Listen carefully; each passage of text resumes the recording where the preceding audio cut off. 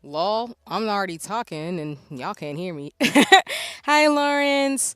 I saw the message from me in the chat, so I wanted to respond. But hi, everybody. Hello. Sorry for like running a little bit late today.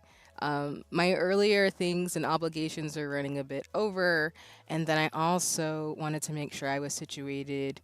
And then yep, it did it again. As you can see, my model is not liking me today. So let me switch to the BRB screen as we kind of get started. Boop. Because I'm gonna try to see if I can fix this. If not, I might be streaming as Pixel Me today. But I hope folks are doing well despite my technical difficulties. I'm not sure why sometimes my camera doesn't really like me. Um, yeah, sometimes as y'all have seen before on streams, like my camera just stops working. So I think it's having one of them times today. So there's a few things I can do to troubleshoot. But if they are too wild, especially because I don't want it to be distracting during Final Fantasy 14 after we co-work for about an hour and I talk about books. Um, we can go from there. This is a great screen. I appreciate you. No, I gotcha. Yeah, shout out to Overlays. Shout out to Noonie for making my BRB screen. I'm actually really going to consider, or I really want to encourage folks to consider commissioning, but I definitely think I'll probably hit her up for some additional overlays too that'll make this fun and great. Let's see. All right, let me switch it back and see if that'll work. Um, yeah, I'm moving right now. So, hopefully, again, it won't stop. But if it does, like I said, there's a few tricks up my sleeve that I can do to be able to fix it. But if not, we're just might be just pixel me for gaming today. But as I always say, oh, yep, you know what? We're gonna switch to pixel me. Hold on, magic trick. Let me see. But as I'm fixing myself, whether you are enjoying your enjoying your morning, having a great afternoon or evening, I hope everybody is taking care of themselves as always, since shenanigans, dynamics, the world is the way it is right now. But that's okay. All right, let me do my magic trick. All right, and boop. Okay, cool. The beauty of technology is that I've gotten a bit more nimble about fixing things when they are completely not working. But now that they are, we're just gonna let VTube Studio do its thing, and I have to figure out from the logs and stuff why the frame rate is not catching me. So, yeah, that's just how that goes. But yeah, I hope everybody is doing well. You, Lawrence, anybody else who's watching live, anyone who's lurking, or anybody who's watching the VOD, I hope you're doing great and having a dope time. Today's agenda really was, even though I was supposed to start at 2 o'clock, was co-working for about 30 minutes to an hour. And also in that hour, um, really talking through some of my favorite books for the first official Black in the Mix event, and then playing a little bit of Final Fantasy 14 because the beautiful thing is, everybody, I finally got caught up in the game, so you get to see new content or creativity, aka me playing through it from the part that we got left off of. So I'm excited about that because, as I mentioned on my last couple of streams, I completely unlocked everything on my account. So I didn't want to make y'all rewatch me going through some of the story I've already been through again, but I did it. We're here. It's Gucci. It's awesome. So yeah. Let me hold on, y'all. I'm just trying to exit out because I think I know what's going on when VTube Studio starts being really weird and not tracking my camera, but it's fine. I'm already running late today, so I don't want to stop the shenanigans, and I'm gonna break my cardinal rule, which will be whenever. Well, actually, it's not breaking my rule. I'm gonna make it a rule. If my model ever glitches out, especially in VTube Studio, I'm more than likely just gonna stream as my GipTuber Pixel self.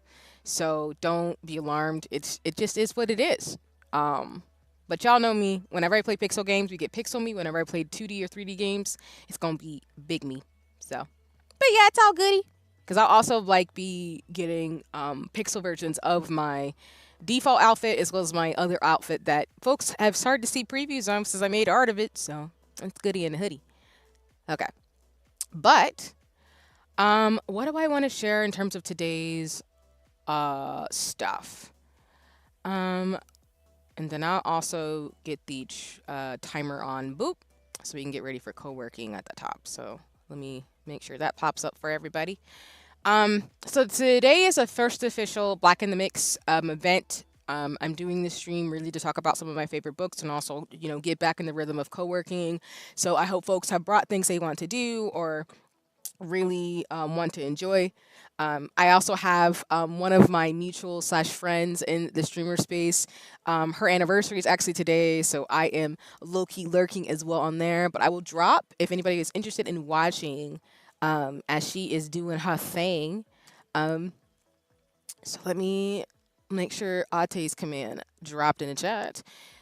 Um, but Ante Hanimaru is a really awesome human being who I have to edit her command because she did update her name on Twitch. But Ante is a super sweetheart. I've met her in the streaming space. She's an awesome person, and she's having her anniversary stream right now during this lovely month. So I encourage folks, if you want to check it out on the replay or just sneak up in there and to say hi, you can do that while we're co-working. Because again, I'm not gonna I support my people, my friends. So, it's she's doing some really cute things, and I just really appreciate her and the community I've built. Knowing her and other folks who I play Final Fantasy 14 with, or watch shojo and those types of things too as well. But yeah, today I want to get back in the rhythm of doing co-working sessions. So thank you all for being flexible in terms of those changes and adjustments over the past couple of months. I do want to still have the space of like having the work sessions and stuff.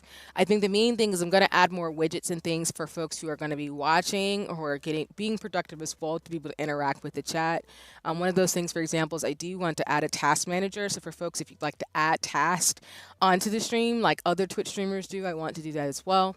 I'm also hoping to have a book widget as well as some other things in the works to kind of again show some of the work I'm doing as we kind of body double in this virtual space and just have fun. So I'm really excited to kind of get back in the groove of it because I do like having spaces on the weekends to be able to co-work and like talk and vibe and such. But I've really appreciated folks have been able to enjoy just the ambience of co-working with the music and things that I bring, and then get a little bit of gaming afterwards. So that's the agenda.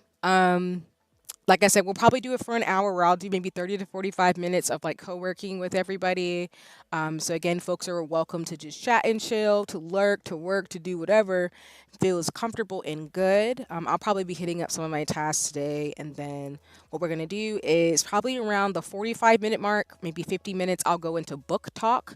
And what I'm actually going to do for all of Black History Month is I'm going to share with you all my favorite books and Black-centric things. Because I was thinking about it as I was working on my slide deck for today, the slides that I always make with y'all, to really just kind of highlight some of the things that I love in the Black space, like books based on the themes of Black in the Mix, where this week is Black, Black Past. And then next week's going to be Black Present, and then the following is going to be Black Future. So you're going to see things around that modality, whether it's me collabing with folks or these individual streams that I do, or things I post on socials, just those types of things too. But yeah, I'm excited for the future. Like I said, I think I'm finding my way in the streamer space in this world, even with all the shenanigans and dynamics that are going on, where how can I put this? I think like as I'll talk about as we start co-working, I think the demarcation of 2019 to now, I think some folks are stuck. And I've said that before on streams, but I legitimately think that a lot of folks are trying to carry the old world with them into where we have to go as a planet, as a human species. And I think that it's really important for us, and I will encourage always on streams to know that like sometimes it does feel like when you're doing things, or if you're, not like famous, or, whatever people feel that they don't have or can't get to, that they're not doing what they need to do. But I think for the folks like myself and everybody, and anybody who listens and is lurking and everything, is trying to adjust to this world that is still kind of figuring itself out between the old and new world. And I know this sounds really woo, but if you get it, you get it in terms of things. I think there's just a lot of potentialities, and we'll have to, um, as a human species, like deal with the consequences of what we've done in terms of history and things, as I'll talk about throughout this month in terms of Black history.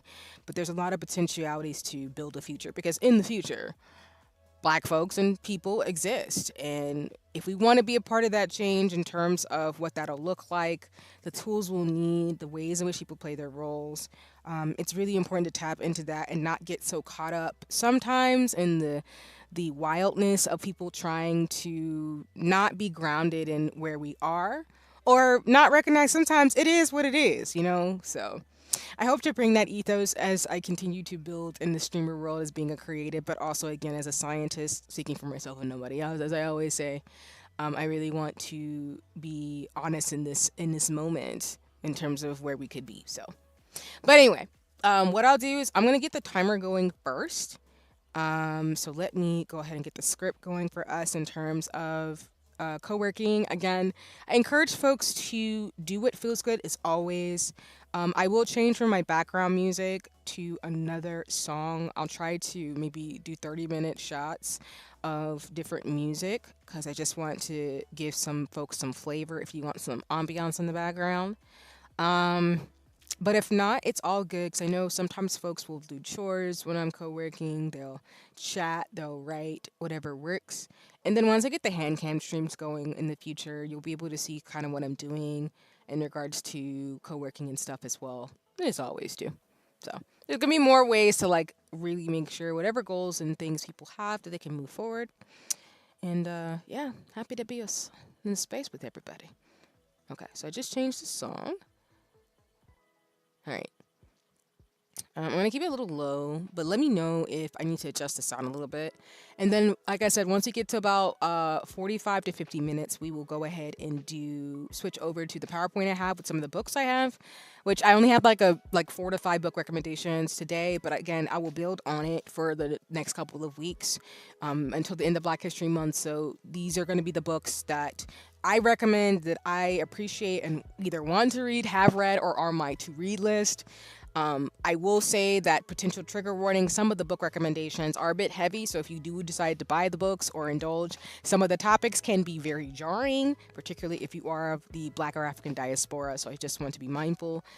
If you aren't Black identified, you can still read these books, of course. I think it's really important to always read about books that have different topics, different cultural understandings, different meanings from different types of authors of all intersections, but I think it's really important to do the work to not only like check in with ourselves in terms of our own lived experience and expertise, but also make sure that we're not narrowing our vision about what it'll mean to be in collectivity with other folks. Because humans come from all walks of life, and these isms play their things and do the wildness. But you know, I'm not here for that on this in this space. Interacting with me, as I always say. So. I will be in my Hobonichi mainly and just talking about various things in terms of stuff. So pull up, tap to the room, and we'll get it popping. Like I said, I hope the sound is working pretty well, and then we'll go from there. Okay, because I think I have to like send messages, so that's where you're gonna hear me typing and also writing today. Nope, today is definitely not. Oh, let me drop the rest stop too. I will, like I said, switch over to mix it up. I really gotta just find the time to actually figure it out, as always. But just know I am going to switch over from Stream Elements to mix it up. And I will be putting in different commands in terms of check-in because even though we're going to have a shorter co-working session today and then extend them for the and go back to our regular scheduled programming, I do want to make sure folks are Gucci in regards to like regular check-ins during streams because I just want to be mindful of the ways in which people can like stretch, get some water, take care of yourselves while we're working and doing stuff. So yeah. And I gotta clean my desk, y'all. That's been on my to-dos for a minute.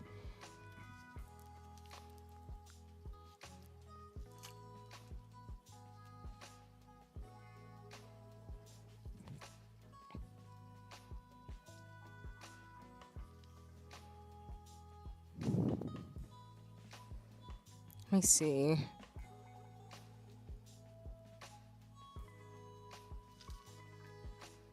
Okay, I think I'm on the right page actually.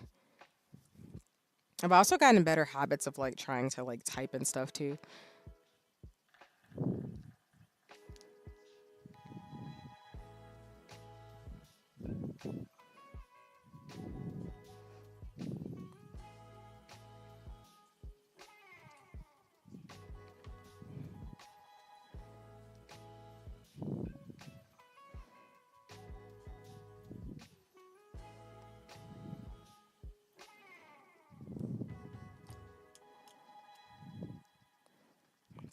Also, I had to go to the doctor this past week. Oh my god.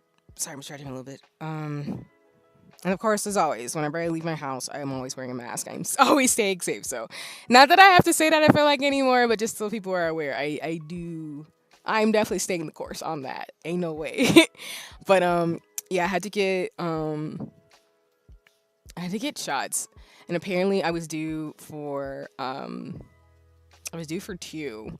And I always forget that when I get needles in my arms, like I'm so used to it now because I used to volunteer in like the children's hospital, like I think I mentioned before on streams and stuff like that. But like the way that I realized like my arm was painful, when I was like getting it, I was like, dang it, these needles, they be needling my arm. Well, not needling my arm. Hi, soul. No worries. It's all good in terms of things. But it's lovely to see you. Let me drop in your shout out as always. Um, I just want y'all to know again, this is a Soul fan account. I appreciate my friend Soul. Soul is a really great artist, a really good, sweet, really great person, a sweetheart. Recently actually made me gift art of my new outfit. That is not a spoiler, but I did say, what did I say last year? That I would share my new alternate outfits that'll be coming. And one of them I did get art of. And Soul Drew is really, really dope. Like, just really dope picture. I can try to see if I can pull it up. But y'all know me, I'm not so tech savvy yet to be able to switch on OBS very well. But Soul just drew a picture of me in the outfit with a gun because it's funny in the sense of like I want to be a gunbreaker. I want to do gunbreaker in Final Fantasy 14. Like, don't get me wrong, like magical, like Bayonetta vibes. That's kind of what it is. But like the way that Soul drew me is completely spot on in terms of like, I am a healer type. I love like DPS, magic, all that type of stuff. But gunbreaker, like I'm sorry, or even like that type of litness with like Bayonetta, like Soul captured the vibes very perfectly. So I just want to say, check out Soul. So also takes commissions. Really, like I said, really dope person, a sweetheart, and just fantastic. So I think she did an amazing job, and I love getting to know her and everybody else. Like I said yesterday, yeah, I think I said it yesterday. I would not be playing Final Fantasy 14 just having as much fun if it wasn't for Soul. I did want to play, individually, but it's always good to meet friends and be able to play with folks like Soul, and I'm having a blast. So anyway, that's just me doing awesome as we do the co-working thing today. But yes, no worries, Soul. I appreciate you lurking since we're in the first sprint where I'm just vibing and chatting and like trying to do some stuff with my Hobonichi and send some replies to messages. And I'm also, again, like I dropped in the chat, please check out Ate. I have her stream going on in the background because she's doing some really cute things. And I wanted to make sure like I was going to be like lurking or on the stream somewhere because I'm like, I gotta be there. I gotta be there for my friend. I gotta do it. So. Oh, gotcha. Welcome back, Lawrence. Oh, the connection dropped. Oof, I'm not a fan. I am so sorry, technology. But welcome back. Yeah, yeah. Oh, so Uno reverse. You're gonna make me cry. You're too kind. Thank you. No, I'm serious. Like that, like art is one of my like biggest loves. So the fact that I inspire you by any means, Uno reverse too, um, makes me so happy. So, but yeah, no worries. Please enjoy your lurk. Um, in terms of things, it's all goody in the hoodie. And yeah, I'm glad to see you back, Lawrence. Yeah. And like I've already said, but I'll say it again. So please enjoy your lyric, yeah. In terms of watching, I'm probably gonna end up like, don't tell Ate or any or Soul or anybody, hint hint wink wink, but I am always ready to buy art and things for friends. So I have shenanigans going this year that I have planned. So watch your back, peoples. Watch your backs.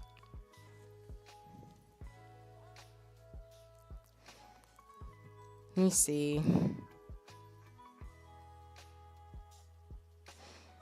Let me X this out actually, because that was done. All right, so I actually need to send some messages to folk. Yeah, that's really what it is.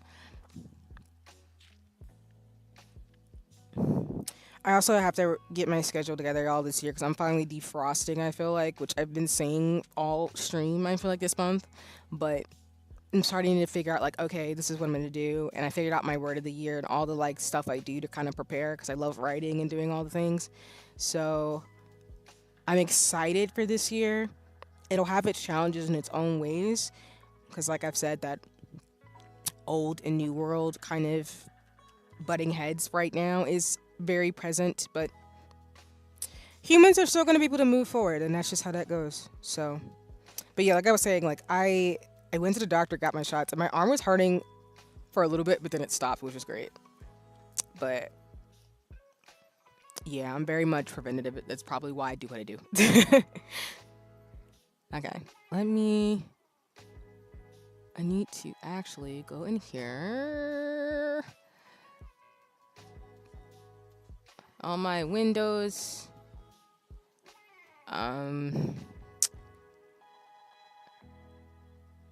Okay, I'm just keeping tabs at the time too, so I can change the song about 30 minutes and so y'all can get a different vibe for the hour that we're doing today. And then, like I said, we'll probably go back to doing regular co-working, where usually in the morning hours. Like y'all know, I'll usually do co-working for about an hour or two, maybe 3 hours tops, and then we do about 2 to 3 hours of gaming. So I think that'll probably be for, I want to say Saturday. Yeah, I think Saturday.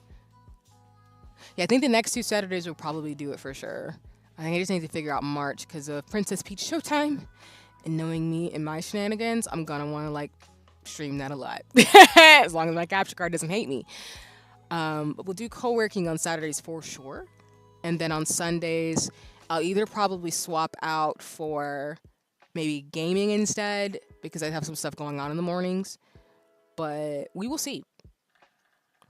Either way, I'm for now thinking that I will more than likely be streaming on Friday, Saturdays. For now, for this month. Just to be mindful of some of the Black in the Mix events being planned and in progress. So huzzah!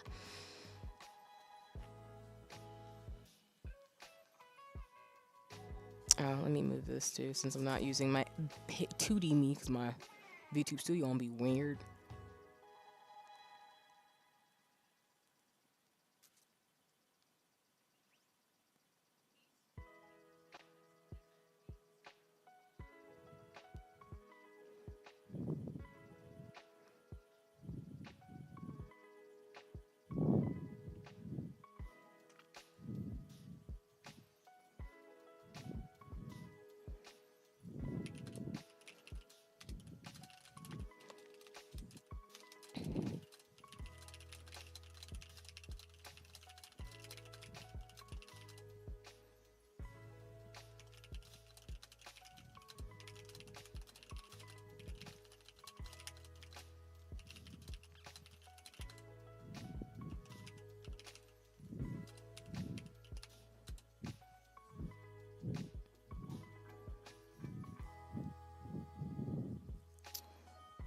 Let me see.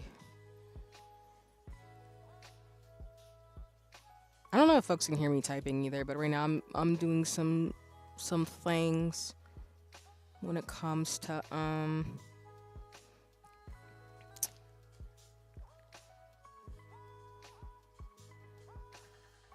I just lost my train of thought. But basically, I'm trying to like send messages that I need to catch up on. Then I'll switch to probably the paper crafts before we talk about books, because I know me. I'm gonna go on my tangent, and that's just gonna be a thing.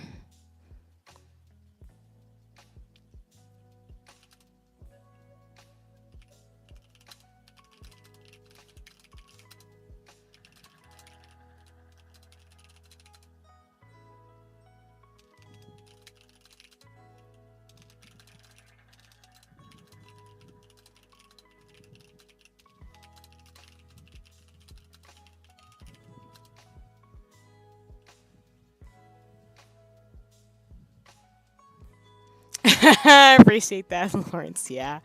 No, yeah, I go on, I'm very long winded and I go on tangents, but I appreciate you and everybody else because I feel like sometimes I worry that I repeat myself, but I think it's because my brain, like I've said before, works like a canvas where there's a painting in my head and it's like a long mural painting.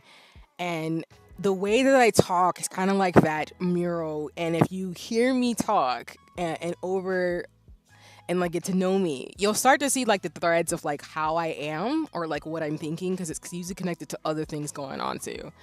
But yeah, I appreciate it because um, that's just how it works in my mind. Like I really know why I'm a scientist, like a researcher, because my brain like thinks and moves in that way.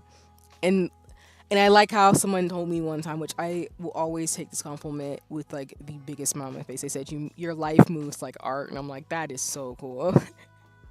And I don't know, I think that was really something I needed to hear. Now I like really try to embody that.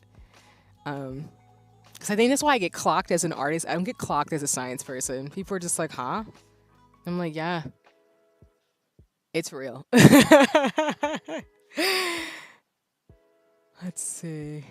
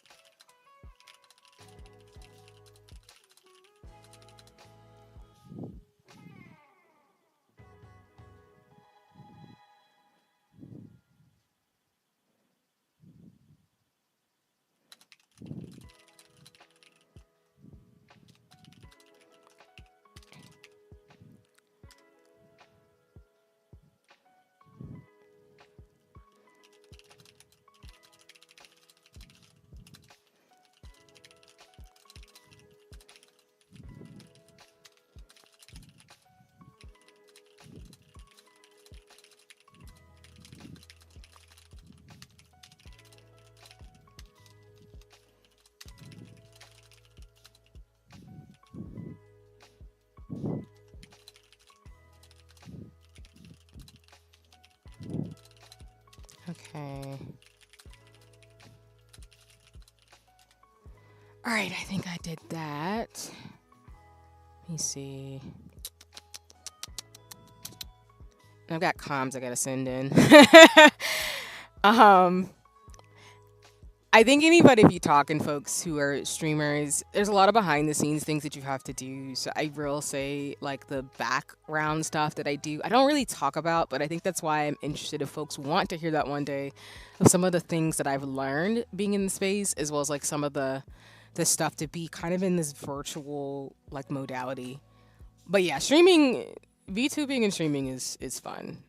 Um, I'm really glad I decided to like take the plunge. Um, let's see. I need this. I need to get a doc for me to write this down. I think my big challenge this year is to try to like be better about knowing what works for me versus like not getting caught up and lost in the sauce.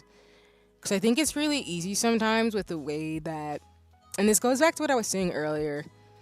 I think there is a lot of, how do I put this? I've talked about before on streams often that I think that there's a real tendency right now to placate our feelings of what has happened versus what is happening and the realities that we're dealing with. I know I often talk about in the context of like staying safe with COVID and kind of the world that we're in right now. Um, but I also just say that in generalities because there's so much stuff that has happened since 2020. And I think my brain is starting to sift through that itself in the sense of um, when you're living through things that are traumatic, you can't necessarily make the most conjectures that you could because you have to process and figure out, like, oh, you know, like you're living through it basically. You can't process trauma that you're living through because you're living through it. You're trying to just maybe like you're just trying to make it through right now, and then when you get the space, if you're given that privilege, sometimes we're not given that space to process, we can debrief with ourselves and community to figure out what actually happened. But I think a lot of conversations I've been having is like of dialogue, of a lot of ways in which people really are kind of stuck because they're traumatized from the tumultuous amount of changes that have happened since 2020. And I think the only reason why I think I'm kind of like able to ground myself is because I think being so close to all of the changes and being in the things that I do, I'm able to kind of see the ways in which like it is really about trying to come to grips with what's happened and the I don't want to, well, I guess you could call it consequence, but just really the reality of what we as in collectively are doing versus like what's to come essentially. I don't know if that makes sense, but um I've been having a lot of conversations about that because I think it's been challenging because I think for me personally, and I can speak to maybe my own personal context to kind of give more of a flavor and a grounding of it. Like I've had conversations with people who really are like, "See, do you miss the before times? Do you miss before 2019?" I'm like, "No." And they're like, "But why?" Or, "Huh, can you explain more?" And I tell people like I've never really been the type of person as I've gotten older who's had the privilege of being able to sit still. And what I mean by that is I have the intersections that I live at, and this is related to Black History Month too, I guess, in terms of my, again, tapestry of things.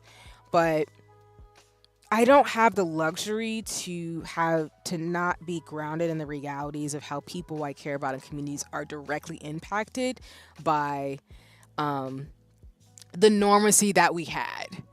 Lawrence being straight up just blunt like normal sucked. I'm screaming. Shit. I listen. But yeah, I think people like even before COVID hit, like life was not all cherries and roses. And that's why I tell people, like I say always on the stream, like I'm the type of person where like I've had to navigate life with community and friends in a way where when things are not thought of people who live at various intersections, there are consequences. And I've seen that. And all the last 5 years has confirmed to me is that adjustment, that lack of resiliency, and really, like someone said, that violent individualism is very paramount. But that's why, to me, like when someone asks me, well, do you want 2019 back? I'm like, no, because it sucks. Like I'm gonna keep 100 with you. Like Lawrence is saying, it sucks. And I mean in the sense of like not the human part of it, the gathering with people to get to know folks, the fun, the reading, the learning, the growing together. That human part stuff is always going to be things I look forward to. I'm talking about the ways in which that we collectively can really be shallow and really get stuck in our own experiences where we don't look past into the greater good. And when people ask me that, I'm like, there are some things that I don't do anymore because the normacy that I thought didn't make any sense and it was actually really harmful.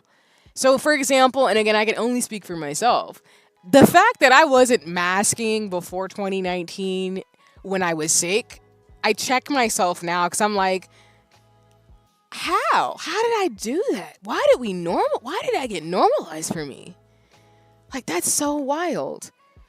And over consuming, like, I really think it's easy to think that your life is about spending money and to like buy experiences. Kind of check yourself and be like, dang, we really collectively agreed that this was okay.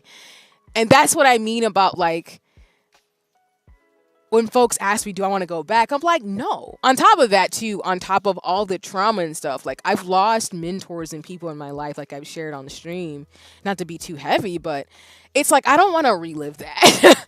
And now that I see some of the things I used to do and the stuff I've unlearned, I don't really want to go back to my 20s and relearn that stuff. I want to move forward and integrate the knowledge that I have to make the world a better place because I've got some sense about me and I'm like, dang, like I really did that.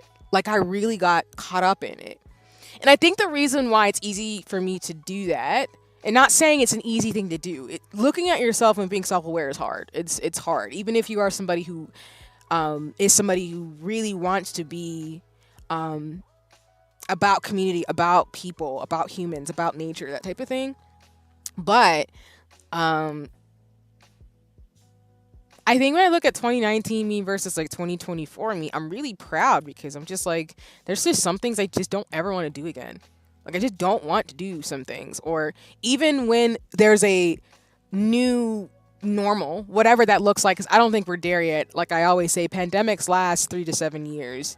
And 5, 6, yeah, the psychosocial and emotional fallout, like I always say, y'all, because I repeat myself a lot, is very much among us. It's, I think, a question of us, like, as humans, of how do we want to situate these new norms that should have been something a long time ago, but are we collectively going to do things differently, or are we going to want to, as the colloquial goes, fuck around and find out? It's the only way that I can think of it. Like, do we want to fuck around and find out? Because I think that's kind of the schisms happening sometimes in some spaces I'm having, where it's like, you cannot convince people of the beliefs that they have. You cannot change their mind on the things that they believe in. But I also think that people underestimate how powerful social norms are. And I think a lot of that has been coming to head, because the best example I can give with the analogy of times like now is, like, again, I tell people all the time, like, I don't drink alcohol. I've never had alcohol. I've never had an interest in it. When I was a kid, when I was 14, I remember like thinking about all the teen movies back in like the 2000s, like 2010s. So I'm dating myself again, but I remember like thinking, like, why would I want to be inebriated and not have a sense of self for fun? And it's not to say that in a way where it's dismissive of how there are cultural practices and norms in terms of drinking alcohol, celebration, and those types of things. There's nothing wrong with that. I more so mean of like partaking in certain things. And I was around some people who would be like, I only drink because I want to socialize, or they had habits that were, you know,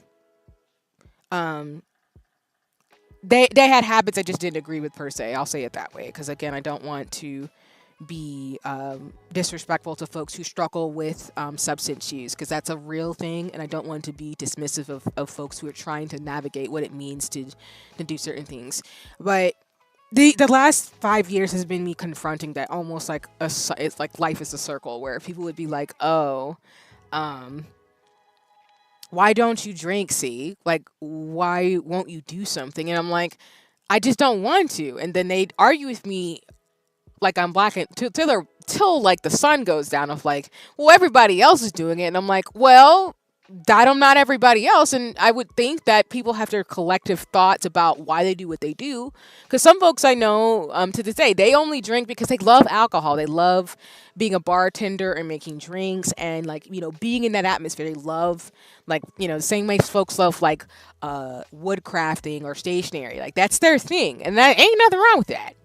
And then there's some folks who would like say it in a way where it's like, I only drink because everybody else is doing it. And I'm like, well, I don't want to do that just because everybody else is doing it. That's not my MO. That's not how I work. My brain doesn't work like that. My parents didn't teach me that, and, you know, whatever. But I say that in the ethos of what I'm saying for the last 5 years about people being stuck, is that I really think for folks living through trauma, it is a constant conversation sometimes of, you just do not want to accept that all this stuff has happened, and you want this normal that no longer exists. And the longer you hold on for dear life to the world that does not exist, the more you are harming yourself and other people. And that's been I've been having so many like moments where it really just comes down to that. It's like, it's really not about me. It's really about you projecting onto me whatever you got going on that tells you that the world that we had before all this stuff happened is still here and it's just not. Maybe around the people that you hang out with, maybe the world that the reality that you're looking at, but I don't live in that reality and I don't want to. I don't want to play pretend that none of this stuff has happened. I don't want to dismiss the things I've learned, even with my own scientific background, even with the things that come out and stuff like that too. Because on the positives, I think the reason why I'm so proud of my growth, not to be on my woo right now, is like it just feels really good to know that even in the face of people thinking that you're wilding out and whatever, that I'm still convicted and I'm so much happier being consistent and principled than to care about what is the norm, and what will shift. Because again, social norms always shift. What's popular one day won't be popular another day. What people think one way in terms of the dominant like cultures folks want to call it will be different some other day.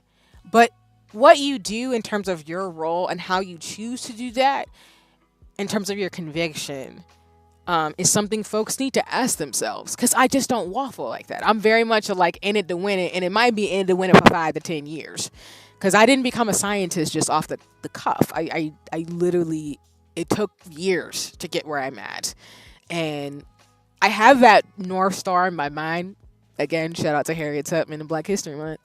But everybody has in their own like ways, even if it's culturally bound too in some ways too, because I don't know, but I'm just speaking to that this stuff does matter. It does make a difference, and it does make dealing with where we are right now, even in the schisms, a little bit easier to handle. So let me know in the chat if I'm making sense. I feel like I'm and on my, as Lawrence already said, I'm on my tangents. But I said that to say like humans can really, really, really normalize things that aren't normal to the detriment of the collective. And until people literally tell you in your face that this doesn't make any sense, then yeah, it's really easy to be like normal is great when, like Lawrence, you're saying normal kind of sucked. Because I don't want my life to just be consuming. I don't want my life to just be whatever socially constructed norms mean that I'm successful. I really want my life to be something of a tapestry and for folks to make their own judgments and for me to be like, I'm here and when it's my time to go, it's my time to go. Hold on, let me get my juice because my throat.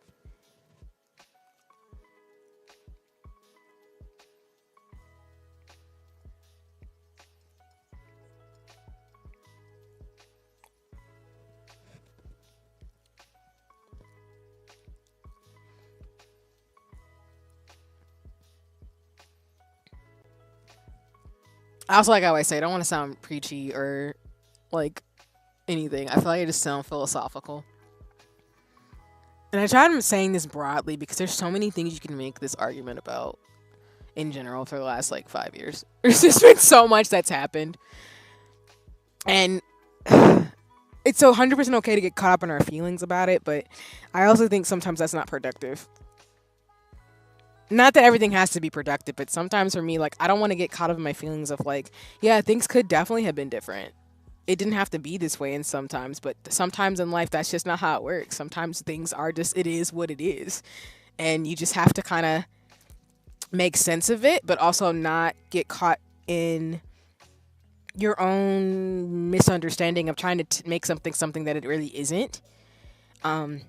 And I'm trying to say that and say that in a non-ableist way, because I don't want to be dismissive of like, you know, how ableism is rampant and how that happens. It's just more. Sometimes you just need a reality check, and I think that's the thing I've been having conversations with about. It's just like the reality checks people do or do not have. Like, sincerely and truly, like it's been very interesting.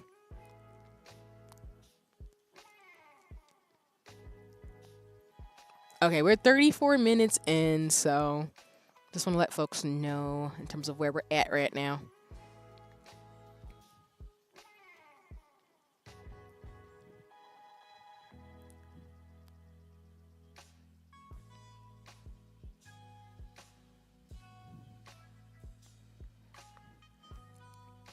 All right, let me actually probably get this last little thing I want to get done since I've been talking before we switch it out.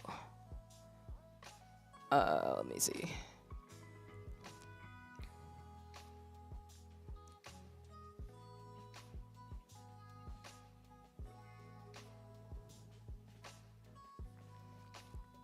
You were gonna be like, "See, what are you talking about?" I'm like,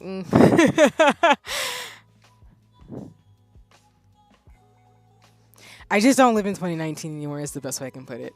I don't live there. I don't have anything back there. I am trying to take every day and every year as a tapestry of things of my life and be around people who are trying to figure out what it means to be in the roaring 2020s, as I'll call it. And I just, yeah, that's really all I gotta say about it. Like, it's just, it is what it is. Um, Not in a defeatist type of way, because there's things to do to be able to figure out our role in terms of where we want to go in our own like areas and ways. But it's just really, really key to not be around folks who are also fatalistic either. Because I think sometimes it's easy to be around people who are like, oh, nothing's ever going to change. I'm like, no, it can and will, but it could. You don't know. Can't be like that though. You can't live your life also being like nothing will ever be different, because there's always people who are going to be like, "Now we could do it this way, or maybe we could exist this way," type of thing. And like I said, collectively, social norms change all the time. They always do. And there's always somebody who can bring a new perspective, um, and new voice to things.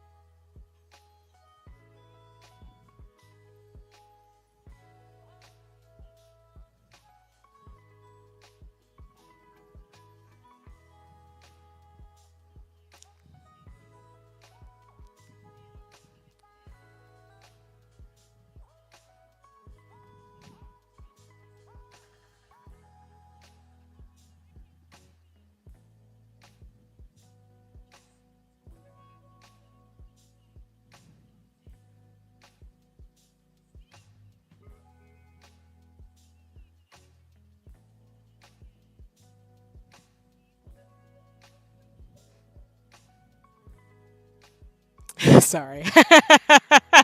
I'm like I said, I taste that and I'm like, shenanigans. I strike again.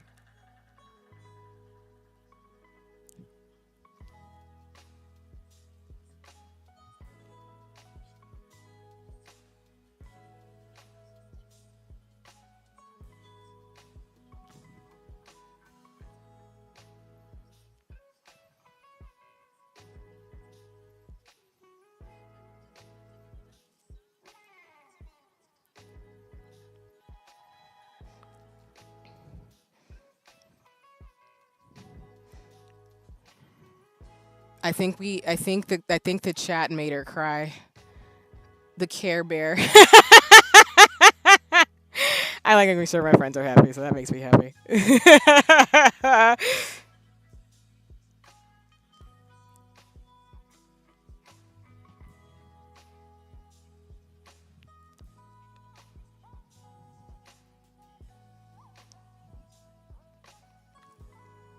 But on this positive note too, that's why I said like the world is the way that humans can make it. And unfortunately, I can't say that every person is going to want to make the world a better place, but I think there's always a space for people to do good, and I'm going to focus on that. And then when it's my time, like I say.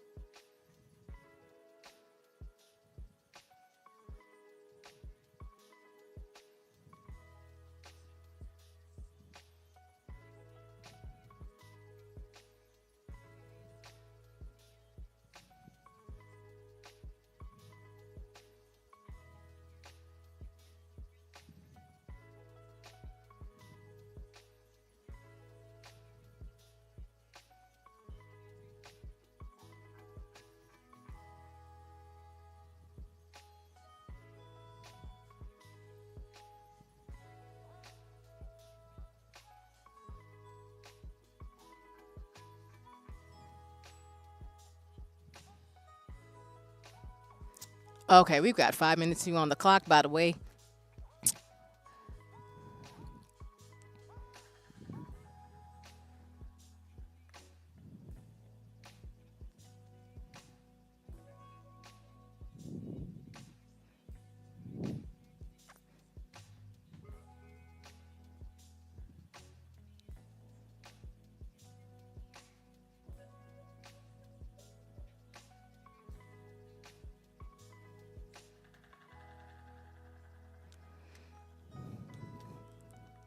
I was actually gonna finish this thing, but I'm gonna have to finish it later. I don't think I'm gonna have enough time to before we get into gaming and like um uh shenanigans today for me to do what I was gonna do, like I just said. But it's okay.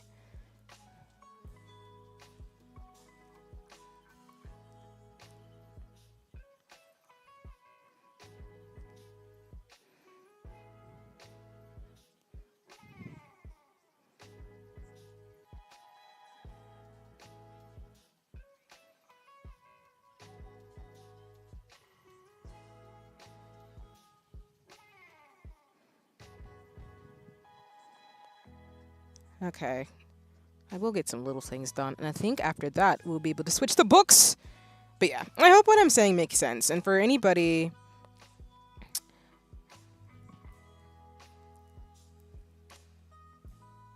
where's the thing I was trying to look into as I say this?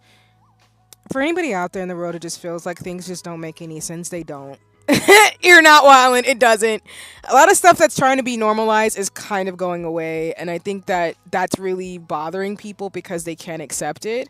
But I also think there's a plenty of potentiality for things to change in a way that would show that the way we've done things really never made sense in the first place, and stay the course. Do not give up on what you think you or others collectively want to do. I think the best thing we can do as people who align, even if we don't know each other or like we're all not in the same space, I think there's always potential for things to change in a way that can be positive. And even if it doesn't mean it happens in maybe during now, maybe happens like later, that doesn't mean it won't happen.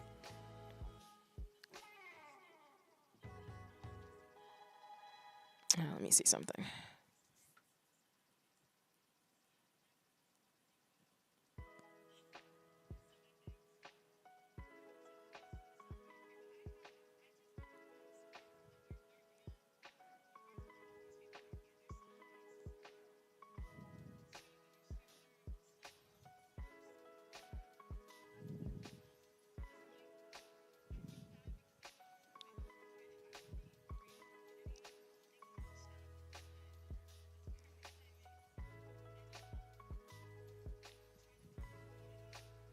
Okay.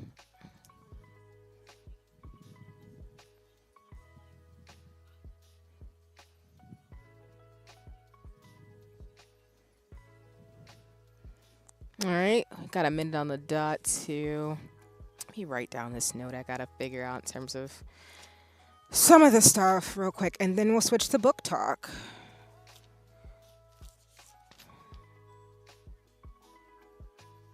Yeah, I gotta. That is not my pen. Lol. I was like, let me write it down. Pen is missing. Oh, and sorry, y'all. I needed to change the background music at the 30-minute mark. So let me go ahead and do that right now while we get into book talk. We gonna do We Cruising. All right, should be switched now.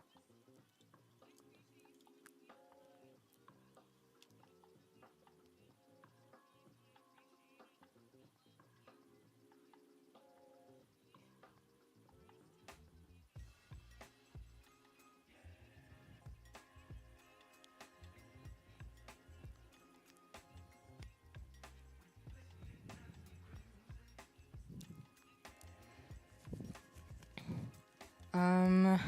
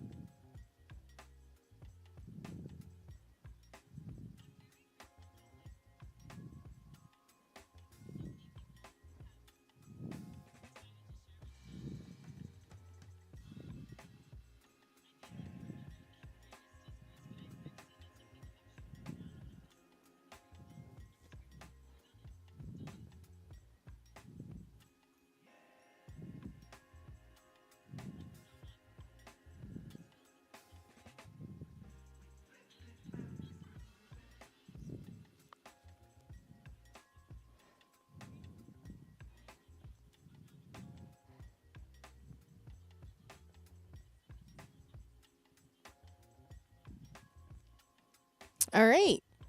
Let me go ahead and switch this over then. For those of you who have been co-working and doing things, thank you so much as always.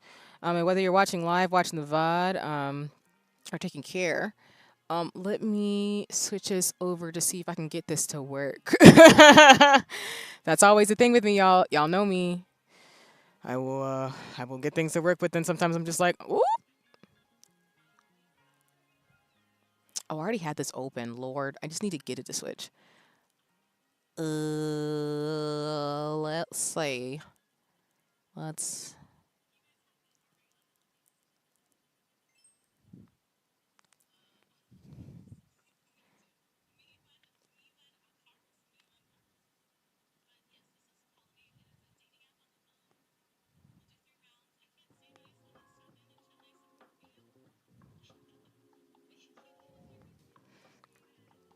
Um. Let me see. I'll still keep the timer up, but give me just a second, everybody, as I try to meningles over to the screens, and then we'll get it. It'll be Gucci, goody in the hoodie. No, I don't need that. Okay, I think I got it. I think I got it. Let me do it, huzzah. And then let me make sure I have the timer up. Okay. I think we figured it out.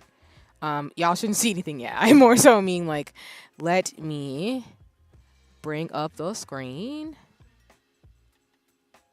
Yes.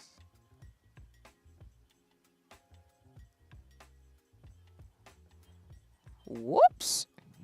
Well, y'all can see one slide. Well, y'all can see a little bit. It's a little too big. Let me see if I can fix that. Hold on. Let me do my magic. Like I said, y'all, I'm learning. I'm learning. Anybody's watching the VOD. Oh, that's not what I wanted to do. Wrong thing. All right, fam. Fam bam. Let me get it. Let me get it popping. Oh my gosh. I keep clicking the wrong things. Do.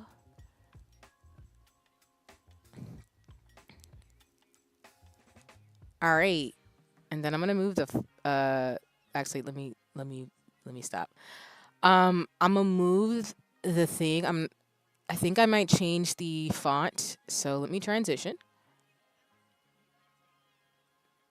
Boop. I will transition. I like I said, I'm still working on getting like a slide deck in terms of shenanigans, but let me switch the font over to a different color because I feel like the purple background is not helping anybody right now. So I'm gonna change it to black, and I'll switch it to purple back when we start gaming. But alrighty, folks. As my usual PowerPoints go, Project C, that's literally like the full thing in terms of me streaming.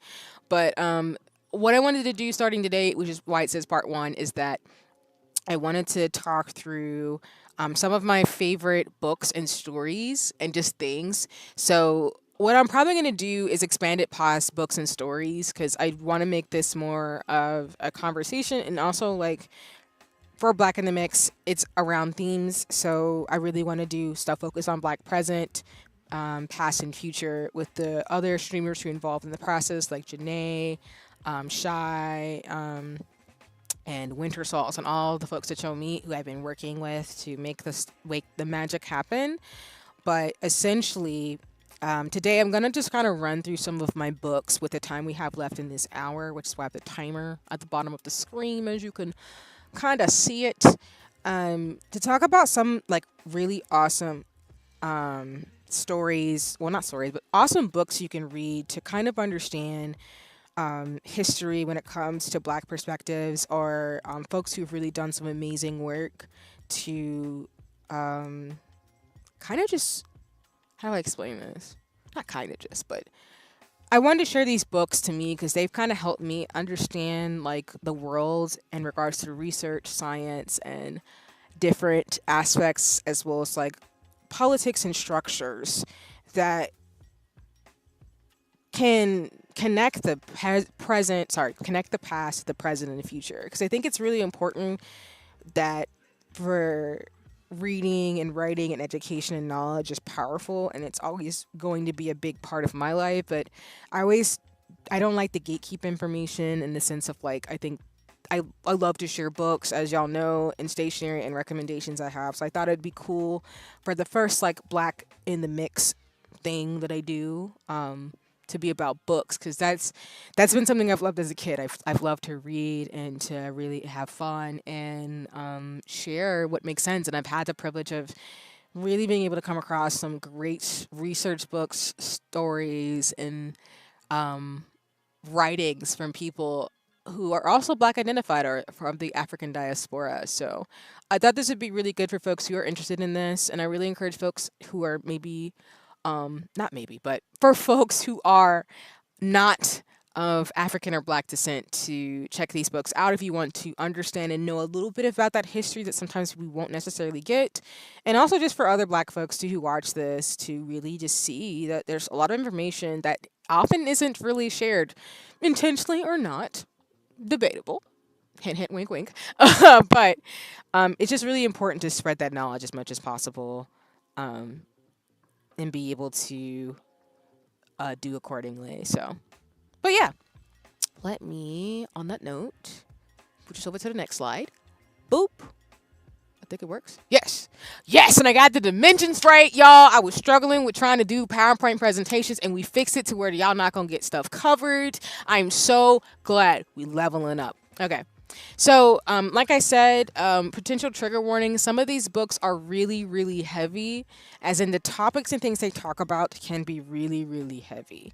They are still really good books, though, if you want some truth and some information that will basically kind of give you a flavor of why things are the way they are, and even explain like why certain structures and systems are the way they are in terms of like Black experiences.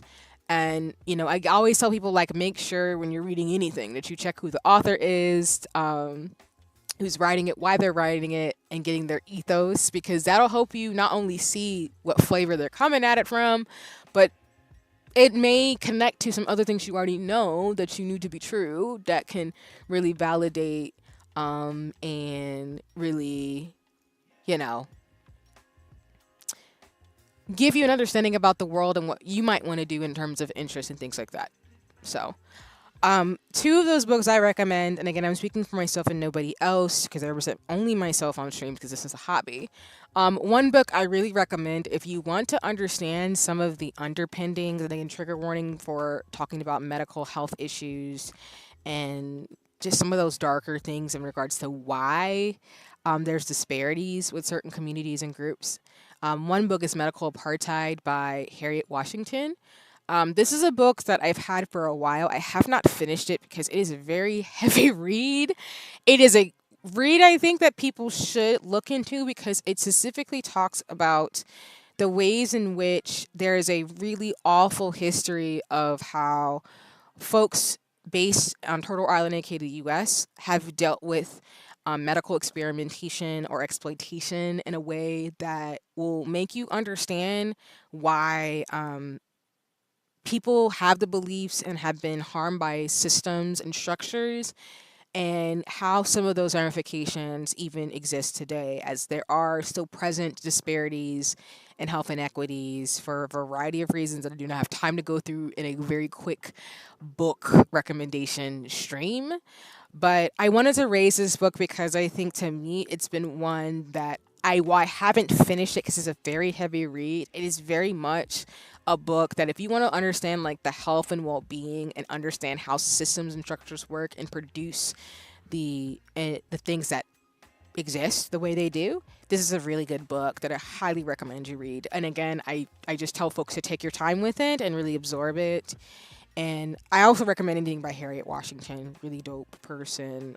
Really nailed the head on the head in terms of what this book is trying to share. So, Another one I also recommend too is Health Equity in Brazil: Intersection of Gender, Race, and Policy, because I do think it's really important in terms of like on the same tapestry of like Black experiences and research and science and things, is to really get perspectives from folks of different diasporas, as in like different regions of the world, different areas of the world, because I think oftentimes for Black History Month, people are very aware that, Black History Month for folks who are identify as Black Americans or Black folks in the States is in February, but there's different folks within the African and Black diaspora who have different lived experience, expertise, and different ways in which systems and structures work in terms of the isms and things. So I recommend this book because I got a recommendation for this book as well in terms of reading it. It really talks through some of the ways in which health considerations and really health equity operates in a different context, specifically in Latin America, slash like, in Brazil essentially.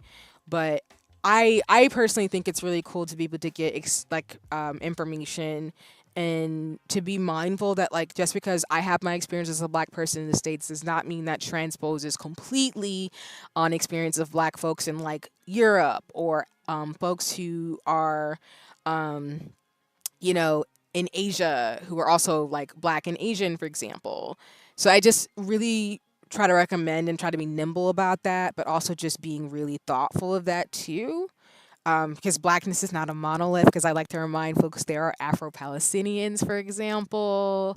There's folks who are like Black and Japanese. Like, shout out to one of my friends. She knows who she is, but she does a lot of work to really reconcile her identities of being Black and Japanese. And I really appreciate her because she's taught me a lot, as well as just folks who live at those spaces that they're kind of navigating different cultural and social norms in a way that's still respectful of their Blackness, but doesn't dismiss the different realities folks deal with in their different contexts and locations. So if you want to check out these books, I highly recommend. They're more health focused, but they'll give you a flavor of Blackness in different spaces. And I highly recommend. They're on my to-dos to finish. I really actually need to add one because, like I told you, I'm trying to read more fiction books, but I really do have like books in my library that I'm building out that really speak to different experiences about policy, law, and history, and different groups. So I just wanted to share some of those, especially because it's Black History Month. So, um, and then two more recommendations I have is Black Disability Politics and Race After Technology. Black Disability Politics is a really good read in terms of understanding some of the differences that happen when it comes to the history of disability in terms of the laws, policies, and some of those things. I have not read this book yet, but the reason why it's on my radar is I think given the conversations that have bubbled up about like, ableism and dealing with those intersections in the sense of not there's nothing wrong with being disabled or living at those intersections. It is for me though something I've had a journey with throughout my life of having loved ones who aren't able-bodied. So I think I'm always looking for literature and ways to see how these things are connected, where there's a lack of accessibility, there's different communities who are being impacted, and kind of like I love this post I saw on socials about like the history of segregation with Black folks who used ASL versus like non-Black folks, where Black folks who use ASL use like Ebonics and stuff, but it's in ASL form, so it's like Black American Sign Language. This book, from what I've heard and read about and want to buy it and read it myself, really kind of dives into that and really speaks to how we can make the world more accessible, and also to again check in about the specific ways in which being Black and disabled is a different life experience than being someone else who's disabled or someone who's more able-bodied, for example. So I hope I'm saying this right, because again, I want to be absolutely respectful, but I think this is particularly poignant reading along with other books in this area of like care work, and really collectivity, because I think it's really important to think about the ways in which we exist and that we come into knowing with our identities, and also know that we all have unlearning we can do about why things are set up the way they are, but there are people who have the wisdom and lived experience to share those things for us to be able to come into a knowing of a critical consciousness, as the phrase goes, to be able to do the work and also find out how we can support and be with our people. Because again, I don't think you can universalize everybody's experiences. And as a black person, I'm going to tell you, you just can't. But we can work together to see the systems and the ways in which we are like, we have our own biases and prejudice, and unpack that and unlearn that too. And I'm saying that in the understanding of, and I should say in terms of my intersectionality, as I always say on socials, where I separate the structural and social like determinants of, or the structural and social of the world we live in. Those are like policies, community norms, practices, from the interpersonal and individual, which is like our own work, who we work with in our communities, who we build relationship with. Those things are separate in my mind, because to me, while they all connect to each other, they are different things in different conversations, which is why sometimes people talk about interpersonal racism during Black History Month, about how folks can have their own prejudice. But that's not that, and while that does manifest as a result, without going down my rabbit hole, as a result of the systems that we are in, like, that's a different conversation from, oh, if we all just don't see our differences and our history, that we can just come together as humans and pretend everything's okay. And that's not really the truth. I don't subscribe to, as I'll say openly on this stream, I don't ascribe to colorblind ideology. I don't really like that word anyway, because I don't really like to say, like, I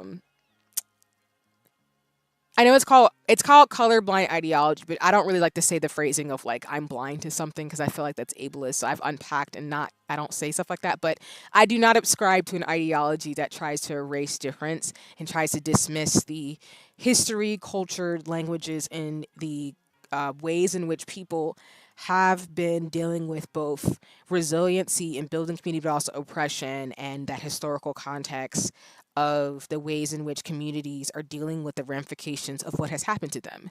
I don't think that's productive. I don't think that's a kind thing to do, and I'm not going to advocate for that either, especially on my channel, even if I don't go super heavy into politics or voting or civic engagement and stuff. I just am speaking to that as a sense of being respectful to my culture, my identity, my languages, but also everyone else's culture and languages and things too. I guess another way I could put it is like, for example, I forgot to say this at the beginning, but Happy Lunar New Year. I don't observe Lunar New Year, but it doesn't mean I'm not respectful of my friends and loved ones who do observe, who are Asian identified or identify with the Asian diaspora. And I don't want to erase their history, my friends' like backgrounds, and the stuff that has happened to folks in the Asian community.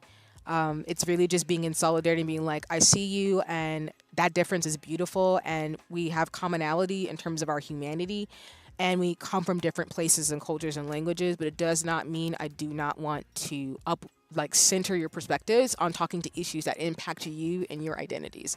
Hope that makes sense. But I'll just say Black Disability Politics is a really good book, and I really want to read it. And then my last one, and I know I'm like 5 minutes over, is Race After Technology. This one I think hits kind of at the Afrofuturism, which I won't go down that rabbit hole until Black Futures Week.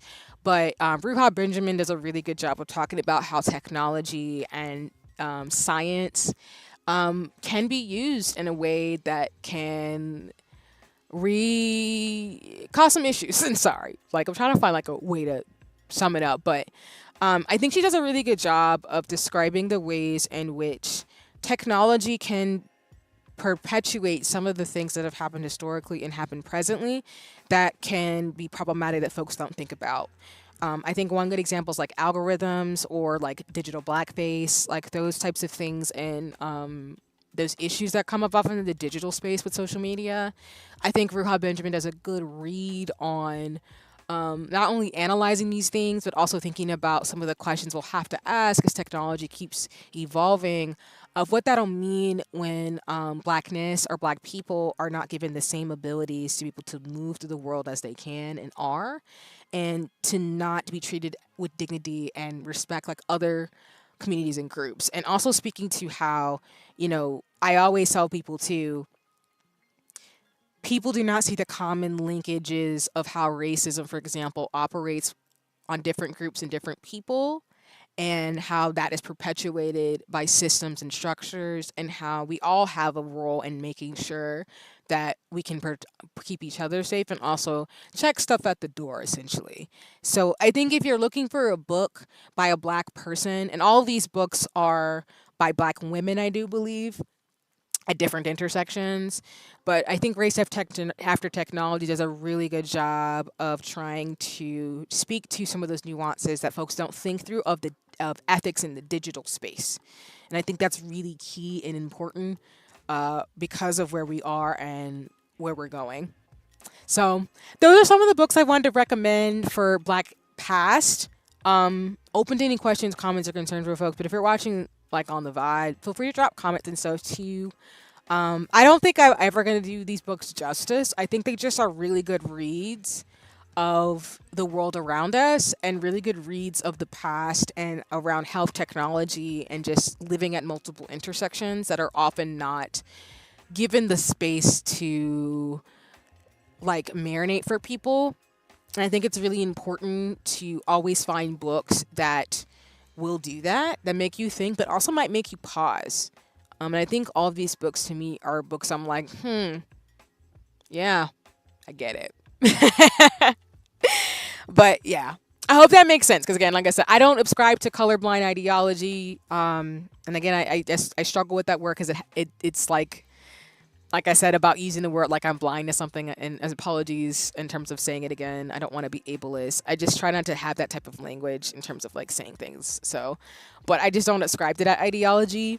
I ascribe to like, color conscious, essentially, ideology of like, we all come from all lived experiences, backgrounds, and intersections, and that should be kept in mind. So I can't speak for something I don't have experience with, and that's 100% okay.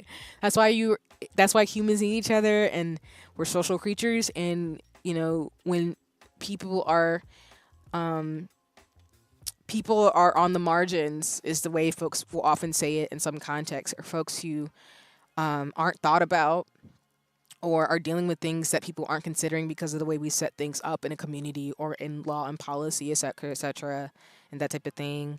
Again, speaking for myself and nobody else, and not speaking to, again, some of the nuances and all that type of stuff. But yeah, so I hope this makes sense. But essentially just trying to like have these recommendations and go from there. So, but anyway, we are way over. So again, I will do this during our co-working to talk about some books and recommendations and kind of walk through this a little bit too with people. Again, I have my own biases and my own thinking because, like I said, my background in terms of my social science and my psychology, neuroscience, and all my studying is in at intersectionality, which is a theory that's grounded in basically just trying to see how people operate in their locus and positionality in society, and being mindful and thinking through what does that mean for like individual, interpersonal, social, structural, and beyond that. And why I won't be able to speak to it in terms of other things, because again, I don't speak for my job represented. I'm happy to on streams, as you can kind of see why I speak the way I do, to break it down in the way that I do and make sense of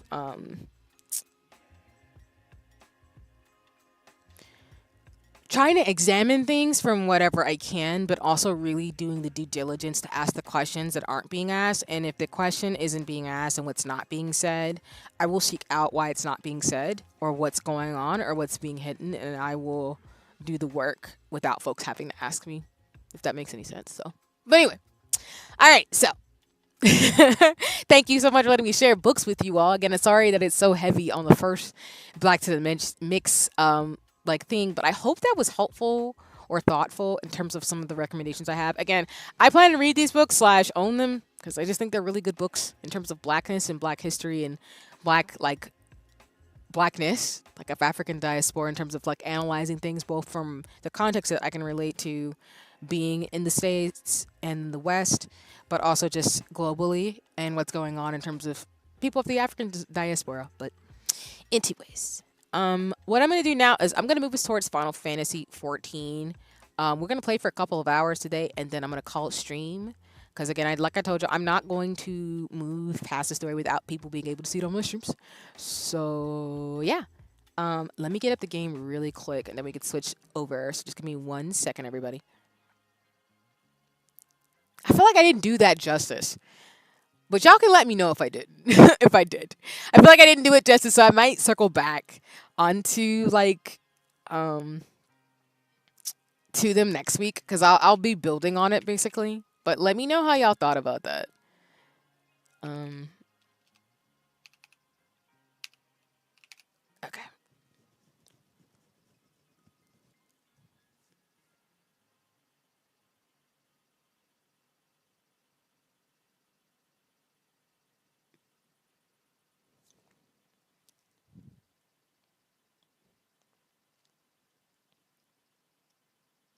Oh, I just got to notice that Final Fantasy is going to be on it's going to be unavailable.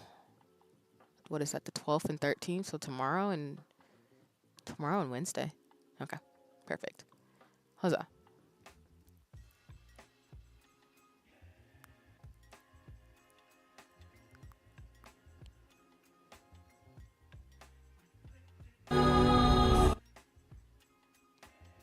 Okay. So, excuse me. Let me hide this. And then let me also turn off the script. So we're going to stop the timer. Boop. I will go to the Oh, sorry. Let me hide the timer. And then I think we transition. Oh, I should probably change the caption font color, lol. So y'all can actually see what I'm saying. We're going back to my purpley pink. Boop. All right. I think we should be good. But let me know if it is not on your end. And again, I will say is my pixel self because my thing is being weird. Nope. Don't go for it. And then let me adjust the sound. So no reptile was telling me on the last stream that it was kind of hard to hear. Okay. I think y'all should be good, but please let me know if that's not the case. And then let me let folks know that we've transitioned over to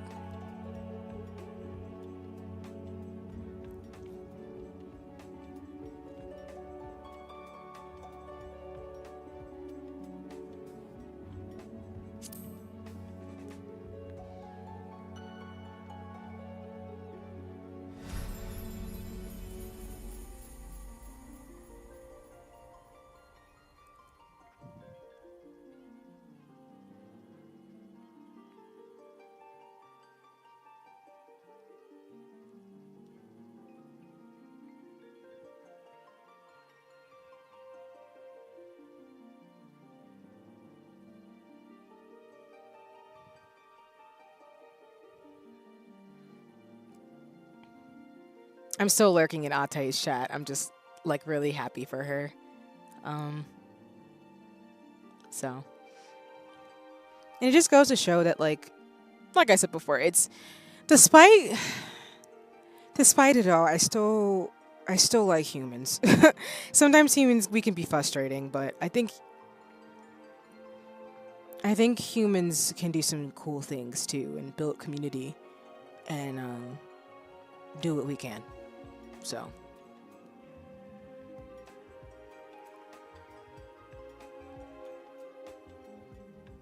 actually, what I'm going to do is also post a message and tag Ate really quick, and then we'll get started.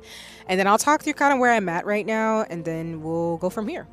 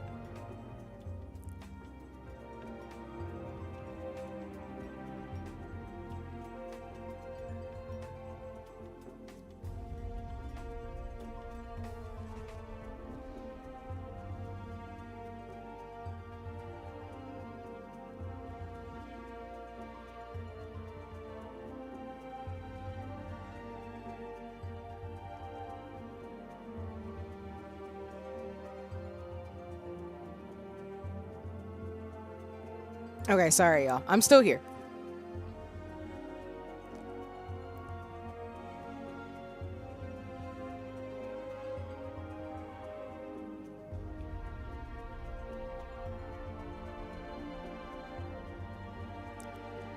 Okay, I think we are Gucci. All right, so basically, just to kind of get folks updated, I am finally caught up. It's lit. So you will all be able to see me continue with the story. The only thing that I've done since I got caught up and got new dick, so again, looking good, looking fresh, you know what I'm saying? Is I did 2 quests for the main story where I had to go get some gold or something, essentially, for the fact that, like, we were on in the story before I messed up and unlocked everything, which is not, it's fine, because again, y'all, just to show y'all, I still have my other account. She still exists. She's still looking, flexing, and doing great, doing it big, so we're gonna be playing on both, okay? But basically, I did 2 quests where I had to get some gems or like crystals, because at the part of the story right now, we have met Sid. He remembers some things, maybe not everything, but he remembers he had his ship, and we're trying to figure out a way to, I guess, use it with the crystals that are kind of corrupted. And so I am talking to a science person who's trying to help us do that. So that's kind of what I'm going to be doing today. Is going on with the story to figure out how we get this crystal stuff and keep it popping, I guess, in Final Fantasy XIV. I also think I have some job quests that I can do at this point too, but we'll just play it by ear right now. There's no real big rush in terms of things. I'm just really happy and grateful that I can have my account, and I'm really excited to do free company shenanigans with my friends and folks like I've mentioned. I don't want to get emotional, but like I said, I really think Final Fantasy XIV is like helping me get through these times, and it's like helping me get back in touch with my younger self who, you know, during like when I was a kid, I would just play games and just have a lot of fun. And I think despite the things I know and study in terms of like race and racism and things, speaking for myself and nobody else, but just the knowledge I have, I still always fall back into fantasy because I think it fits in my Afrofuturism brain, as well as just so the things I like to do. So I get emotional talking about Final Fantasy because it just has been a big part of my life, and I'm just really grateful in my 3rd decade of living that I can really like soak it in. So yeah. Anyway, I'm Cornball.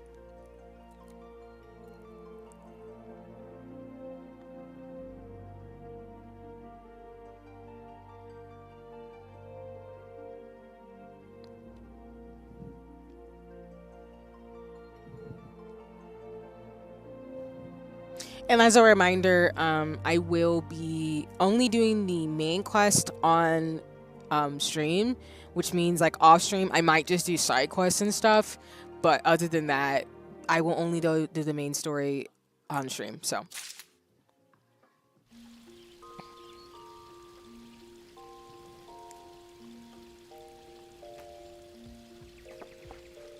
I look fresh to death. I just want to say that. I'm so excited. Okay. But yeah, we are officially, I think our quest level is like level 41. I want to say.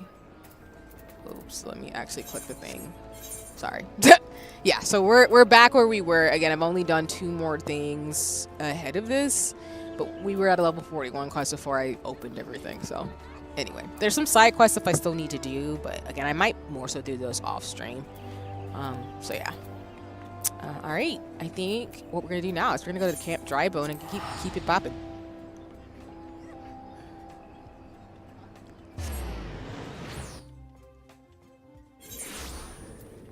And like I said before, the reason why I don't go super deep into some of the stuff that I'm thinking through is not because I like won't, but it's more so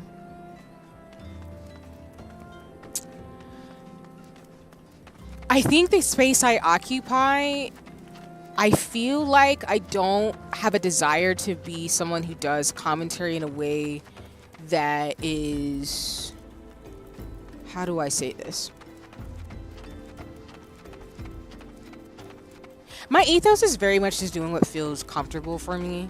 But I also have to be mindful in the spaces that I occupy that some of the things I do say comes from a very long history of learning and reading and researching.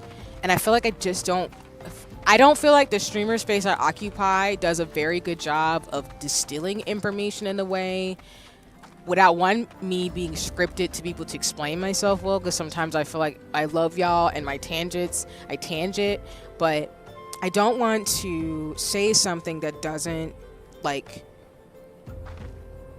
I don't want to say something that I don't feel like really does service to what I'm trying to convey to you all.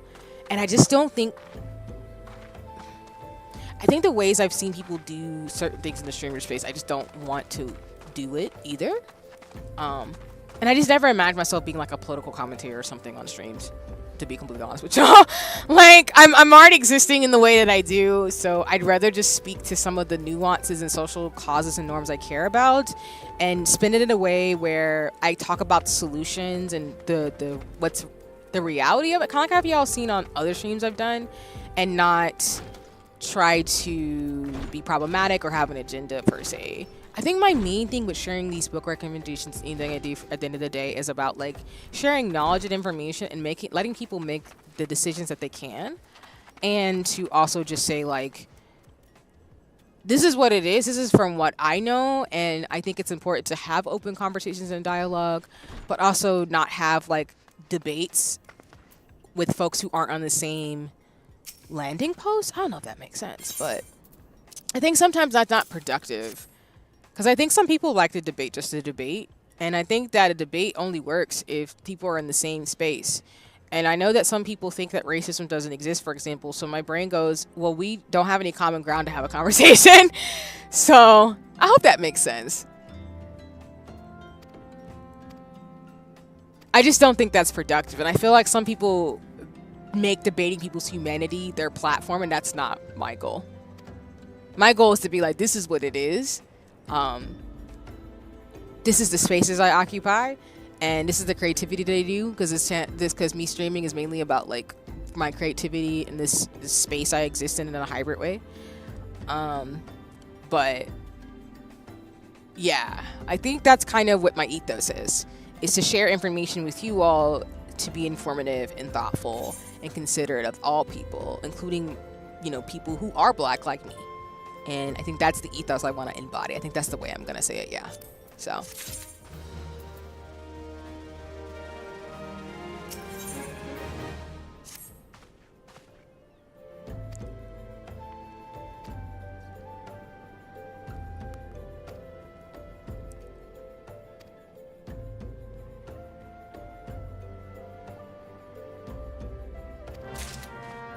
Okay, so I guess we're gonna go meet another scholar who's gonna help us figure out where to find this bombastic big crystal.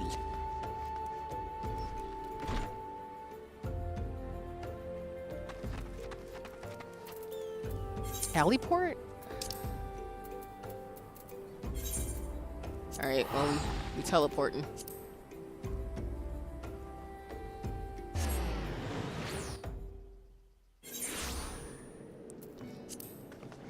Okay. Actually, I should keep that up. Sorry. Hold on. Let me get that out of the way, because I was like, ah!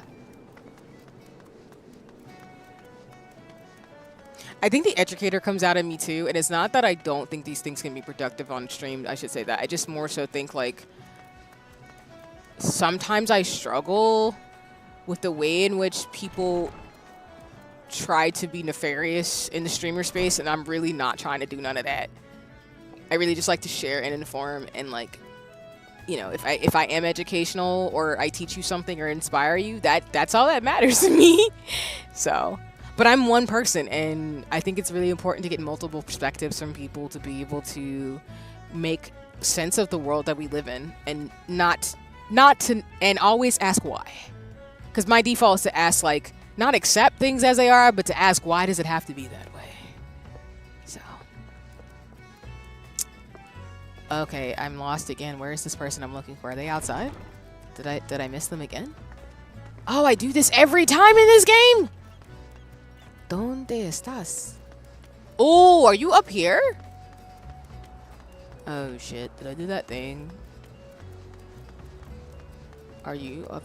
Oh, you above? Always. Always Final Fantasy! Okay, oh. Here's the pot with the crystal in it.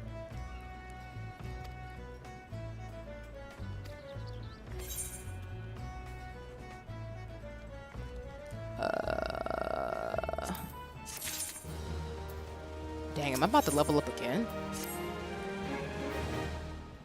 Okay, replicate with cryptic crystals. So have all of y'all just been trying to harness the power of these crystals to be able to do what you're trying to do? There's nothing wrong with that, but okay. Question the Yellow Jackets of Aliport. So have all y'all just been playing around with magic crystals, science? I don't even know why I'm talking like this. I'm calling myself the Kettle Black because as if science folks don't do this all the time.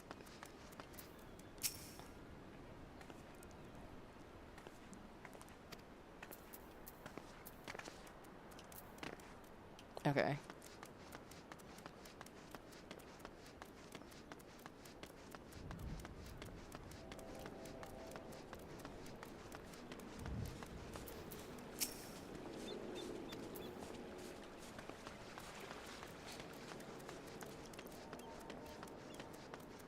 Oh, let me turn off the background music, sorry.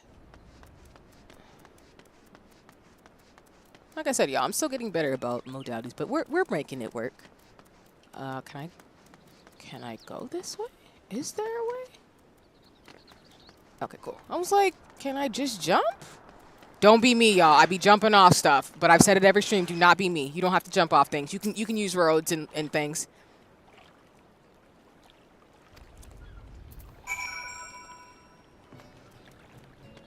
Oh, y'all just out here?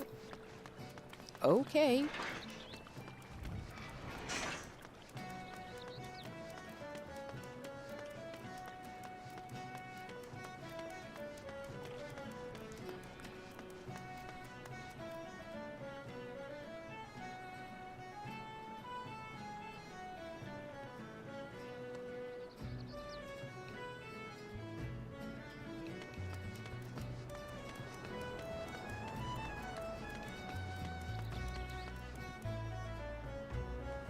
After watching Zepla capture, YouTube's recommended me to your streams.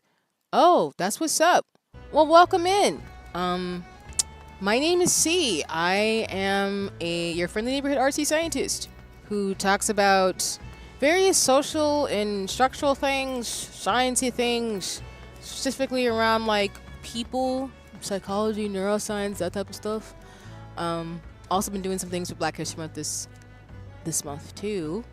But yeah, I play a lot of Final Fantasy, specifically RPGs and things. I also do also plan to do maybe some streams where I do some hand can stuff with like making nail art and just craft stuff in stationery and books. But yeah, nice to meet you, and thanks for stopping by.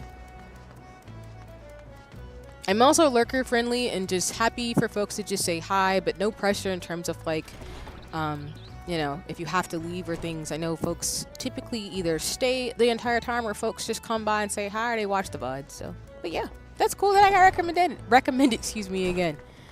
Oh, wait, am I going down this thing again? Yes, I am. I'm going the wrong way. I'm doing it again. I gotta go them stairs. But yeah, I'm just doing more of the story quest, so just chilling.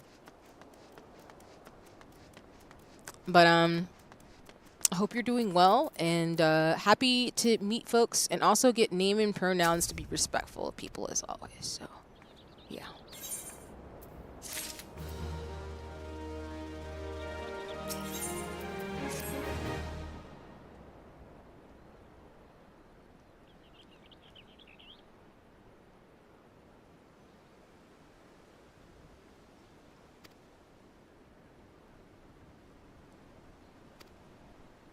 Sky Fern. Sweet Isles of Umbra. Okay.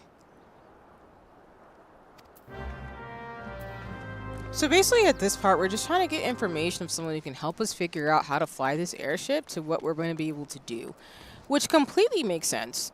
And like I said, the only thing that I didn't share on stream is that basically, oh my gosh.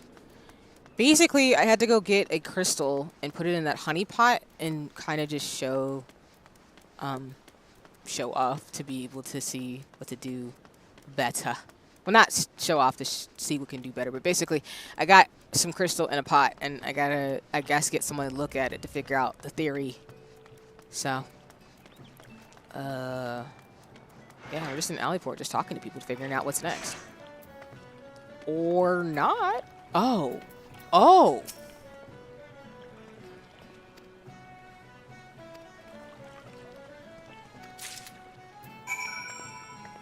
Y'all weren't gonna tell me that he's here?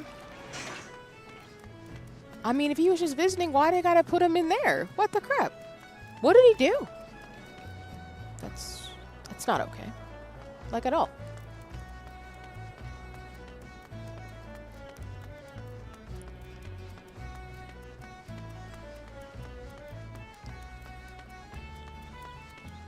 Oh wait, is that Chocobo wearing a...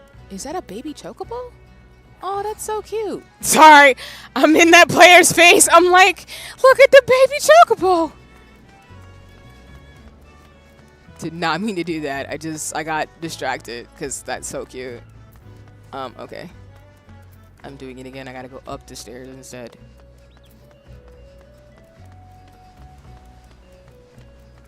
I mean, does that...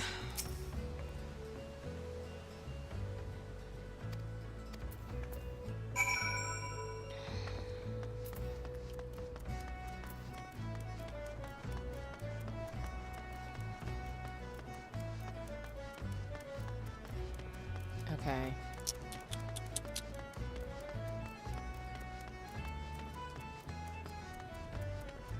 Oh, I have my juice. I was like, I'm getting thirsty.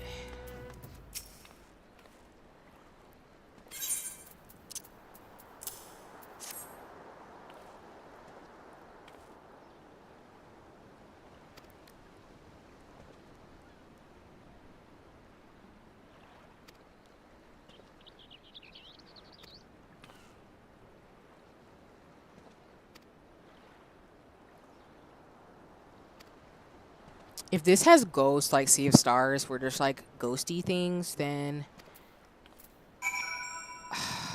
I set myself up. Like, I feel like every RPG has a ghost haunted place, and I feel like every time I'm like, nah, see, you not gonna go there, and then I end up doing it, and then I'm just like, shit. I'm like, well, I gotta put my big woman underwear on and get over myself. Why we gotta boost spoopy stuff? I got the permission for passage.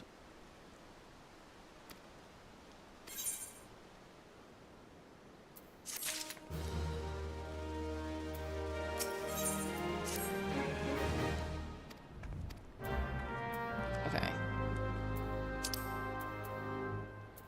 I guess we're going towards the dock, towards this area. The Isles of Umbra? I want to say Umbrage, but that's not it at all.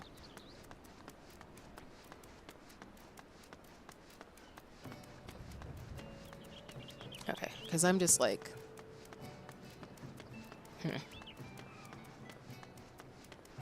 Alright. Oh, lol. I'm glad I don't let you fall off the cliffs, because let me tell y'all, the tendency to just fall off stuff is kind of wild. Okay.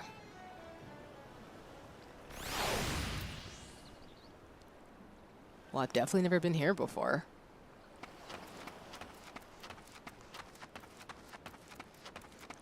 Ooh, sorry. I literally walked past who I was supposed to talk to.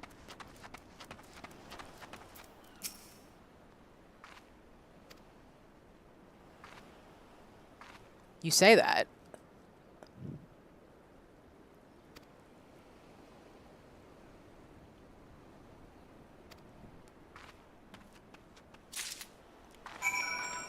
Okay.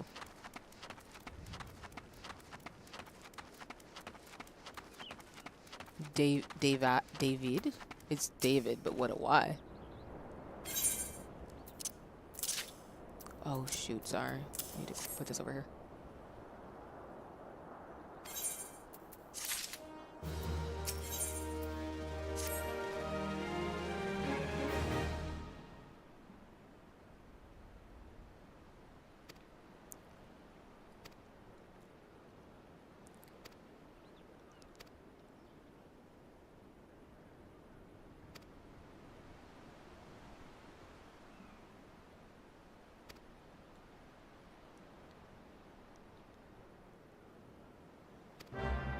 Did you say undead? Oh, dang it. It's zombies. Okay.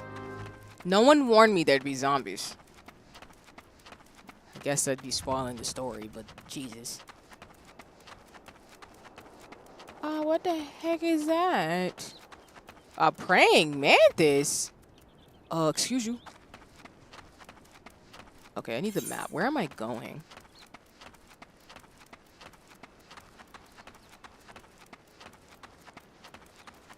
Oh, is it not there? Okay, never mind. Maybe it's over here. I'm like, which direction am I going in?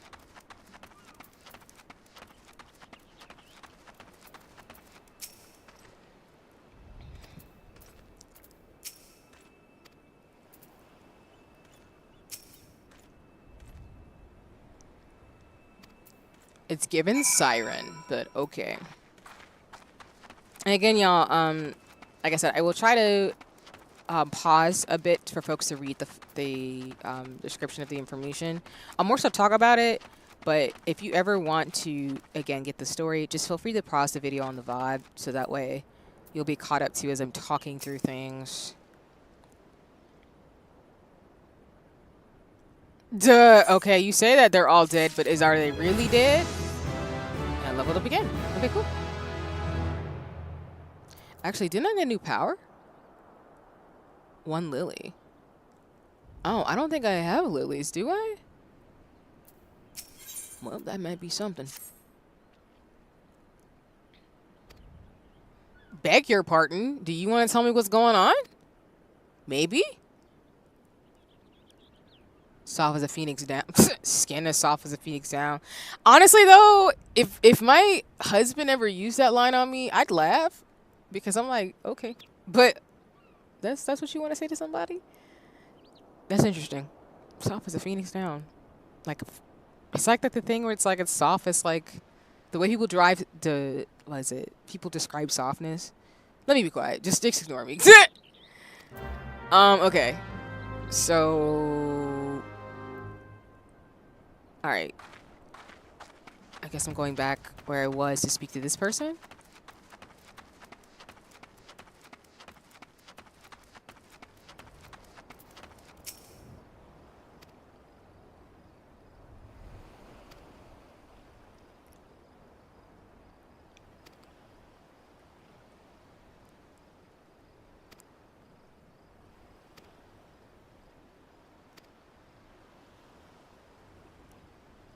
I mean, fair.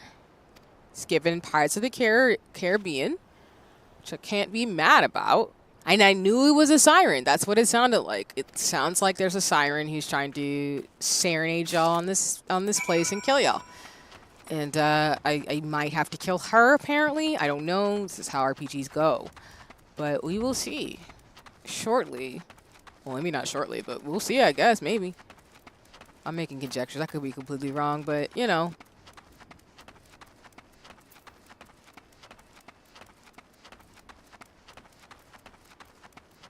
This praying mantis is not cute.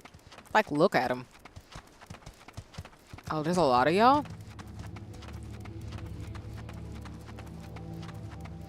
Alright, that music. Low-key giving piratey vibes. And, I mean, it's called a ship graveyard, so that's not necessarily helping either, you know?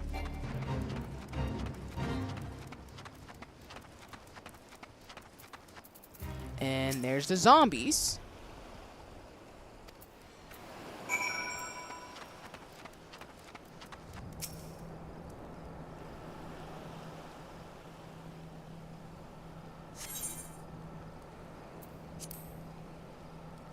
I'm already doing a fight? Alright, I'm gonna be quiet. We gotta let this happen. I'm gonna get some juice.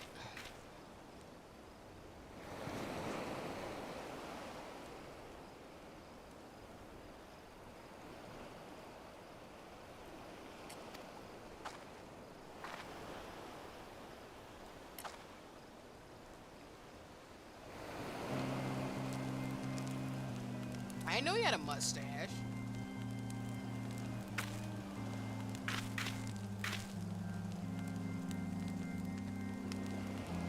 Sorry. Let me say that in the mic. I did not know he had a mustache.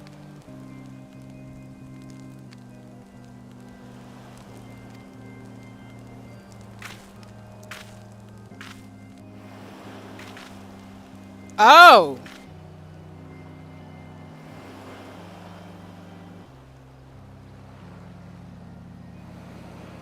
So you... Deaf to her ditties? Okay. That little ping noise that my thing makes is wild. Okay, what am I supposed to do?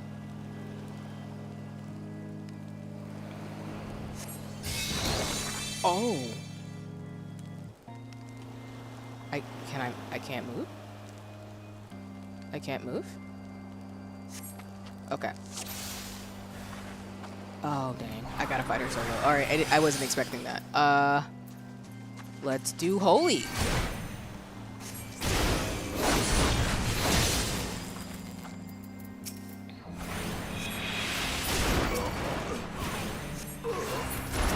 I mean, you wanted to come to a fight with me, so, you know, you can get this work.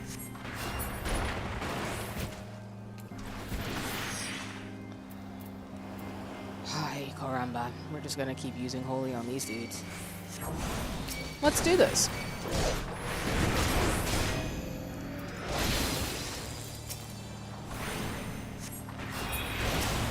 That's one. That's two. That's three. Alright, bet. Can I swipe you, lady? What is that?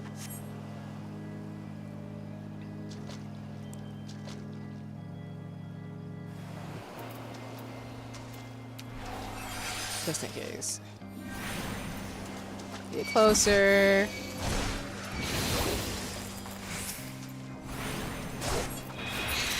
Just picking you off one by one. Ooh. Yeah, I probably should have moved a little bit faster, but it's fine. Oof.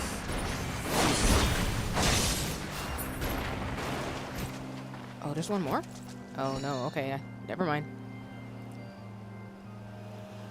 Wait, I can do this all day. Like, not even preferably, but I could do this all day.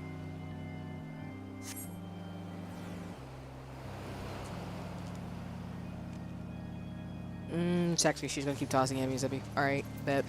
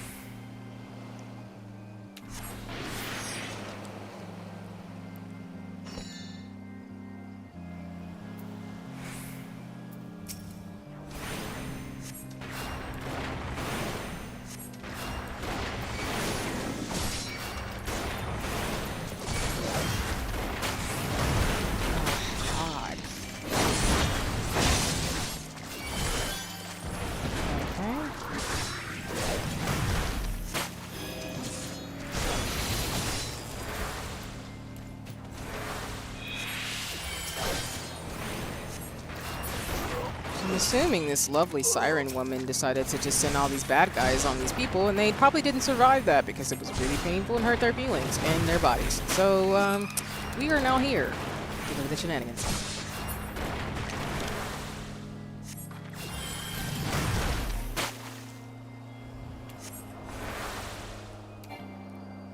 We did it, gang! Hey, what's up, Tilly? Welcome in. Let me give you your shout out as always. And no worries, Thanks for letting me know you're lurking and enjoying. I hope you're having a nice one. And thank you for coming by. And good luck with working on your projects as you watch me attempt to fight these zombies and dead piratey things. Because, oof. um, yeah, we just got through talking about books and stuff. Specifically, I was talking about some of the ones I recommend in terms of, let's see, medical apartheid, black disability politics, race after technology, and health equity in Brazil. Um, but I'll probably, for the book stuff I recommend, especially because some of the topics are heavy, I'll probably drop them on socials for folks who can't make it on stream too. But yeah, now I'm playing Final Fantasy 14, so appreciate you and welcome in. And like, as soon as this thing pops up, unless did I get the command wrong again? Y'all should go check out Telly. Telly's super dope. Appreciate them as a person. A really awesome fellow person in the streamer space. And it's always lit and goody in the hoodie when Telly's around, so you should go check it out. Just give me a second, y'all. I'm just trying to make sure I got the command right. Because I don't think it's popping up right. Did I do it wrong again? Come on. Oh, yeah. No, you don't have to apologize for that. You're all good. That is the beauty of VODs. You can always watch a VOD to get caught up on anything. So it is totally okay. There's a lot of stuff going on today. And like I said, there's stuff always happening, so you're good. And apologies for getting your command wrong. I needed to spell the full name. I need to spell your full name and not just the thing in my brain.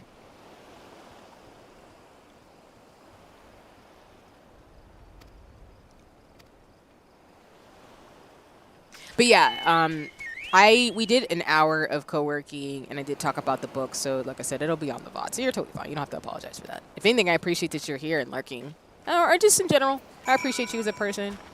I don't get mad about those types of things, because people do what they can, and there might be other stuff going on. So, I am not doing a fate.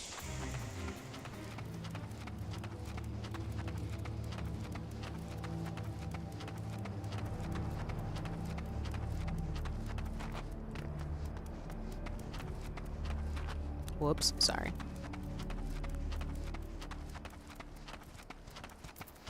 Going back to David. Yeah.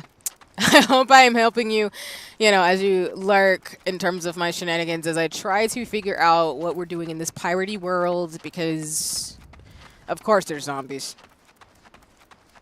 I wonder if somebody was inspired by Pirates of the Caribbean to make this level 2. I would not be surprised. Let's see. Oh, they have tiny chocobos? Oh my god, I didn't know Raphael's have tiny chocobos. That's cute as shit. Oh my gosh. That's adorable. I'm sorry, that's cute. Alright, cool. Okay. I think we're leaving this place?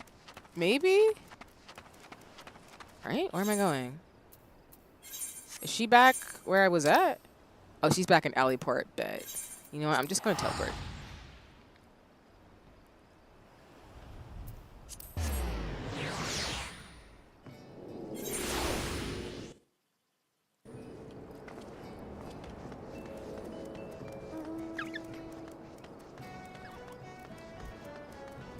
So I am doing this here too, as well as folks lurk and people will watch the VODs. But I will say that I will be probably, if not this year, maybe early next year, debuting my alternate outfit. And so what I'm going to do is actually get pixel versions of all my outfits. But as I spoiled on socials, that is my dream dress core outfit. I will do a formal, I will share y'all when it's done, and I know I'll premiere it. But I just wanted to say I'm excited that people like the design. So that was actually, for a slight back context, that was actually the first outfit I ever got. That's actually an original outfit that I designed. Shout out to Dreaming Anya. She's responsible for my current outfit that you see me in my pixel self, and the outfit that I premiered on my new art that I have as a title card for my co-working Tobanichi stationery streams and not Final Fantasy, but my co-working stationery like streams will have the art that I got. Shout out to Mint Katie for that too. But yeah, all this to say, I'm really excited. I appreciate everybody's love and support on my outfits. Like I said, I designed that intentionally, and I will talk about it once I debuted it. But that was one of the first outfits I designed as someone who decided to be a streamer. So yeah. My original 2D outfit that my VTuber mama, shout out to Peach Kurum, designed is actually something I worked with her on. She's very gracious and kind, and she still is, and I love her, and y'all should calm her. She's open for commissions if you're looking for a VTuber model or a PNG tuber or even just art. But yeah, she designed me, and she's been really patient and gracious with me because I definitely had to learn some of the experiences I did. In terms of things, but I'm really excited to move slow and steady in this way, in regards to like the streamer space. So I will be on Twitch too. I'll probably stream with all my models and all my 2D and 3 in pixel selves, but yeah, just wanted to let y'all know that's coming.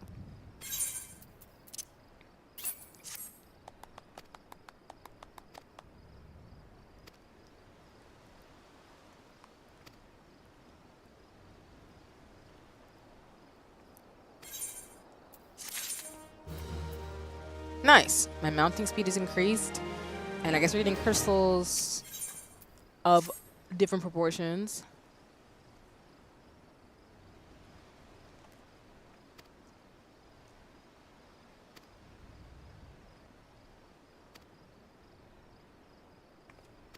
Okay.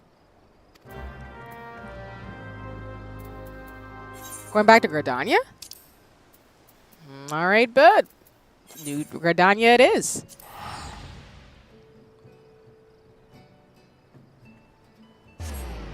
So give me a second, y'all. I just want to see.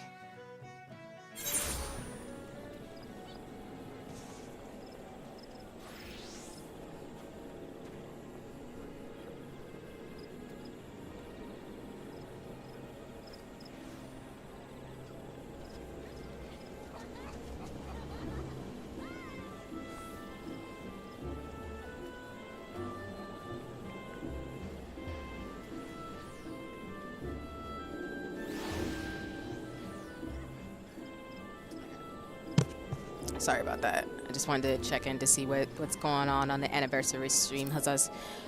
All right, so we are going to, I guess, meet other folks. We're going to figure out these crystals so we can keep it picking. And then I think what I'll do too is I'll go by the shop in the marketplace to see if I can upgrade my gear. That's the main reason why I like trying to grind through some of these quests too, and as well as like side quests have been good, is because I'm able to get more like gil, excuse me, to be able to like buy more gear for my character. I know like the people who marketplace stuff, they make things and they can be pricey, but on this account, like I'm making money by doing quests. We getting it up, and then, you know, sometimes the prices aren't that bad on the marketplace for it. Sometimes I'm like, nah, it's whatever. Those are wings. I need to get my wings on this account too. Oh god, I have so many things I need to go back and figure out because I want them. I want both my characters to have the ethos I do in terms of fairy badass. Okay, it's lit. Is there something else I can get? Sorry, hold on. Let me get the Conjurer's arms first. Let me see. Oh, no. I always look every time, and every time I'm just kind of like, y'all not playing about these prices. I gotta save. All right, let me go to the other stuff. Oh, actually, no. The rainbow hat of healing? Oh, nope. I don't have any money for that. Nope. I don't have any money for that either. No. Nope. Okay.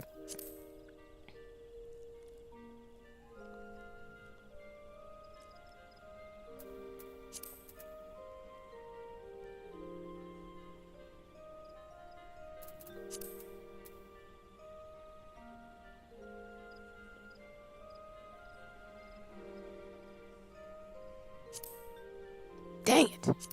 was hoping that wouldn't be that expensive, but it's okay. I don't mind saving up for stuff too. It's kind of motivates me anyway. I don't mind grinding for things. Yeah, marketplace can be a little pricey though.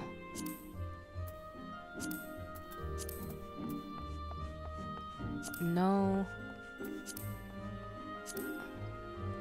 The one thing I don't know either is that when you play, I'm past level 50, so I don't really know where to go when you want to buy above level 50 gear besides the marketplace. And not saying I don't like the marketplace, but I'm saying like, where do you go in the story to buy level plus 50 gear? I don't know where that is. So my brain's like, okay. All right, so there's nothing we can do here. So what we're going to do is, let me actually check my character to see. Do I have any gear that's like super level low? Because I could just buy stuff to fix this, at least for now, if I can't buy it for the marketplace. Yeah, so like I said, I'm level 53.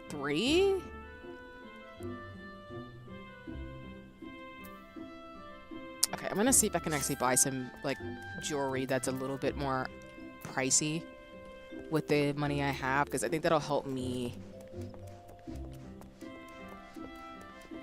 and go from there.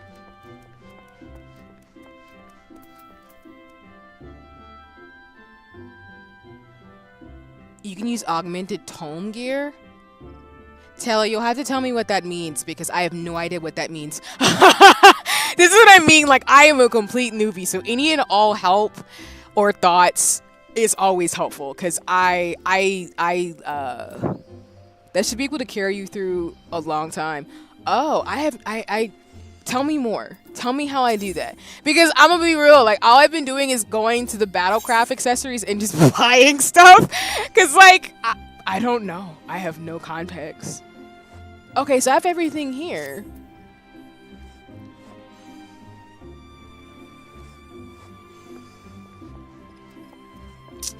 Dang it. But tell me more. And, like, how to do that. If I could do that. Can I do that? Because augmented tome gear. I've never heard about that. I'm trying to remember. I want to say in Gradania you're the main crystal. Oh, okay. Or Altar Lake, yeah. Which is the crystal. Okay. Let me... Where am I going? I'm going to go the other way.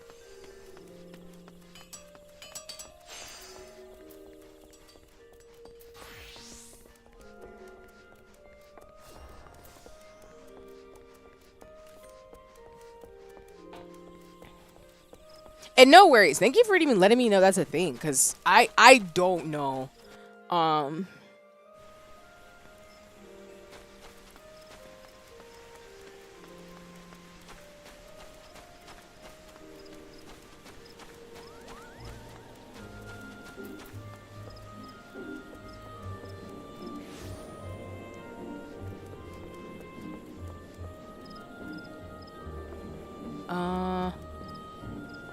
This game is definitely easier with a mentor. No, for sure, yeah.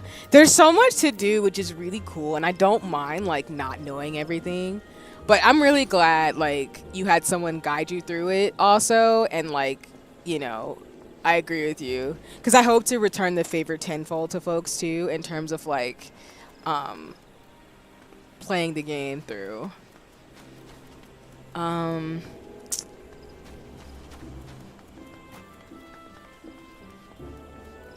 And you said it's by the crystal here?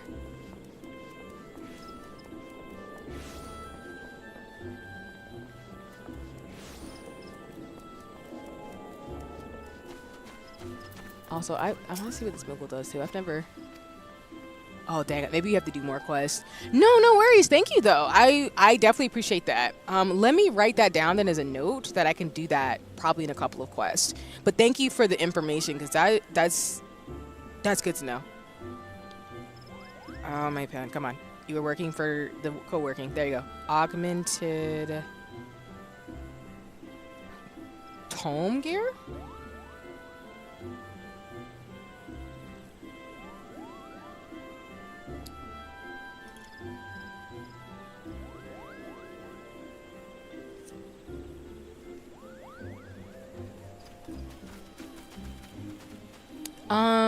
All of my crafters are maxed out, and I could just make you armor. Wait, wait, what? Collection expanded Moog Pendium? Oh! Oh! Oh! Sorry. I'm like, huh? Also, Telly, I love you're gonna make me like emotional because you can make armor like for me. I could save up and pay or something. How I don't know how this works, but that's super. Oh, so this is yeah, yeah. I want to do this too. I just gotta figure this out. In terms of things, I'm gonna do the Moogle event though. This is adorable. But no, I will. I am appreciative of the thought because I don't. That's super cool in terms of crafters and making people armor. Because I just got glimmers too. So I haven't used them yet, but I would love to like figure out how I want to look. Because right now, let me actually show you my character. Like right now, I love my fit. I love clothes like this, like the like this whole fit is like so on brand. It's like exactly how I want to look in Final Fantasy. But any clothes in this area, in this like in this genre, I need all of them, respectfully. So like I love how I look right now and all my fits on all my accounts and all the stuff friends have gifted me, like fairy wings and stuff. But like any fits that looks like this, I will be collecting in this game because I love the like off the shoulder and then just the it just looks so good. It just and then you can glamour stuff or glamour stuff, glam. You know what I mean? But yeah, yeah. Okay. No worries. And again, I would probably cry. I'm gonna be real because I get emotional really easily with gifts and stuff. So I appreciate you offering. I'm so serious. That is so sweet. Oh, let me.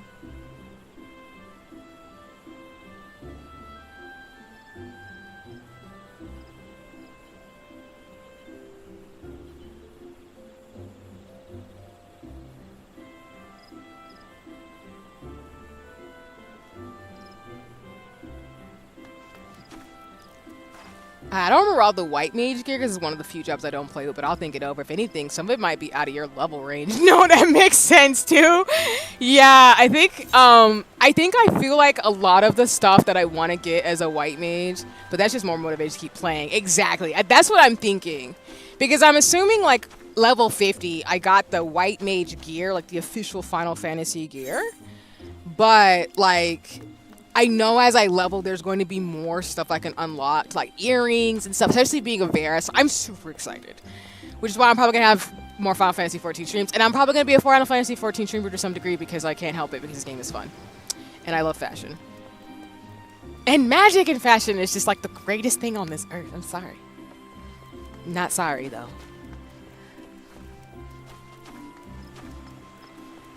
But thank you. I appreciate it. Because yes, I would still love to play sometimes too in terms of Final Fantasy stuff. Because I'm excited. Oh, I think the Valentine's Stuff Day is here too.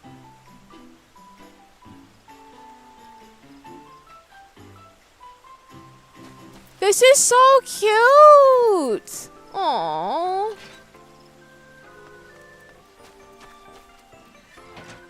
Oh, this is so cute. It's all in the little, like, aww.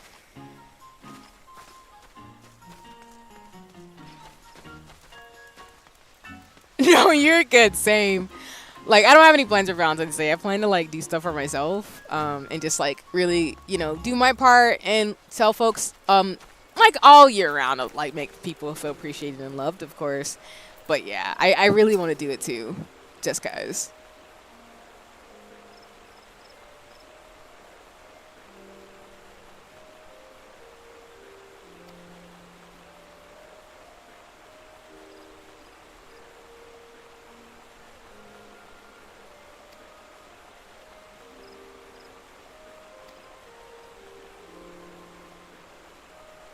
And nice, yeah.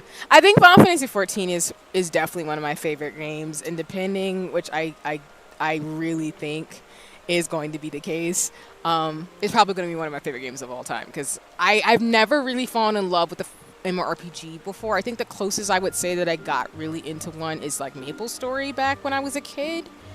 But like this has everything about tactics and stuff that I love because I love Final Fantasy Tactics Advance and just expands it. It's almost like Baby Me's like it's like a 3D version of Tactics, and adult me's like, yeah, it's great. So, yeah.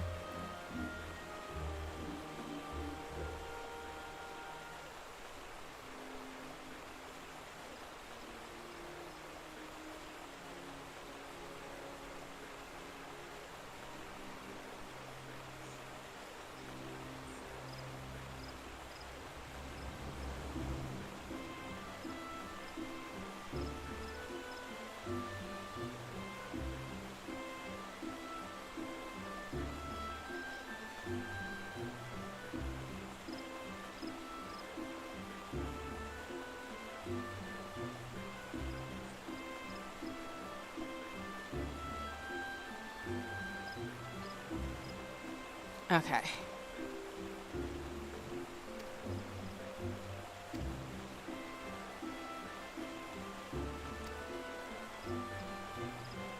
Okay. Getting crystals out of monsters' guts sounds like a RPG. Huzzah! Where you at? Where we going? And we'll teleport. It's fine. We got plenty of money. I'm happy to have more guild to at least teleport. Okay. Chocobo time.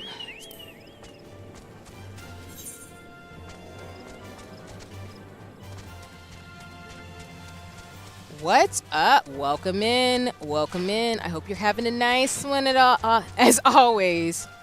And then I know I call you D Lazy Ace, but do you actually prefer I call you Ace? Or do you mind that I still call you D? I don't know if I've ever asked that question, but let me know if I'm repeating myself. But it's lovely to see you as always, because I am definitely making this a Final Fantasy 14 stream that's long. um, you are at a good point, because I am moving through the story. I just got my character. Basically, I don't know if I said this already, but I'm going to keep saying it for a while. I essentially unlocked everything on the other account to the point where I unlocked the entire story for Endwalker and everything to where I couldn't play through it. So I ended up making a second account. So I'll use both. But this new one I had to level up. Up to you, all the same to me. Okay, cool. No, I appreciate that. Because I still want to be respectful in terms of what people prefer to be called. So, Gucci. But basically, I'm caught up right now in terms of the story. At least to like the level 40. What level quest is this? Sorry, hold on. Yeah, I'm at level 43, level 43 quest because I'm level 53. But basically, I'm on my second account, which has still White Mage, still trying to be Astrologian Sage.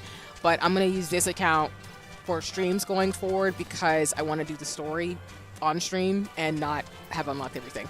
So that's kind of where we're at. I'm earning money to get back where I was and, you know, keep both accounts because I have sentiments for both and I'll be using both as we get closer to Dawn Trail and eventually maxing out everything on both accounts. But yeah. But I hope you're having a nice one. I hope today's been treating you well.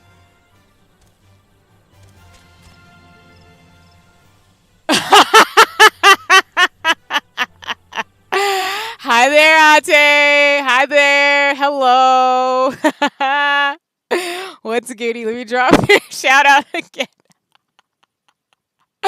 I'm crying. Um, so as I said earlier today, y'all, I was lurking in Ate's chat. I'm now lurking in Ara's chat because I rode the raid on Twitch into stream. But It's nice to see you. I do need to change Ate's command because it's Ate Hanimaru now. But again, y'all should go check out Ate. Go watch the VOD. It was lit. The anniversary stream. I was lurking and I decided to drop like Care Bear shenanigans over there. So it's lit. But it's lovely to see you. Love you too. Uno Reverse. I love that you're getting loved on. It was cute. I was excited. It was lit. As I anticipated to be, because you were definitely supported and loved by me and everybody else. So, but I hope you're having a nice one as you know, I know you're not streaming anymore, but I hope you continue to have a nice one because I know you're having it, you're enjoying it, you're basking in it, being loved and celebrated by community. I love it. I love to see it. I'm excited. Huzzah.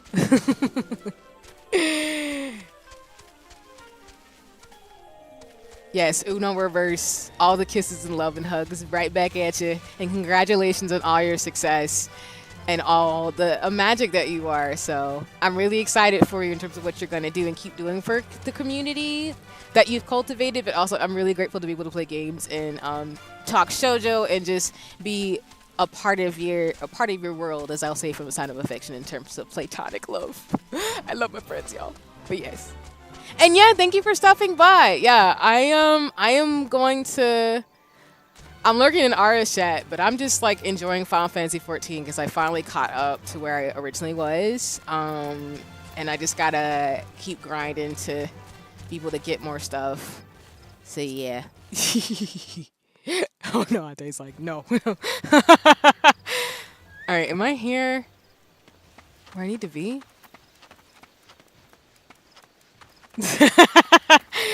all right. I will save my Care Bear shenanigans for a DM / I did post. What Ate doesn't know is I also posted on Twitch. I mean, not Twitch. I posted on socials about Ate, but she gonna find that out. It's fine.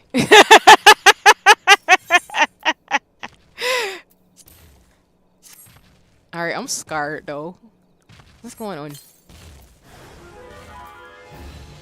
Oh, you're like huge, bro. All right, what's good? Come on, let's fight. Yeah? Oh, shoot. I was like, wait a minute. Nope. No. Not at all. Shoot. Why?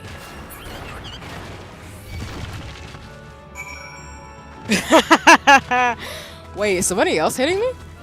Oh, you want to play games too? Bro, let's good. Let's go. I can blow you up too. It's fine. You want to feel foggy and leap? Ah, no. Don't do that. Don't hit me. I'm doing to you. Well, I kind of killed your friend, I guess, but that's not the point. All right, bye. Let me go. Alright, how do I get up out of here? Or could I teleport again? I could teleport again. I'm gonna teleport again. Just guys.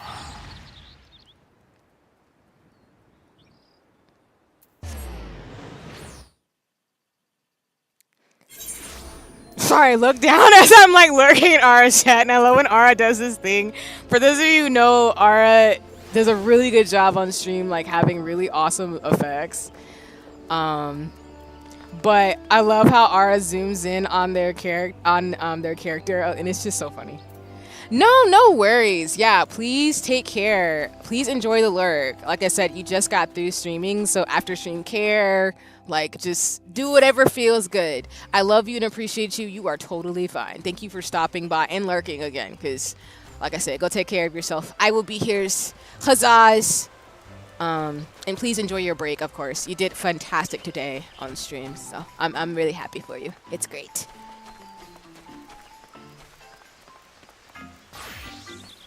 And Uno Reverse, as always. Let's see.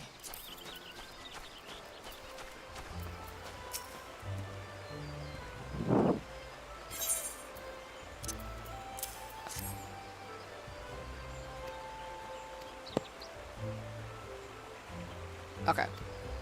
Ew. Digestive juices? We're talking about that right now? No?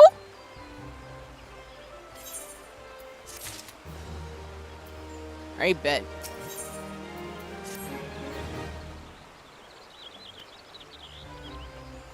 Marquise?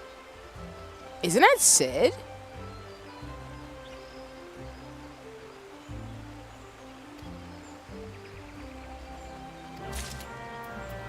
Okay.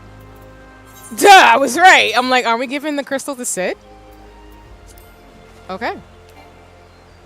I'll just walk. It's fine. I mean, I could teleport, but I feel like that's kind of a waste. I like Gradania. But I'm biased, of course, because I'm in the grand company for Gradania. Yeah.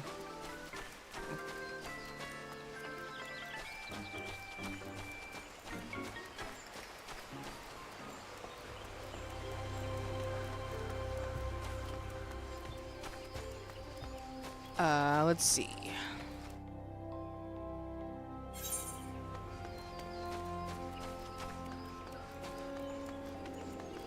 Oh. I'm guessing Sid's by the airstrip, so that's probably where we're going.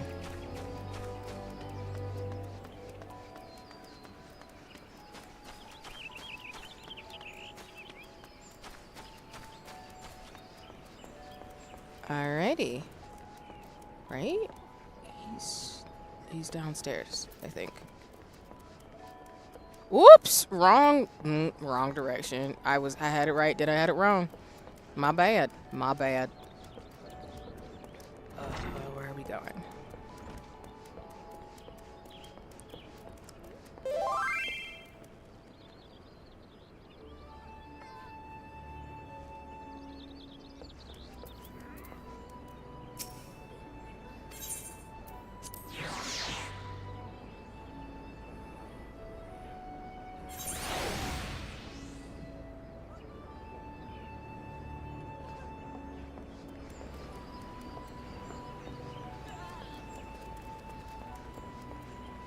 Oh, yikes. Okay. There we go. Yeah.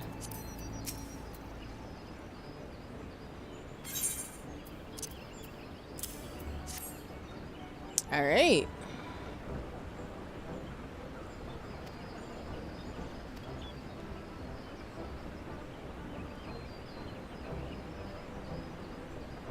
Oh, I just remembered you may be able to go to the Tomb Gear in more. Ooh. Okay. I can dig it. Well, as I always say, it's time for some shenanigans. Huzzah!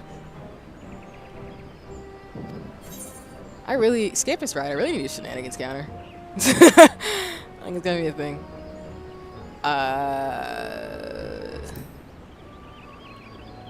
So you just catching up, or are you up already? I'm up already. So I've never done this part of the story, D, in terms of like the of the main story. So, and then tell me what you're saying about Mordona. I need to check that into that because Tome Gear. Yes. But yeah, D, I'm caught up. I've never done this part. Because before I unlocked everything on the old account, I had just gotten the airship with Sid, and now I was running around getting the crystal we needed to be able to get on the airship, so now we're moving forward. Oh!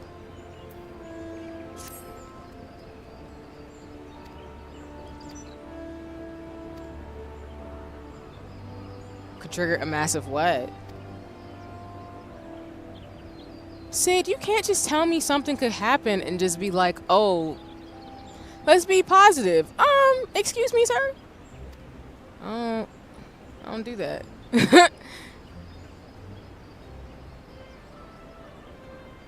Okay, fine. I gotta let it go. Sid, if you die, I swear, oh, Final Fantasy 14, stop.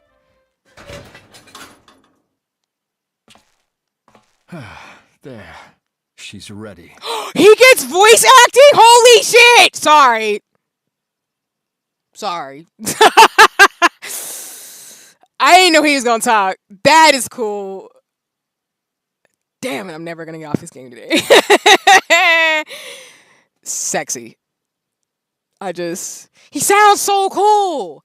I'm telling y'all, if I ever had a chance to voice act, even just for fun, it would be a Final Fantasy game or 14. That was cool. I was expecting him to talk. That's amazing. Okay, let me be quiet. Sorry. Calm down. She stirs. D, stop. No, we've already murked some of the scions. I don't want nobody else to die. Not a main character. Damn it. But you right, though. Shit. Black History Month. Don't do that to me during Black History Month. I'm kidding. God, I'm gonna get in my feelings. It's also given, not gonna lie, not to spoil, because I don't know what's gonna happen, but it's given slight death flags. And an audience with the Harpy Queen Garuda. Sorry. Enterprise, engage. Let me be quiet. I'm getting too excited and hyped.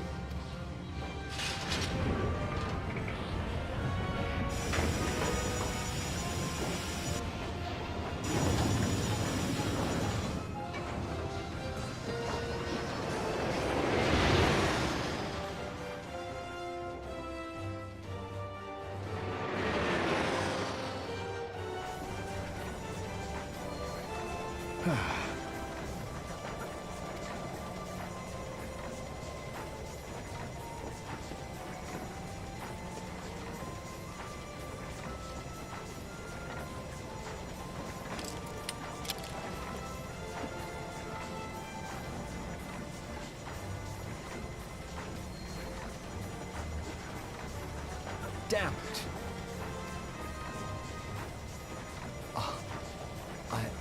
I once flew in this airship, and I was not alone.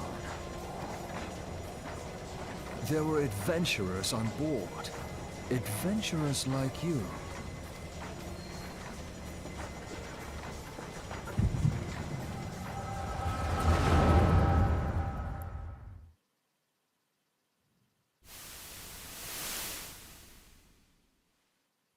Just how long have I worn these damn goggles?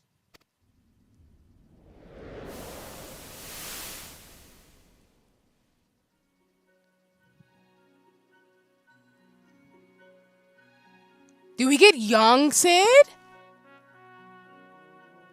Yes, I fancied myself a trendsetter in my younger days. We get Sid's backstory. I love it.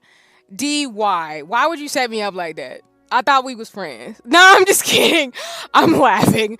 I would be cool being like probably what type of character? Now that I think about it, I'm thinking of the main cast. If I were to do a character, a Menphilia or like a Yastola, like character would be really cool. Like someone who's like really informative, but also like helps the main character. I don't know. I always like that, but I think I've said before on streams it'd be cool to voice like a librarian character who helps the protagonist. I don't know. But I mean, goblins have roles. It's Final Fantasy, so I just, you know. All right, coming for his whole life calling him mid. Oh my gosh.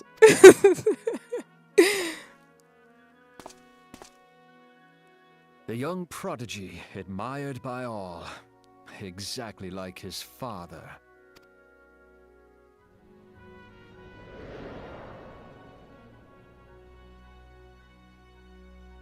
Born and raised in Garlemald.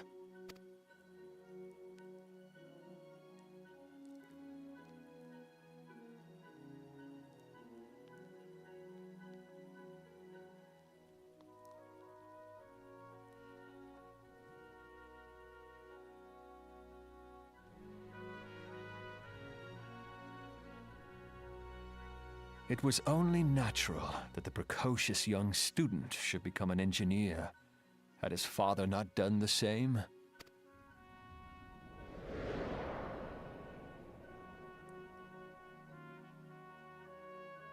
Father, when did we stop seeing eye to eye?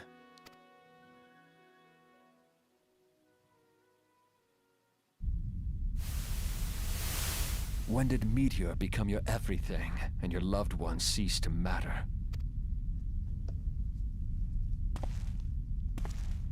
Oh, God.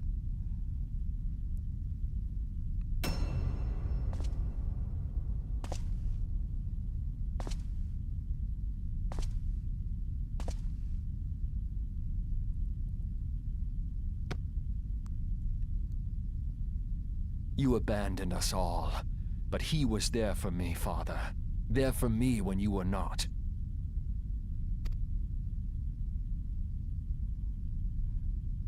Though he proved no better in the end. Gaius was just another man, with an all-consuming obsession.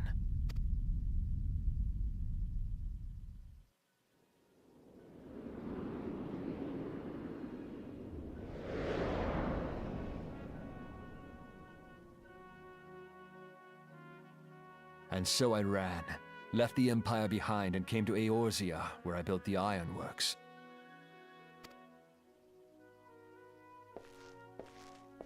Why he's sleeping on a book?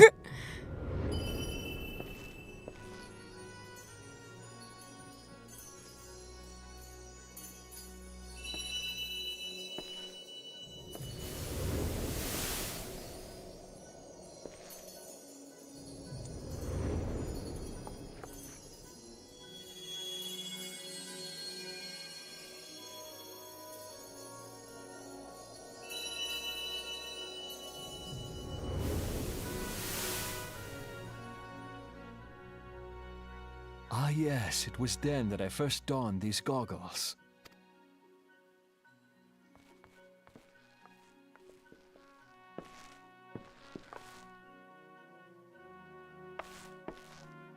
Eorzea opened my eyes. It was home to so many manner of people, each with their own hopes and dreams. People worth saving, and so I fought beside them. I wanted to prove that my knowledge could serve a nobler purpose. I wanted to prove that there was another way. I'm gonna keep going, but y'all, this is giving really bad death flags, and I hate it. But I want to be wrong. Don't nobody spoil it either. Not that I have to tell y'all that, but I'm worried. And it all began that day when I found my new home. Sid. Sid, please.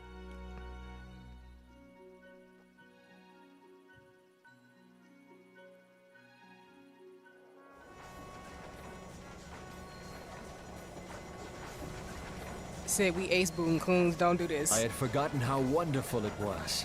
The wind in your hair, the endless sky. Also, the beard is... I appreciate the aging process. Like, he looks... I like how they show him aging. That light. It was you, wasn't it? It's surprising how few people know this, but all pure-blood Guardians have a third eye. Perhaps mine helped me recognize you, or perhaps it was just a lucky guess.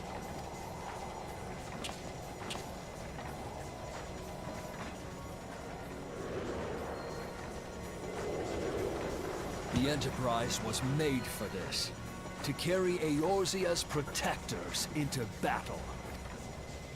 I am proud to be able to call her my own.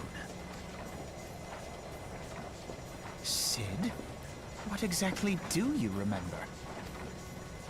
Alphinaud, my boy. Sorry to have been such a burden. I appreciate that he ages, but he's like only in his mid-30s or something, lol. Like, he did not wear his dress at all. No! Exactly. With the way that his backstory is being unveiled, I agree. Because, man. Woo! Especially with the way the story's set up. I remember everything. My name, my people, and my purpose. Everything. Like, the main protag for Final Fantasy XIV, the guy, I do not know his name, so apologies, y'all. But yeah, even him, like, I really like how Final Fantasy XIV characters, like, they look like they age in a way that I appreciate, because I think that guy's also in his 30s too, based on the Dawn Trail trailer that I've heard. So I agree with you in terms of things. Backstory mid at best. I'm screaming. Come. D's like, I'm not a It would be fan. rude to keep Garuda waiting.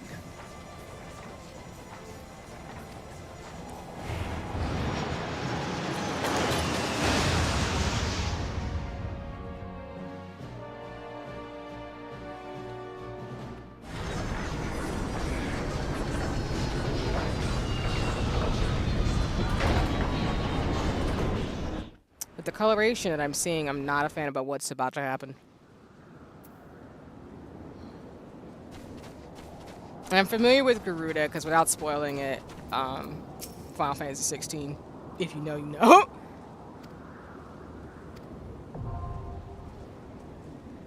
All right.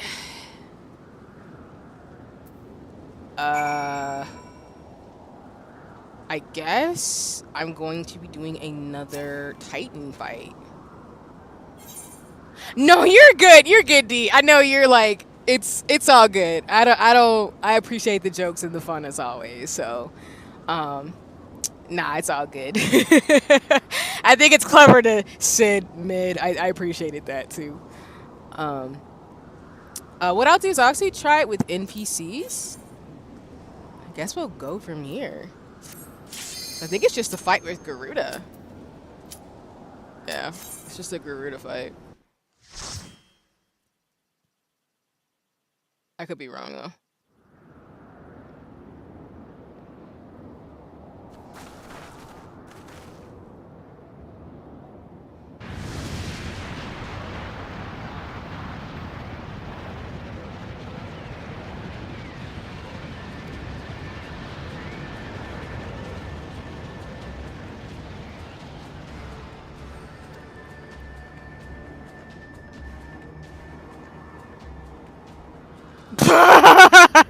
I mean, that's an understatement, but yes, big woman vibes.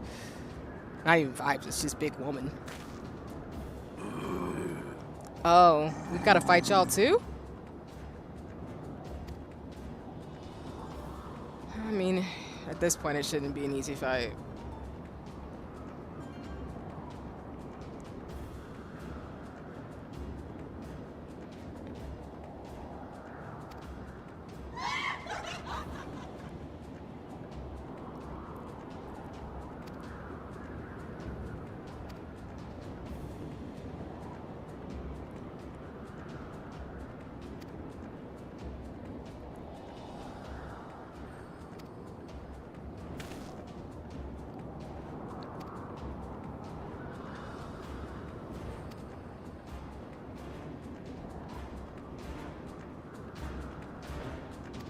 Okay.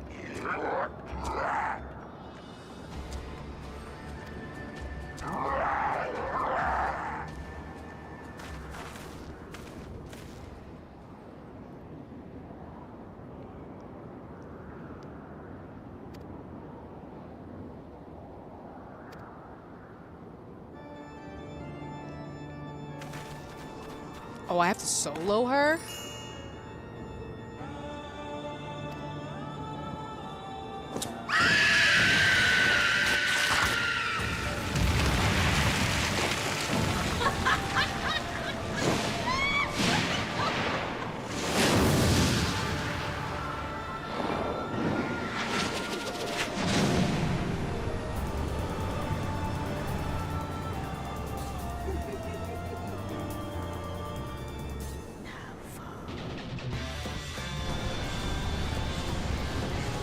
Well, I mean, I have my party members, but I'm still kind of like disturbed.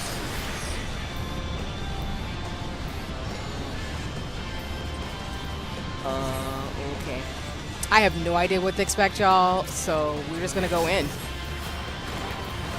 Have fun with the fight with you. Thank you. Yeah, I definitely alarmed, but we will see what we've learned over the last, like, you know, couple of battles.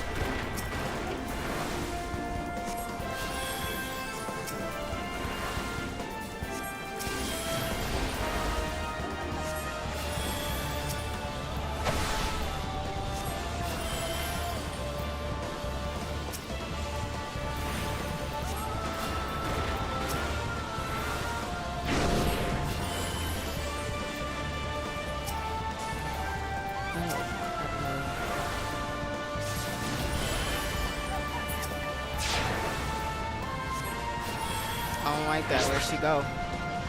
Where'd she go? Okay, we're going behind here. Oh, worm. She about to do that type of ish? Oh, I'm not a fan. Sis is not my friend. Oh!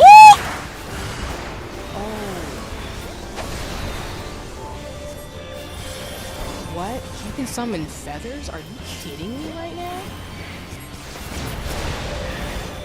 Oh, dang.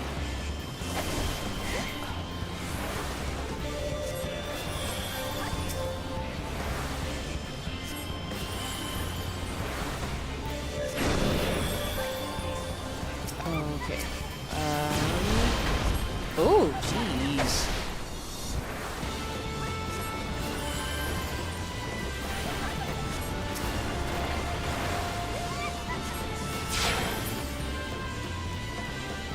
She disappeared again. Are we supposed to get behind something? I'm just gonna get behind here. Alright, sis is not playing with none of us.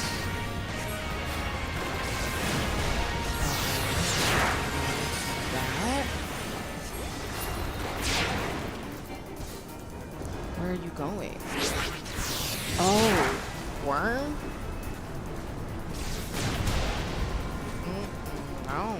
I don't like none of this.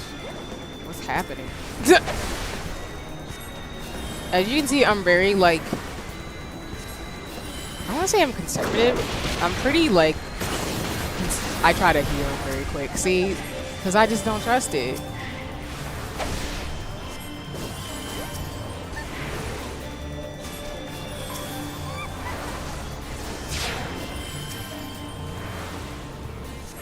Where'd she go?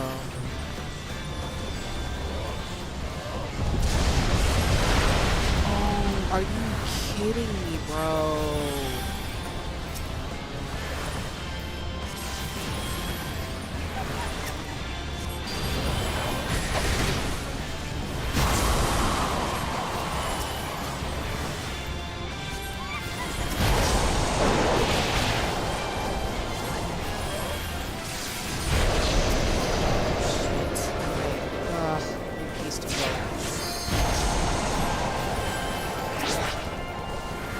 Come on, sis. You gotta heal your friends. You gotta heal your friends. Oh, God. Oh, I'm gonna die. Crap. Oh, don't die, me! Shit!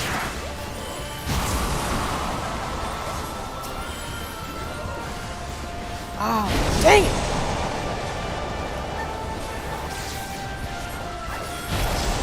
This is chaotic as heck, bro. Oh, my goodness gracious.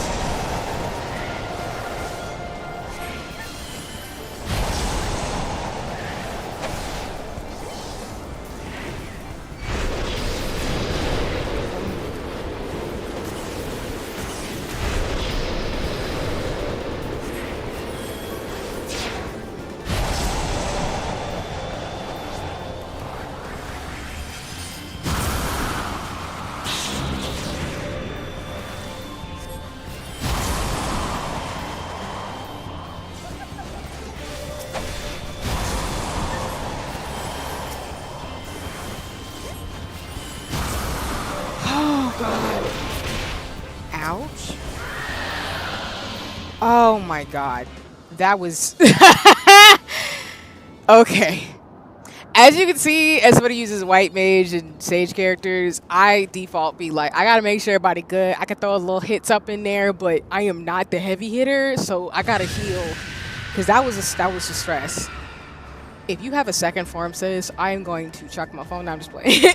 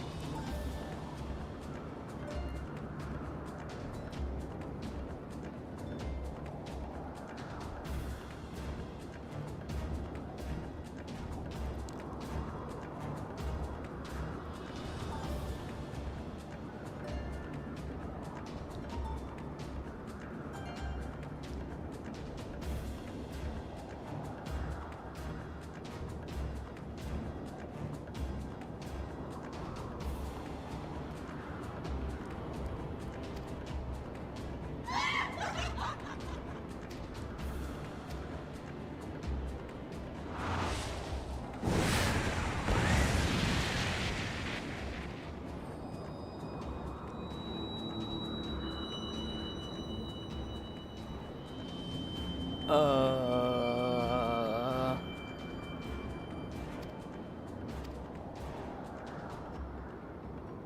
I don't like how any of this is going down, but okay. I'm just gonna accept it now.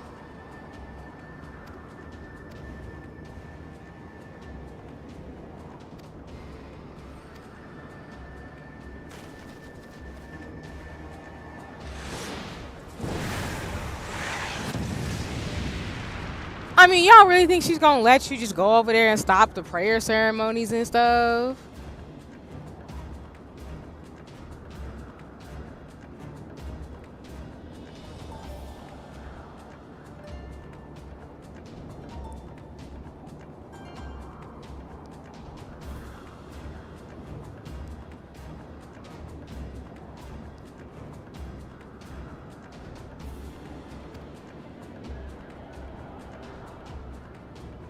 I never play healing job. You did well. Healing jobs are rough too. I never play them. Gives me too much anxiety. No, that's real. Yeah, I think it's like it's a reflection of me. Like I said, I also speak from our job representative, but I think it's because like I have emergency preparedness, in response. So my brain's going like, all right, my friends are gonna go in the fight. I gotta be the healer. Let's go. Let's get it. Let's make sure they got these pots. So I be wilding. But that's okay. That's why we all have the things that we could do. And I'm always happy to be the healer for parties. As long as folks, you know, aren't too mean or hardcore about like, oh, you should have done X, Y, Z. And I'm like, we're just playing. But yeah, I get it. Because like healing is a thing. And I still get anxiety in the sense of like, I really just want to make sure I'm doing my job right. And I feel like because I'm learning how to do Final Fantasy 14, I can't like say, oh, I'm like the best. I think I'm getting more used to the magic spells and like buffs I can do. Oh god.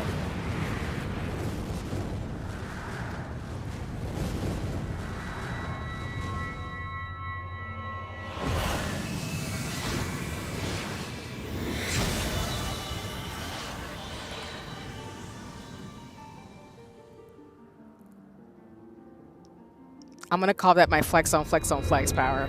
I'm gonna be quiet. I don't know what that is. Oh, well, there you go.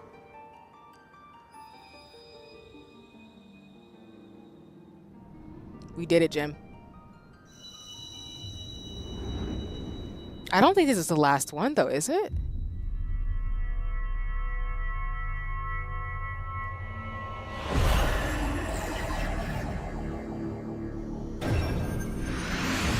Oh, shit, it is.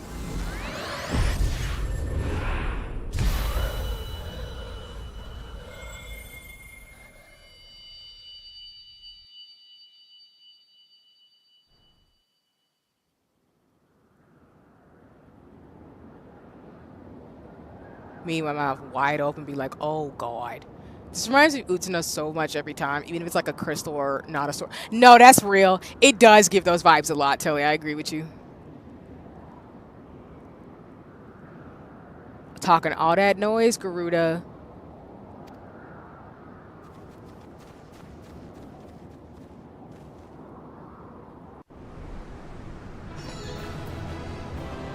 All right, we did it. Thanks, everybody. Because Utena's like imagery. Like, I know exactly what you're talking about, Telly, because it's just so iconic. It really does feel like this. Like, in terms of, it really does remind me of it, too. That you're saying it that way, basically. Why do you not tremble at my might? Why do you not beg for mercy? Why do you not die? As in, what I'm trying to say is that I understand why it reminds you of it, because exactly. It really, yeah, I got you. Apologies. We've done it! Ah! Impossible it is! Kill you all! Is that all? Empire's here? O Lady of the Vortex, Almighty Garuda. Of all primals, the most terrible, I say again, is that all? Okay. Gaius! Ah, Sid, my boy, you look well. For one who has forsaken kin and country. I wonder what else you will forsake before the day is done. I do appreciate the story. It was like, here's Sid's backstory, because when his daddy show up with his shenanigans, you gonna know who exactly this man is, and don't get it twisted. That's cool. What? What exactly did you hope to accomplish here this day? Screaming. He's just pretty much like, what did you think was gonna happen? Boo. Who gonna check me? Boo. Sid, no! Sid! Well, I shall accomplish far more. Damn it, I don't want you to do that either, though.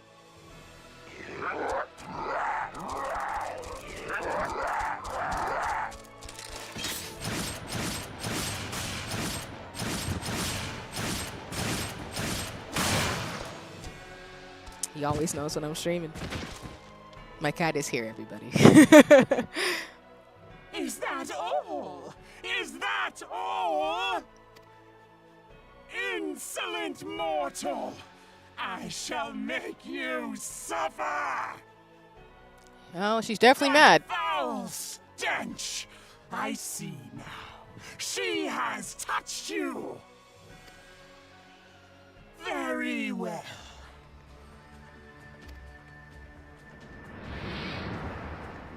Seven hells, does she still mean to fight? I mean, I'm with Sid. What the crap?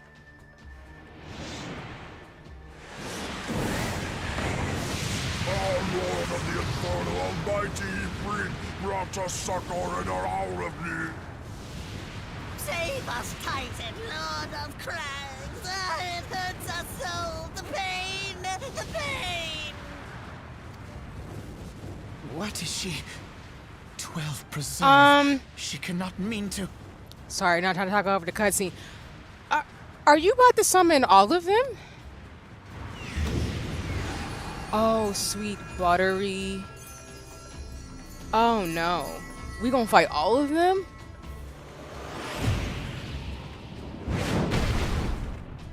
Oh my god.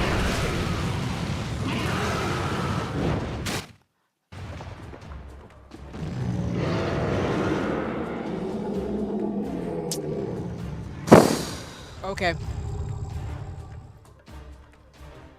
No. No, this is all wrong. Stop gawping, boy.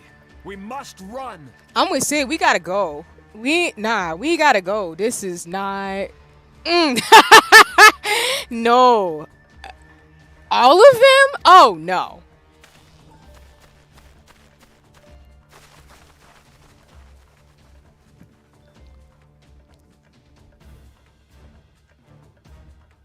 Surrender yourselves unto me. I would feast upon your ether. None shall stand against the wind.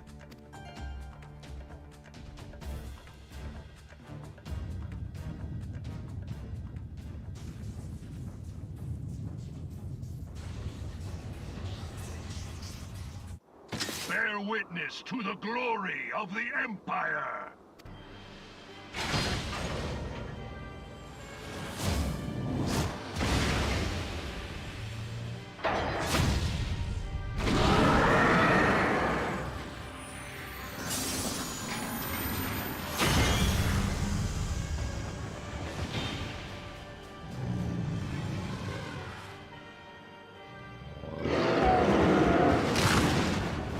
Are you kidding me?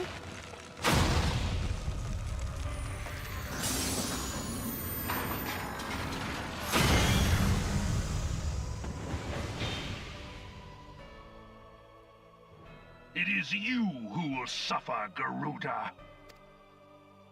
Ancient Alec had ways of dealing with your kind. Now, look on their ultimate weapon, Icon, and despair.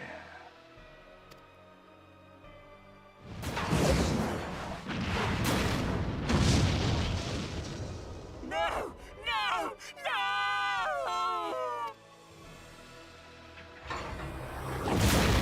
Oh my god!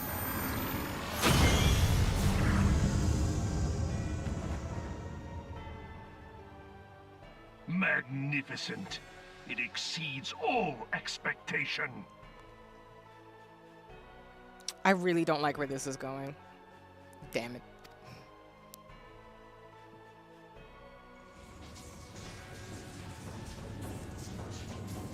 So, you mean to tell me? Each primal it consumes, it grows more powerful. A marvel, is it not?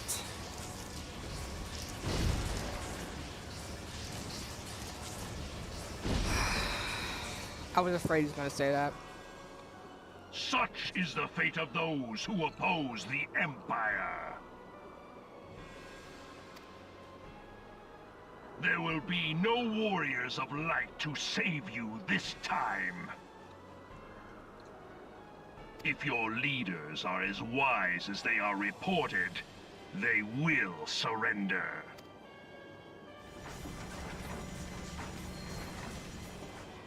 Your skills are impressive, but they will not be enough.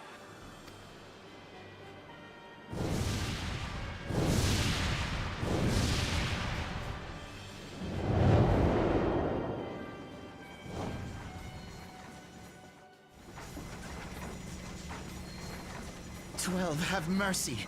What chance have we against such an ungodly creation?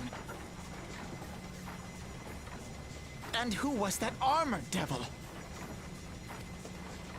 That was Gaius van Balsar, legatus of the 14th Imperial Legion and Supreme Commander of the Garlean invasion force in Eorzea. Of course. The Black Wolf. How could I not realize? Grandfather mentions him in his journal. I was never so naive as to think the man would abandon his ambitions. But these developments are beyond my worst expectations. What have you been doing these past 5 years? How could something of this magnitude have escaped the Alliance's attention? We heard no whispers, saw no signs. In the wake of the calamity, the Empire seized land and built outposts, but that was the extent of their aggression. Damn it, Gaius! Where in the seven hells did you find that thing?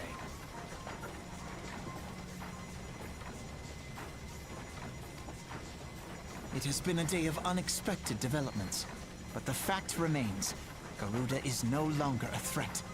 While I take no comfort in the manner of her downfall, it does mean that we may safely put the matter of the primals to one side, for the time being at least.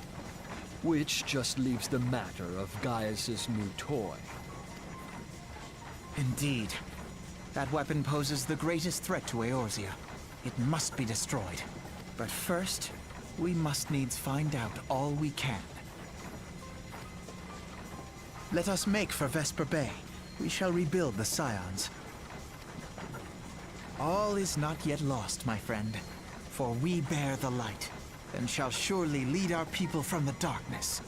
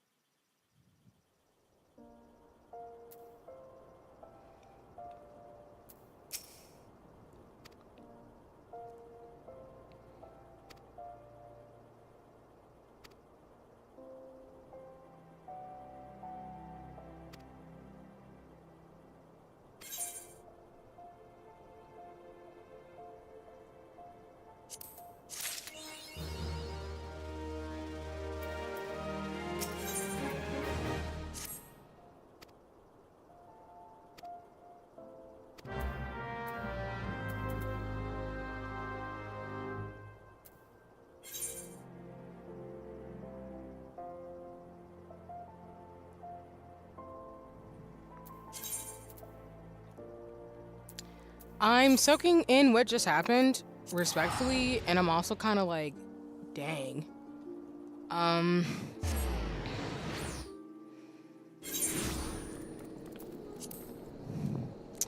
I mean, that kind of tracks though. The villains making a thing where they can combine all the primals to try to take over the Garn world. That tracks. It does. Making the ultimate weapon. Even though that sounds like Shadow the Hedgehog, I will say that immediately, but... Okay. Oh, his story is good. Hi, Kotsu! Let me give you your shout out since you're here. Let me double check.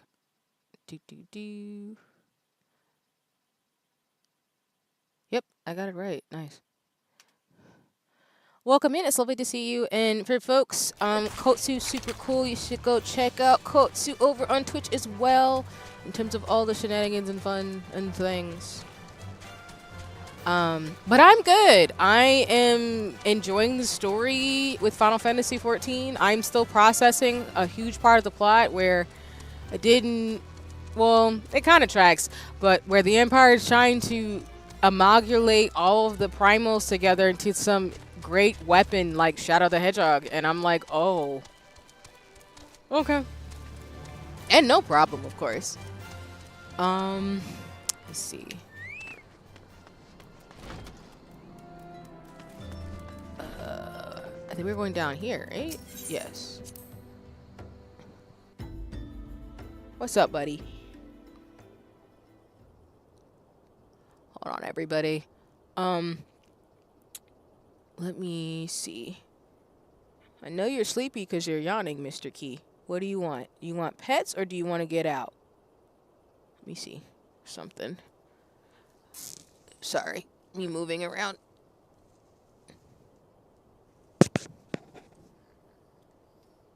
No?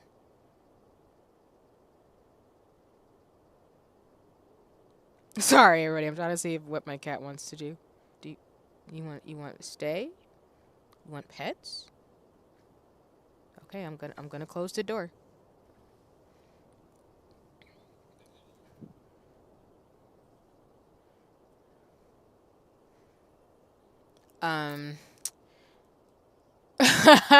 Shadow the Hedgehog mentioned stock crowd cheering sound effects. No, for sure. I mean, I think the thing about it is like when they said the ultimate weapon, I'm like, that sounds like the plot from Shadow, like Sonic the Hedgehog, because technically, like Shadow is supposed to be the ultimate weapon. So yeah, I'm not upset at Final Fantasy XIV doing it this way, but I'm just like, oh, okay.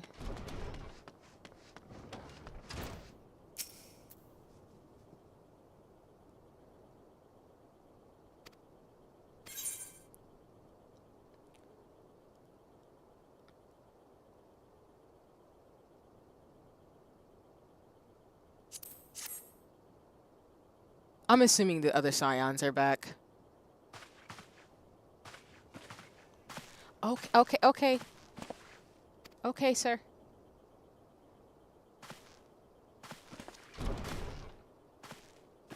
Figured. I mean, I know that's not really a spoiler, but I figured the other Scions didn't just straight up die and, like, you know, not survive, basically. So...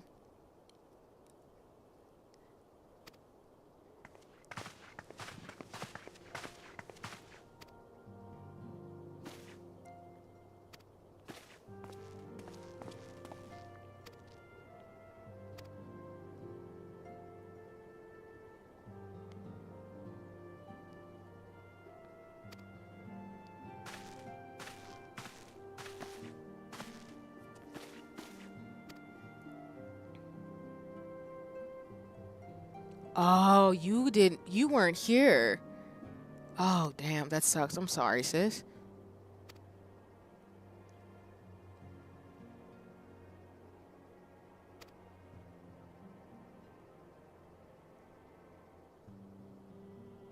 Oh, you getting progression since I last caught your Final Fantasy 14 stream? Yeah.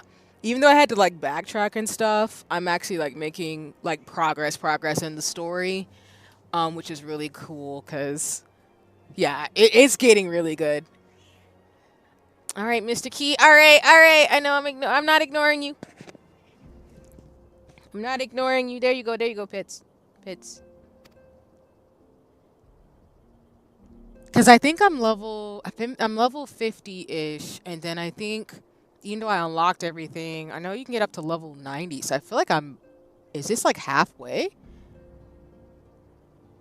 I still need to get caught up before the next expansion drops, so Ionic says in Batman. Oh no! Not the violent industry. Yeah. That's partly the reason why like I'm like trying to play it more on stream, is that I do really want to get caught up with, one, the story and everything it has to offer, and two, I do want to be able to play with you and other folks who play. Not that you have to, but I just want to get caught up so I can like, you know, talk Final Fantasy with folks who I know play and enjoy the game. Because I know you said you played and are taking like a hiatus, I think you had mentioned, or a break from it. So, yeah. Oh, nope, the base game. Oh, okay, it's 1 through 50. A Realm Reborn is 1 through 50.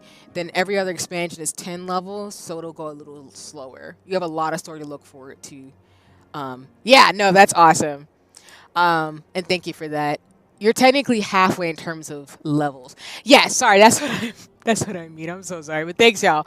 No, I got you. Yeah, I know the story is really expansive because, like, when I unlocked everything on my other account, I'm only like in the 50s, but I saw that like the quest, the amount of content, there's a lot. It's a lot. So I'm just like, oh God. So. In terms of story, yeah, exactly, like you're both saying, like the expansions add about 10 levels in terms of things. So I know like my goal, hopefully, I don't know how it's going to go unless I do maybe slightly longer streams. I'm hoping to get closer to Dawn Trail, or get closer to finishing the current expansions before Dawn Trail, but I wouldn't have a problem. I'm a little behind. I really want to enjoy and soak up the story.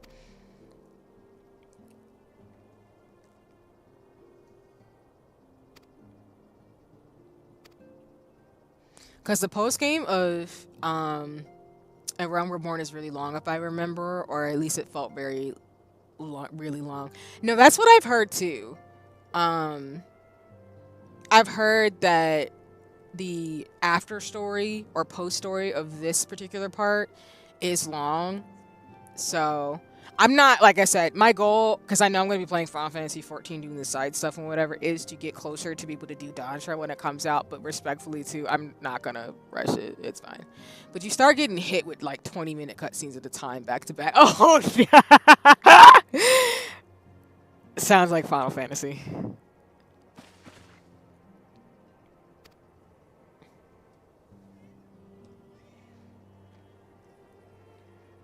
Post game era A is like 91 quest. That makes sense. And that was after they removed a bunch. I heard it was longer before, and they actually cut down a lot before I even I started. Wow. Come here. Yeah, buddy, come here. No? You want no more pets? You just hold on, y'all.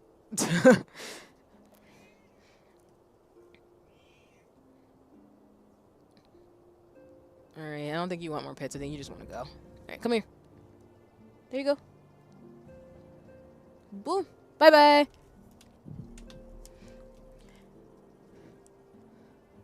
Sitting there. No wang, as I wanted to complete a message before I go to bed. Then I get sucked into a cutscene. Oh no, that's the worst. Oh God, when you want to do something for 5 seconds of the game and you're just like, oh crap, there's like, wildness. Hey, Medi! Welcome in! Thanks for stopping by! I appreciate you! For those of you who don't know, Medi is super dope. A real awesome human being that I was able to meet through Ion Nation, because Ionix is dope. So, but it's lovely to see you, Medi. I appreciate you. And I hope you're doing well. I also love the name, but I also love Transformers, so I'm just saying, it's lit. I am a Transformers person. I am an Autobot by default. Respectfully. But I do love, who's my favorite Decepticon? Starscream. It's Starscream. I don't even know why I asked myself that question. It's Starscream.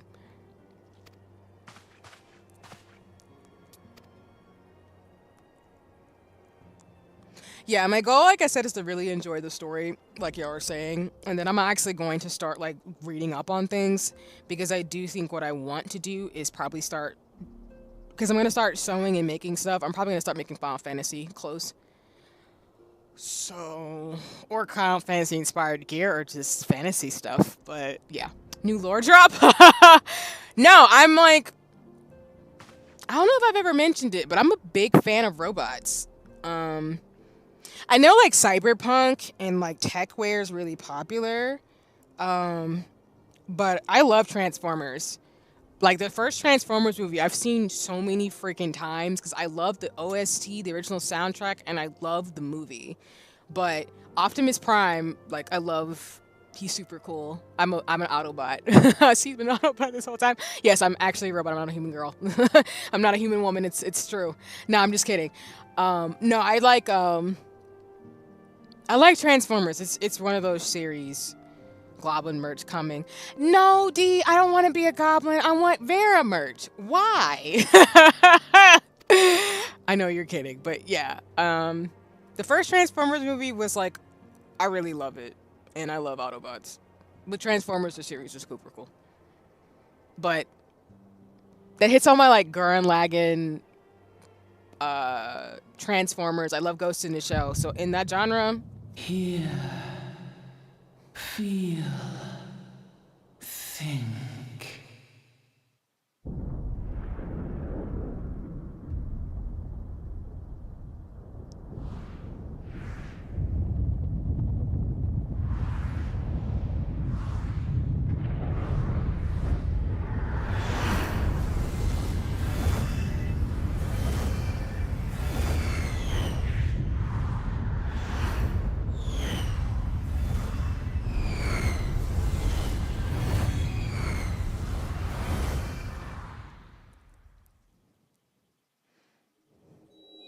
Bringer of light, brave gatherer of the crystals, thy soul burneth bright. I am Hydaelyn, all made one. Hearken unto me now, for the darkness doth begin to spread. Wear thee the bearer of the crimson brand, for he is the avatar of shadow, whom death attendeth always. The crystals shall be thy salvation, thy blade and shield both. Steel thyself, for at the appointed hour thou shalt stare into the heart of darkness. Go with caution, my child, but fear not, for I am ever with thee.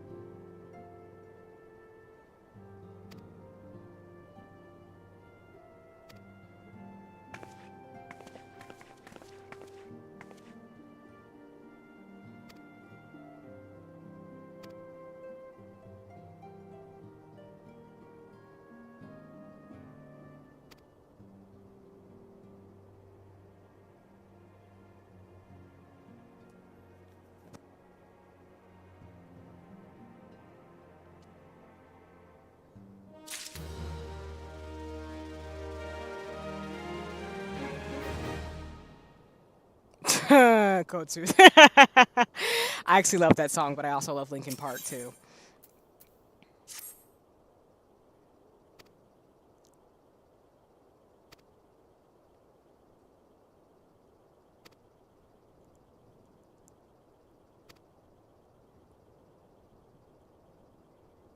Let me look at the time. I can probably play for another hour, and then I'll probably have to call it after that. Yeah, I think another hour feels good. I'm really into the story, y'all. So, oh god, my Final Fantasy 14 streams are gonna be long.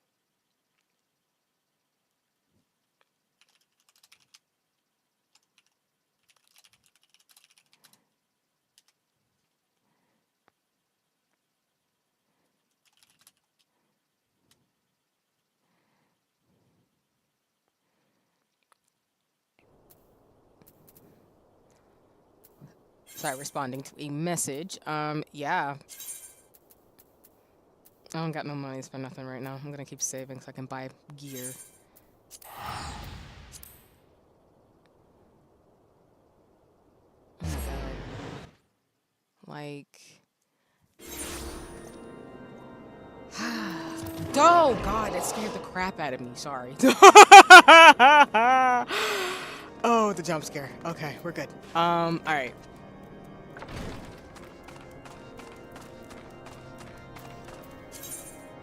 Yes. We're chocoboing it. Just so y'all know, by the time I turn, I'm gonna give myself to 40. I will literally be, I'm hoping I'll be able to just look at my Final Fantasy character and just like, and like be able to design the clothes from fabrics and stuff. I'm so serious. That's one of my goals. There's too many clothes in this that I'm like, oh, bet I'm making this. I'm making this. Not necessarily for cosplay either. Maybe for cosplay, because I do want to go to Final Fantasy Fan Fest, like I've talked about, as well as I do want to actually like make my own clothes. But I'm so serious. Y'all think I'm kidding? I'm not. You know, since there's no VA, now's a good time to practice your VA. Give your Stola a thick Scottish accent. I feel like I would not justifiably be able to do like voices in a way where I'd be consistent. They would just have really strong southern accents, like a southern drawl, or like sound really peppy. But you know what? I really do think I need to consider, like, to your point, D, like if I do want to actually do it for fun, I do gotta like make time to do it.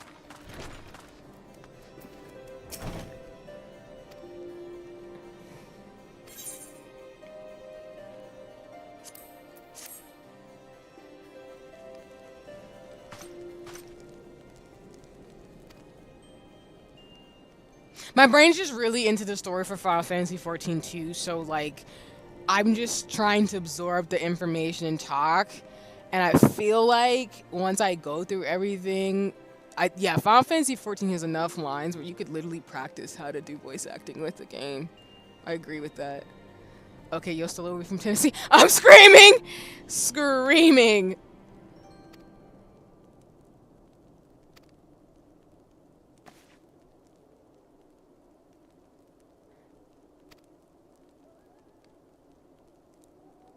I feel like the voice acting, at least for the main cast, is really on point, though. I will say that.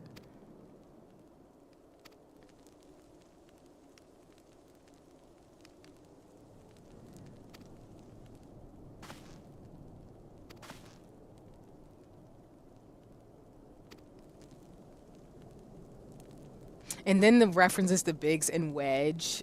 It reminds me of Final Fantasy VII. Oh, I love this game.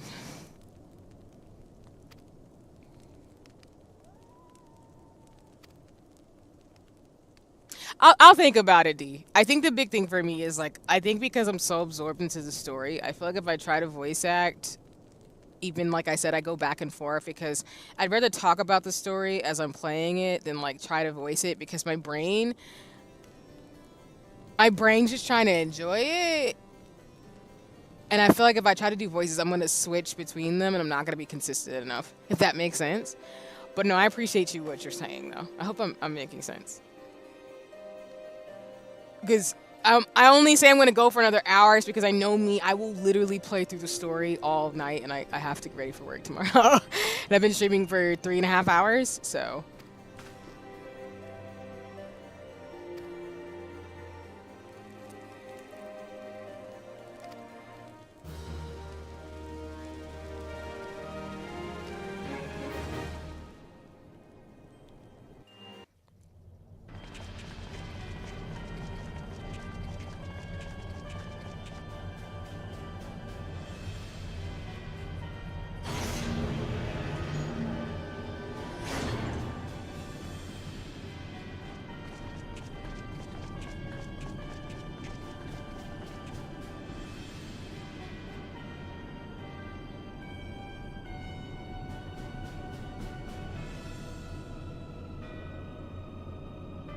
Plus, I have to figure out what voices I would do. That's wild. Because I feel like you're saying, I would... Yostola and Minfilla have a very like ambient presence. Like they very feel much like the people who ground the Scions. But Yostola is a little bit more like, at least from what I'm getting from the story, she's very much more like a book. Not a bookworm type, but like, what's the word I'm looking for? Those people who you meet who are very much like more than what meets the eye, but you won't really know unless they decide to divulge that onto you. She's kind of one of those characters. And Minfilla is more like a Princess Zelda, Princess Peach type. Not in like a damsel in distress kind of way, but in like a dainty but strong type of way. The other characters I gotta feel out more, because those are the only two I'm like, okay. Because I feel like I don't know the other characters enough to be able to make them, besides the twins. So, and of course the Empire.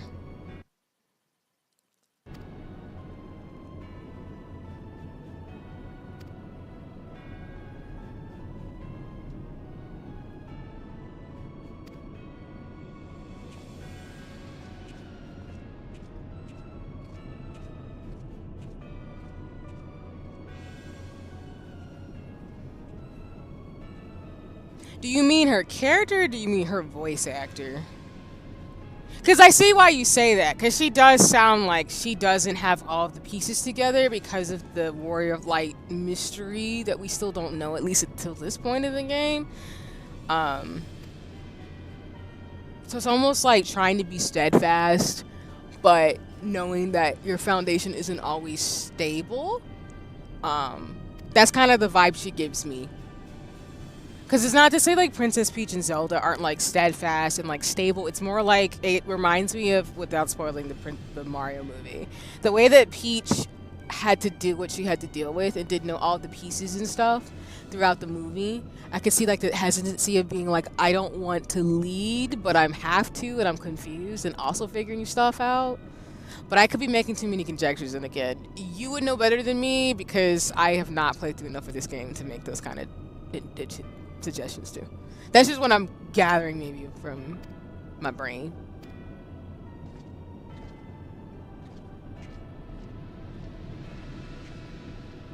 Like basically I know a lot of the storytelling in this game is driven by the fact that you are the protagonist, and like video games are stage plays. For VS, she walked in the booth box and the writer's like, might as well. I'm screaming D! I'm yelling. It's because I feel like her voice sounds a little airy, so maybe that might be why. This is no shade to anybody's voice acting, you know. I am not a voice actor. I ain't gonna come at nobody like that. And I know we're just talking in generalities and whatever. And maybe we'll have, you know, we have the right to our opinions and stuff. I just want to say that. But to your point, like, she has like the way it's voice acted, at least, it sounds very airy, like she's still trying to process, which that's why I guess I have the impression I'd have of like a dainty type who's like strong, but also still trying to figure out their way. Versus Yostola is a little bit more like, I know what's going on. I actually know some other stuff going on too. She's not sus. It's just more like she's paying attention to what's going on, which is why she had the information about where our friends are at. But it's a different type of like characterization based on the way it's done right now in the story for me. So, but I'm screaming in terms of just walked in the booth. Because like some people, for example, when they voice act, they... How do I put this? I feel like some people, when they voice act, you can kind of tell that they've kind of found their own niche with it. Versus I feel like some people are still figuring it out themselves. So it kind of comes out in their character. But maybe I'm overthinking it. But I feel like that's the thing. And that's why I'm saying for me, like in terms of doing voices and accents, is that to me, it's like acting means committing to the bit. So at least if I were going to be like an actor or something, which I don't have any ambitions for that, but it's more like I'd want to know the character's background and story to be able to get into the body of the character so I can bring out, you know, what's going on. I'm just memeing. Every time I see Paris Hilton with her, I'm screaming D! I'm crying, but I know exactly what you mean because that unlocked a core memory in terms of like Paris Hilton and her shenanigans. But no, you're good. I know you're joking and having fun as always. I'm just like like adding my 2 cents in this regards of like voice acting. Because I'm assuming, you know, like I said, you've played through the game, and I'm assuming like Minfilla grows more into the character of like, because even I think you and others were saying with one of the twins that they kind of grow, like the characters kind of grow into themselves. So I'm speaking more to like the base of what I see, but I can see the potentialities with the story, which it speaks to again. Shout out to Final Fantasy 14. The storytelling is really good because I can see like, I don't know the characters, but I'm starting to get them. I'm like, okay, bet. And the Warrior of Light, your character is supposed to be the vehicle to help these characters grow and deal with some of their own individual storylines. So I'm excited for that too. So, but yes, me and my shenanigans as always. Persimmons? Persimmons? I don't think that's how you say that. Let me be quiet. Her head pops up in my, and her song pops up in my head. Again, unlocking things for me, because I'm like, dang. Because, yeah, Paris Hilton did make a song. I think I've heard it once or twice, but I know exactly why he's saying that. I know exactly why you're saying that. It's all good. Like I said, I know you're joking and like memeing in the sense if you're not being disrespectful, then we're just talking and having fun and joking. It's totally cool. So I know everybody here would not be knee deep in the sauce of Final Fantasy 14 if they weren't like, okay. And again, I think it's cool when I hear folks like talk about like the voice acting has changed in the other parts of the game, as well as like their experiences or just even their commentary if they don't like something or do. This has been really cool to watch. I have no context for it, of course, but I appreciate, for example, the commentary I've seen from like Dawn Trail to now with some of the characters folks wanted to have more of a story versus some characters who haven't been utilized, I guess, in the best ways yet. So that's why I'm like, I'm here for it. I want to be in the know.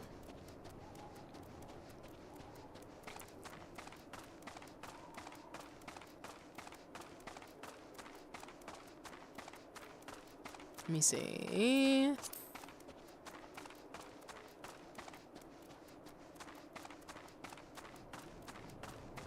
Are we about to do another dungeon?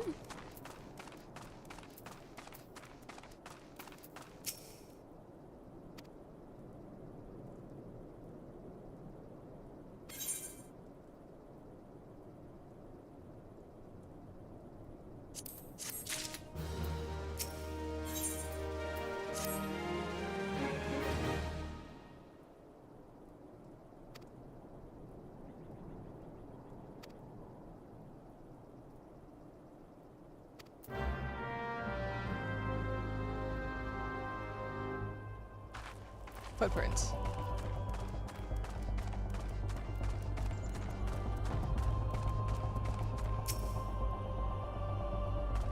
Oh, I didn't mean to do that.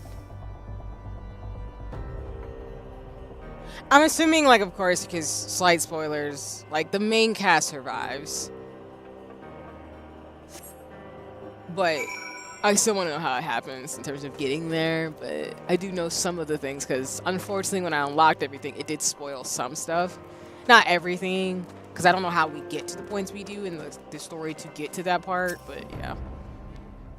I do know we're on an airship with a lot of the Scions who survived, I assume, but yeah. Now, people die, I'm going to cry though. I already know that. I know me. Footprints?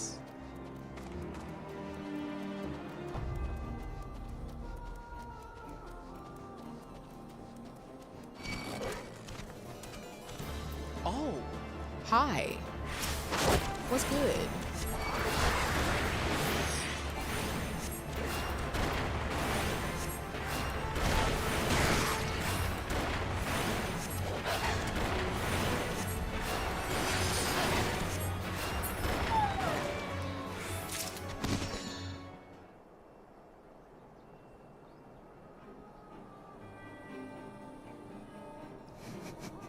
D! Oh my goodness. Alright, fine. Let me be quiet, because you're right. It is a Final Fantasy game. Nope, that's a lie. I was going to say the only game I feel like nobody dies is Final Fantasy 12, but that's not true. Without spoiling it, that's not true. Somebody always dies in a Final Fantasy game, I feel like. So you're right.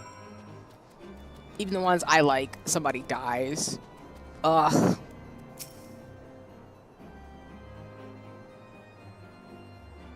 Not that I would think you're wrong, but like we've discussed earlier in stream, like yes, it is very clear that someone's gonna die. I don't want that to be the case, since we've marked like a bunch of scions, but well, yeah, it's just a thing.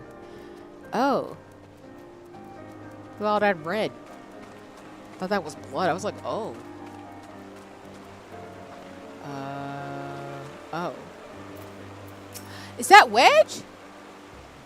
What's up, little homie?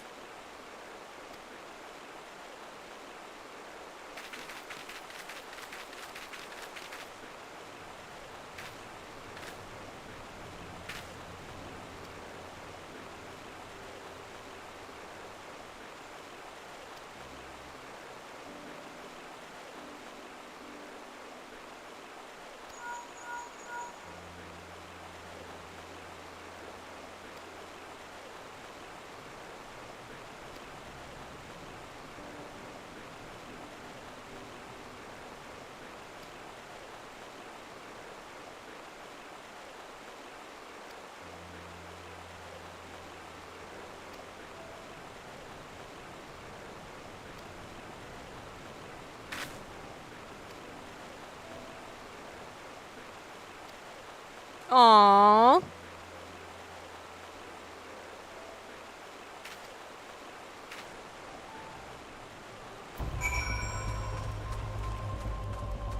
how far is this away? I'll chuck a bullet. Okay.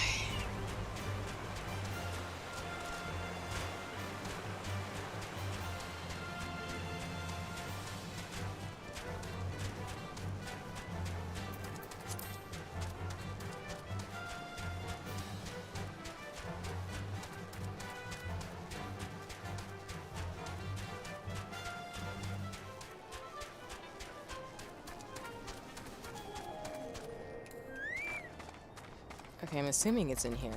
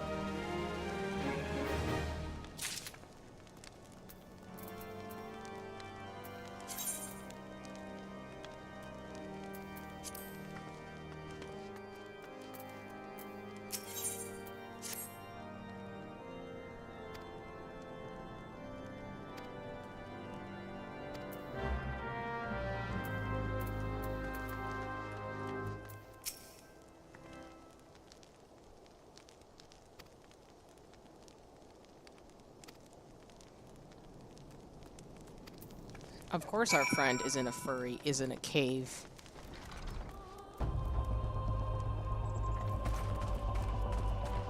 Map? Where are we going? Of course it's right behind us.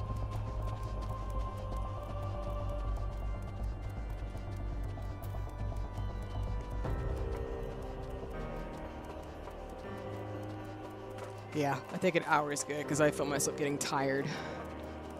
As much as I want to keep going with the story, I do not want to overextend myself too.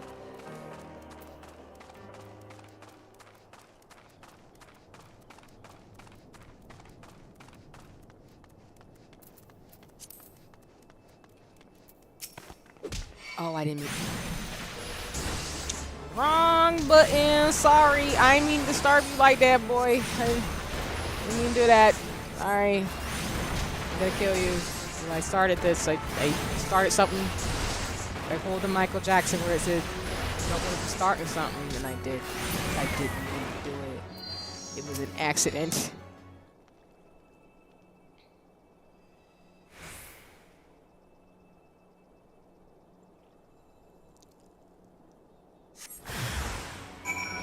Oh, well, that's cool. Anyway, we're gonna do holy.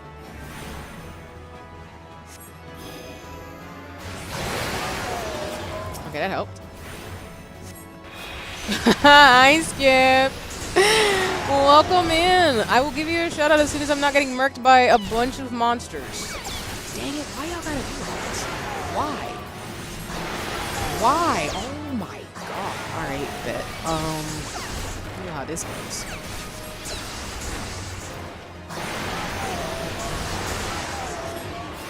These monsters are no joke, and I'm not a fan.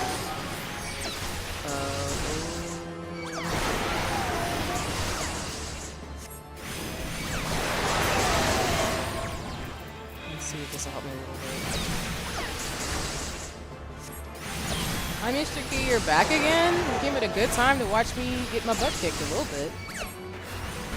Oh, God, that AoE thing is messing up my flow. No, Skip, I'm gonna do it. Like, you're good. And yes, you should shut up your YouTube. I'm happy to help if you need any assistance with that as well. But no, I'm gonna give you a shout out because I just can't when I'm trying not to die from all these little monsters right now being like, hey, we're gonna gang up on you. Oh my gosh.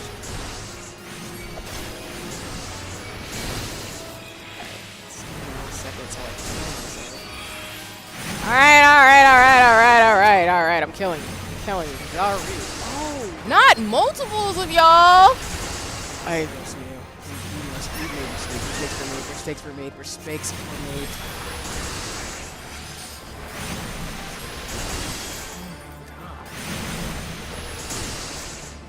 No, I'll stop tagging me.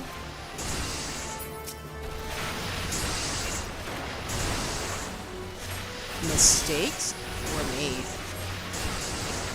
Yeah, we'll be alright. We just gonna hurt a little bit.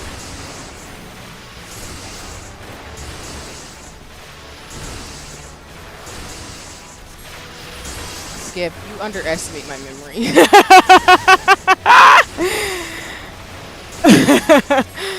I have to give shout-outs to my friends and community. That's just how I work. I just can't like get to my keyboard because I'm really focused on not getting my behind whooped. Oh, this hurts. Oh god. Oh god. And lurking's completely fine too. It's a valid thing, you know. Having fun, doing things, shenanigans.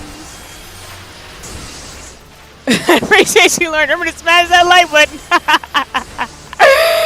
I'm screaming.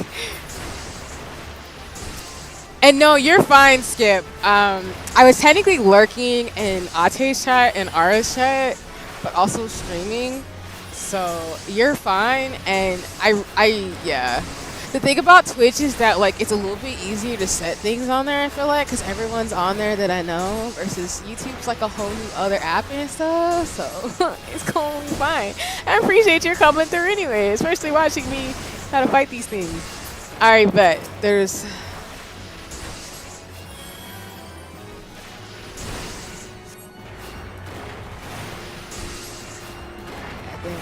I think this terror is over. God, that was an ordeal. Jeez. Okay. Wow. Let me do my thing. Holy crap. I can't teleport? No, I can't. Okay, we're just gonna walk out of here. Good God, man. It's like, what, eight people on me? Also, y'all should go check out Skip. Really dope human being. Really awesome. Also brought the shenanigans for Ate's stream, as well as everybody else's stream.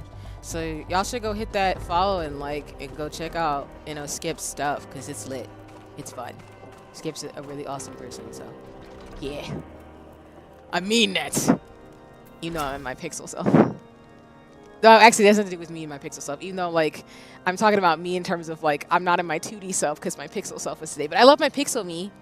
I wish I was my 2D self and VTuber wasn't being weird, essentially. I love both me's. Basically what I'm trying to say is I love both me's. I'm just, like, thinking about the fact that I'm like, you're here in the ambience, enjoying things. Skip, you're awesome, just like everybody else here. I'm just sad when, like, my VTuber doesn't work and I have to switch. I have to switch gears because my thing's like, nope. Because I have my rule where if my VTube studio doesn't work, I am pixel me. Yes, and for you, Skip, I'm so serious. I'm actually gonna look into a widget that has my shenanigans counter. I really will do that. I will. All my catchphrases.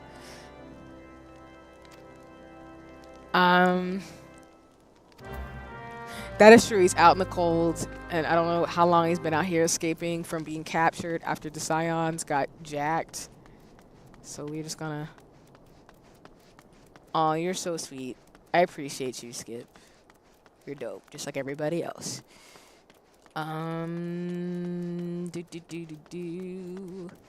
I climbing all the way up? Yup. We climbing. Mr. Key, you want pets? I know, man. You're just like, why are you doing this where you stream so long? Oh, you want to leave? Oh, never mind. You don't want no pets from me. You trying to go? There you go, sir. Sorry, I thought my cat wanted more affection. She's like, nah, I'm trying to get the heck up out of here. Let me out, woman.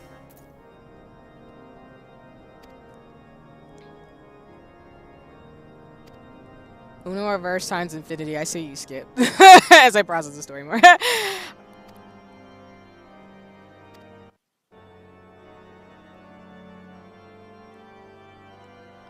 I mean, them steps there's a lot of steps, so break your neck for real, for real. Okay, we're going down. Oh, I said that as if I just didn't walk my little bear behind right down there in that way. Shoot.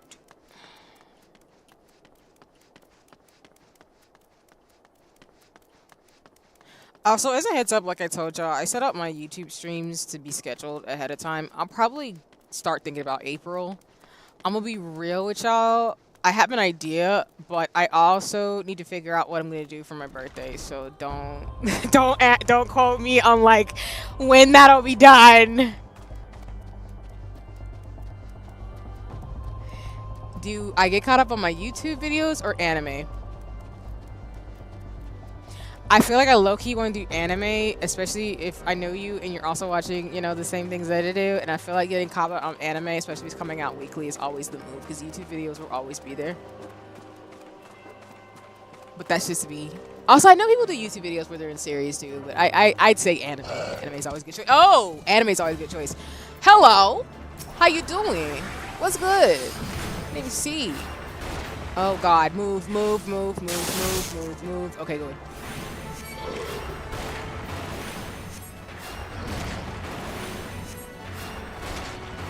I only have Valentine's Day planned out only because like February is when I started defrost, but now we're getting towards like the middle of February. My brain's like, I got birthday gifts to send people and stuff, but I also gotta think of what the devil I'm doing once we get closer to March, April. So I'm gonna put that on my schedule as those will figure things out. I don't know when I'll be streaming on Twitch. I feel like my brain wants to tell y'all tentatively probably looking to be summer. Yeah, I think summer, fall, maybe end of the year. I don't know, but I gotta figure it out. It depends on some things right now. Wait, yo, Stola is over here with Ida. What's going on? What y'all doing? Are we already fighting? This is not a secret because I tried to be like, it's cool, but my birthday is April 12th. That's why I like my brain. Valentine's Day. I appreciate you, Lawrence. Yeah, my birthday is in April. I'm born near Easter.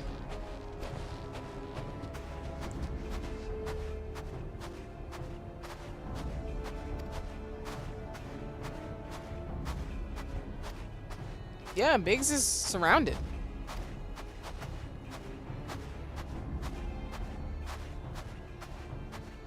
I'm screaming.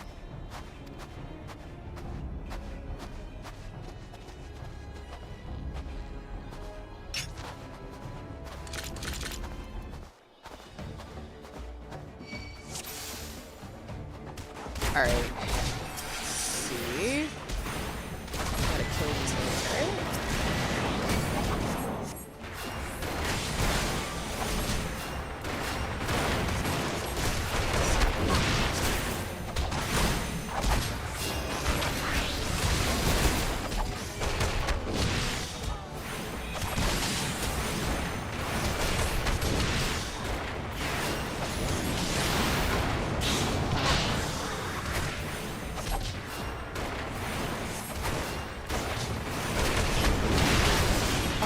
What the?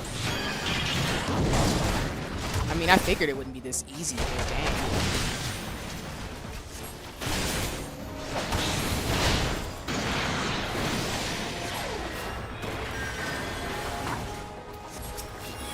Ah, jeez. Please.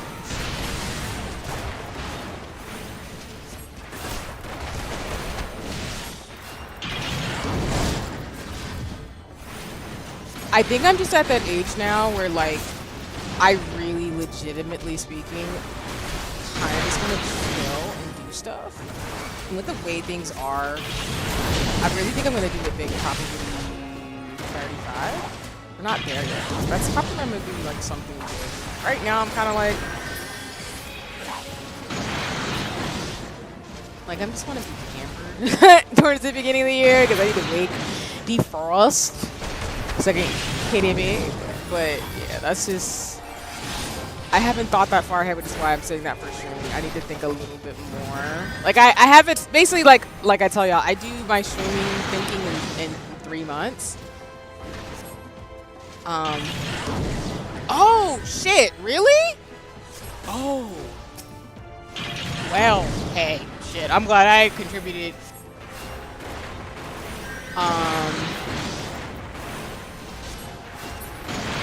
Dang, thanks for that update though, Skip. I did not know that. That's amazing. Well, Ate feels loved, and that's all that matters. So, that's legit. That is amazing though. So, let's get it, community. To answer your question, D, I actually always planned to stream on Twitch. The only reason why I didn't is because Twitch had made that rule change about not being able to multi-stream. So I technically had always wanted to stream on both. However, I do know for sure that I want to stay on YouTube. I grew up on YouTube, and that's kind of been my thing. So I feel like me being a VTuber / virtual YouTuber makes the most sense. But the only reason why I haven't done Twitch is, like, one, my account was messed up. And I just fixed it. And I need to reach out to mutuals and friends to set up my Twitch. And there's some things I want to do as I, like, get more of my widgets and streaming together before I actually get on Twitch. Because I'm also going to try V-stream and stuff, too. But this is a creative hobby for me. So for me, it's, like, having to be slow and steady about it. But yeah, that's really why. Like, I originally wanted to do both, and then Twitch made the change. So I was like, I'll stay on YouTube, and I'll see you, maybe look out for some changes. Then Twitch changed it back, and so now I can do both. So it's been an adventure. Lawrence, I appreciate you screaming. But yeah, because to me, like, I'm streaming for fun. Like, I do plan to. I've always planned to do like a what is it? Kind of want to do a Lizzie McGuire where you'd see more virtual me and some of the shenanigans I do, and then like I was gonna do something behind the scenes with IRL me, like very occasionally, even though like I don't plan to be as people call in the VTuber space, a flash tuber. I don't really want to stream with my face, to be honest. But I did want to do makeup, crocheting, and craft stuff on streams, so yeah, I'm just figuring it out what it looks like, because I think it's going to be something I think about for the next little bit, but that's also part of my long-term plan, as in I only have the first 1 to 3 years of my streaming journey figured out. I don't know what it's going to look like past, I started last year, 2023, so I'll probably have it a bit more nailed down in 2026. So, yeah. My total sub points are like 100. Dang. I mean, as long as you feel loved, I'll tell you that's fine. I'm happy, honestly, because you deserve it and then more. But that's kind of the stitch. Like, side A was always going to be VTuber me. Side B was going to be me in real life. I just need to get to that. Right now, I'm focusing more on building the VTuber me first, and then the IRL stuff was going to come, which a lot of y'all want IRL me, and I'm like, oh god. And like when I post like fashion photos and stuff, because I used to like really build on Instagram, and not so much anymore, because y'all, like I've said on streams, like photography takes so long for me to do. And I just didn't have the space and energy to do it. But now I'm like slowly getting inspired. Like I have photo shoots I need to actually finish and clean up the photos and stuff. And I gotta figure out glaze because, oh God. Like AI stuff is so ridiculous now that I get worried with my photography, like other art people are worried about, of like people doing weird stuff with photos. So I'm trying to figure that out and everything else. But yeah, so that's long story short. Yes, I do plan to do that. Let me see. I'm touching guys in the chat. Yeah, exactly. I'll say like the Lizzie McGuire thing was because if you've seen Lizzie McGuire, for those of you who've never seen it, I like that she always had her IRL self, and then when she was thinking, she'd go into like her cartoon version, and that's kind of how I see VTubing for me. Is that me, virtual me, is an extension of real life me. So I really just wanted to have it both, where it's like this is my one-stop area of me and my awesomeness, my shenanigans, my things going on. I'm trying to take it so instead to figure out how that feels being authentic to myself, but also like I'm still very much a private person, so I don't want to make it to where like I know some people like vlog every single aspect of their life, and I'm like, no. I love y'all, but no. So yeah. But I do feel comfortable, and I do want to push myself because I think with wanting to do Final Fantasy Fan Fest to sew and make clothes, and I do want to do fashion shoots. I do want to do photography, not only of myself, but of other people. I gotta figure out what that looks like for me. So I appreciate you, Ata. Yeah, exactly. Like I want to have fun, but like never pushing myself in terms of my boundaries, because people be wilding out here in these streets. They do. I told you I was saving up in preparation for a law. Yeah, we all came with the fire and the smoke for Ate today in terms of you will be loved. You will feel the community. It's great. I love it. I see. That's cool. I love YouTube as well, especially with the higher bitrate and live stream that can last till your stream channel is gone. Yeah, that's true. And the thing I'm thinking I might do is that I might go back when I finish games like Sea of Stars, and I'm thinking about this for what's the game I played? My first debut game. No Straight Roads. I might take the streams I did, unlist them, and then put them in a playlist so folks can just look at my streams based off the games you want to see from my previous streams and like go from there, and also start making clips and stuff. But again, I'm doing this for fun, so it's not really like a problem for me if, because I know like people say clip yourself and promote yourself, and I'm like, I'm just kind of here enjoying myself. I'll let people know I'm here. If they find me, that's great. The people who will find me, and I'll do what's good. So, but yeah, that's kind of my thinking, and that's why I like YouTube, especially like a VOD. Like I like the ability to have VODs. But I do like Twitch because there's some things I'm imagining for myself in terms of widgets that would be cool to integrate, especially multi-streaming. So I'm excited for that as well. Like a cassette, yeah. I really thought no one would think of that. Y'all can't handle IRLC. Give the IRLC, let's see it, yeah. I will say, Lawrence, I know, like, for context, how Lawrence knows what I look like in real life. But I think the thing that gets people is that when they hear me talk, they're like, okay. But then when they see me in a photo, they're like, holy shit. And then when they see me in real life, they're like, oh. And I'm like, I don't know how to interpret that. I don't know how to interpret that. Hi. But me. But I tell people, like, my VTuber self looks like me in real life. She looks like how I'm supposed to look. This is what I look like in real life. I'm just like, how do I put this? Yeah, I'm just short. That's about it. But I'm pretty much the same. My VTuber stuff was based on me, and some of the clothes that you'll see with my outfits is based off stuff I own in real life. That's the stitch and the gag. That's why I'm telling you, like, I'm gonna make my Final Fantasy clothes. I'm so serious. It's gonna be a thing. I already know I'm gonna make this whole outfit. It's gonna be great. There were 69 entries in just the raffle alone. Dang, let's go. Cause I wasn't even thinking about the. I appreciate being I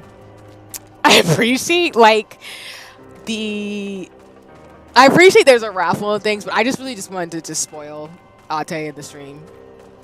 I just wanted to. I just wanted to be a part of the love that was being shared. So, yeah, that was my only goal. I was like, oh, people are telling Ate that she's great. Bet, joining in, and I did it, and I'm happy with myself. People do be in fact wild, and yes, those people are weak. I'm screaming, yeah. Like, I wish I could say I've had positive experiences, but I would be lying to y'all, especially during Black History Month. I can't lie to y'all. I've had some very strange experiences with people where I'm like, I need you to calm that down. Not in like a I don't love meeting people and getting to know folks type of way, but I mean like people have been very, how do I put this in a not egotistical way? I've said this before on stream, but I feel like some people act like when I say what I'm like, they get shocked that I'm actually the way I am, and then they're just like, huh? And I'm like, what did you think? Like, how would I, why did you think I was lying? Lawrence can confirm the VTuber-C and IRL-C are the same, practically mirror images. Yeah, I literally look like my VTuber. I don't know why. Wait, am I going the right way? Am I getting distracted? Whoop!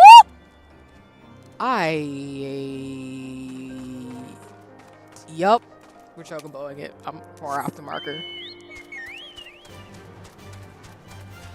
How dare. Nah, I appreciate that. It's kind of like what I said on that one stream that I had to clip because of people being, like, racist and sexist. Like, people get weird around black women, and I'll say this especially for Black History Month. Like, people do get weird around black women. It's really creepy, and I just be like, I need you to not, because no. No, please don't be weird. So, but like I literally tell people like I'm very similar. Like, of course, like there's some things I keep private, so people who are my friends and mutuals know I tell them things and stuff, of course, off stream, that's fine. But like I generally am being like as myself as possible. And as I tell people, like, you either like me, you can like me and get along, we can hang out and kick it, or if you're not a fan, it's totally cool, I'm not offended. There are other people and other people to hang out with. So I think it mainly, I get shit if it's like, I think being in my 30s, I just clock now certain things, and I think some people get upset when you clock it, and I'm like, I get when people, you get a certain part of your life journey where you're just like, yeah, I'm good. No thank you. So, especially with like, not in like the toxically positive way, but in the limiting beliefs type of way, where it's like, just because you have limitations on yourself ain't got nothing to do with me. And I think some people get upset. But I think it's because, like, as a black woman, I realize a lot of people expect black women to not have confidence or to like ourselves. And then when we do, we get all types of ish, and it's hilarious, but also annoying and sad. But that's people's losses. But yes, essentially, long story short, I look the same. I do.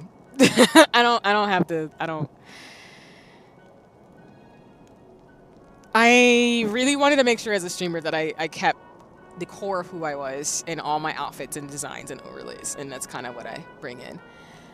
My bad. Ace, you got sniped by my bot that you reminded me I gotta fix it. Hold on. Let me write that down. My bad, Ace. My bot's a little too snipey. The reason why it's a bit snipey is I edited it because of that one stream, and again, for those of you who were on that stream, I'm so sorry, but when those racist folks came by and decided to be trolls, I like upped the things on the bot, but I need to edit it again, so my bad. I think I saw your message though, D, where it's like, I hate people like that, and I'm like, yeah. Unfortunately, it comes with the territory. And I'm gonna be 100. I've said it before on another stream too, but I have to be cautious because, unfortunately, I've been in spaces where me being who I was not actually appreciated, and it was bad. So, and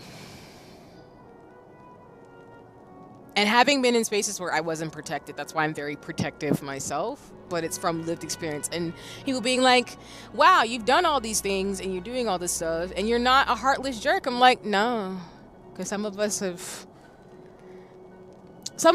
aren't like that. But I think that's why if I was an anime character, and I was talking to my sister about this other day, I would be like Tanjiro. I think I'm very similar to his character, along with Sora and Luffy.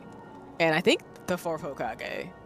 At least as it translates as much as possible to that type of characterization, but I hope that translates.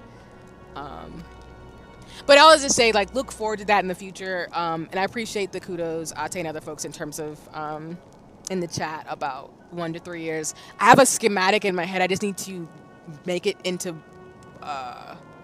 I need to narrow it down into building blocks and small steps, because if I can build it down from the big vision, then I know it'll inevitably happen, and I'm excited about that. Because my big dream would be to like just stream, have fun, play games, but also be able to make people clothes and do fashion and makeup, and also be a scientist. But again, that's my stitch. I'm an artsy scientist, so you are seeing me go through the journey of getting to that. Even though I'm already there and I know it's gonna happen, I just need to take the steps to do it. So that's why at the beginning of stream, like I said, this old new world schism about where we are in terms of things has given me an opportunity to kind of close out some chapters, but also realize there's some things that younger me told me I would do, in the sense of like, when you're young, that's to me like your inner child, like, you know, there's some things you're supposed to do, and so I've done some of the things I needed to do, but now younger me, inner me is like, hey, it's time, and I'm like, okay. So, and I have no regrets so far. I think I've been making some good choices, so I'm excited about that. But anyway, excuse me, my tangents.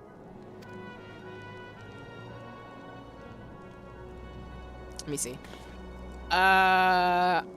I think I will go probably for like 20 more minutes, because yeah, I'm getting tired.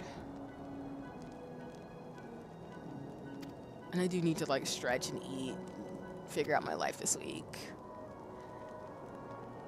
I will more than likely probably add a couple more streams though for Final Fantasy 14. I will not ignore Final Fantasy 10. Do not think I'm not going to play that game, because I love both. I just need to figure out how I'm going to do both, because I really want to get through more of the story of Final Fantasy 14, but I also love 10. They're both great. So we're going to figure that out this week. I set myself up. I really did. There's so many great games with great stories in RPG world for me.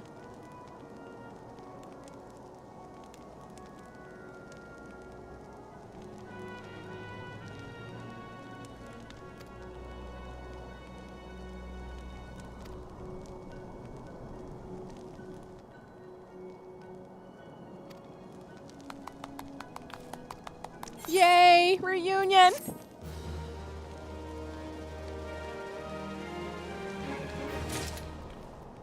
Okay.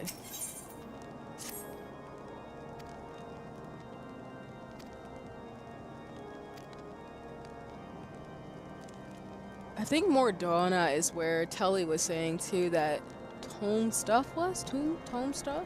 The tome thing? I wrote it down. The augmented tome gear.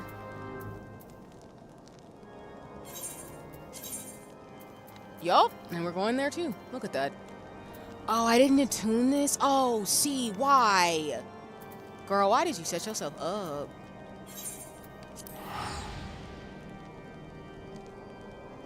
Why you did that? You gotta attune your crystal, sis. Don't do that. Don't touch yourself. Oh, God. Okay. I'll probably do a few more things, and then I'm probably gonna call it. Because, yeah. I can feel myself, like, slowly fading, as in, like, I think I could push through, but I also know, like, I need to get ready for work and this week. And there will always be more time to play Final Fantasy 14. So. Because I gotta figure out what's going on with V2 Studio. Nope. Nope. Nah. No, thank you. Wait a minute, why did I not attune it again? I'm trying to remember, like, when the devil that happened. Why did that not become a thing? Huh? Was I trying to book it over here?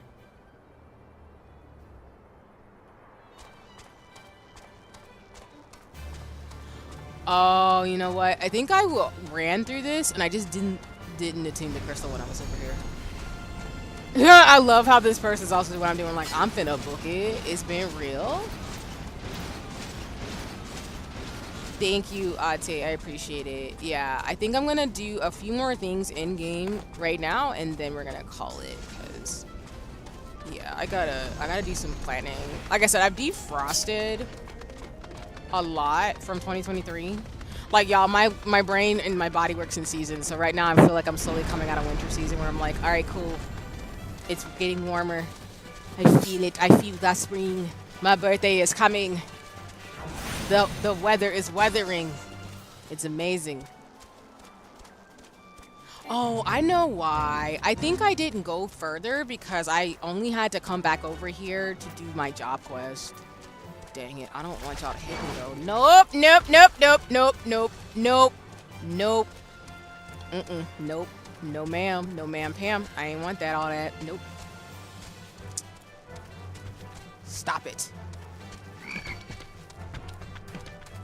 I will say too, as I plan out my streams in the rest of this year, y'all, I'm so excited. I will keep saying it every stream, but I'm really excited for my 30s. I'm sorry. Like, it is great over here. I'm excited. I think I just need to actually, like, kick my own ass to get some stuff in gear. So that's on me. So, I appreciate y'all being here, watching me, being on my journey as I really figure out, like, what this decade will be for me. Because I feel like I know, but I don't know. And you just gotta live your life sometimes to figure out what's gonna happen. But I'm excited. 30 taught me a lot, so I'm looking forward to 31, 32. So that's not a secret either. So, oh, I've never been here before. The music is bumping.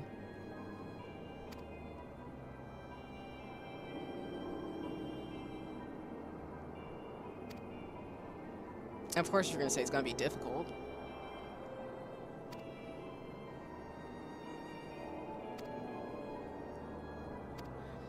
Infiltration.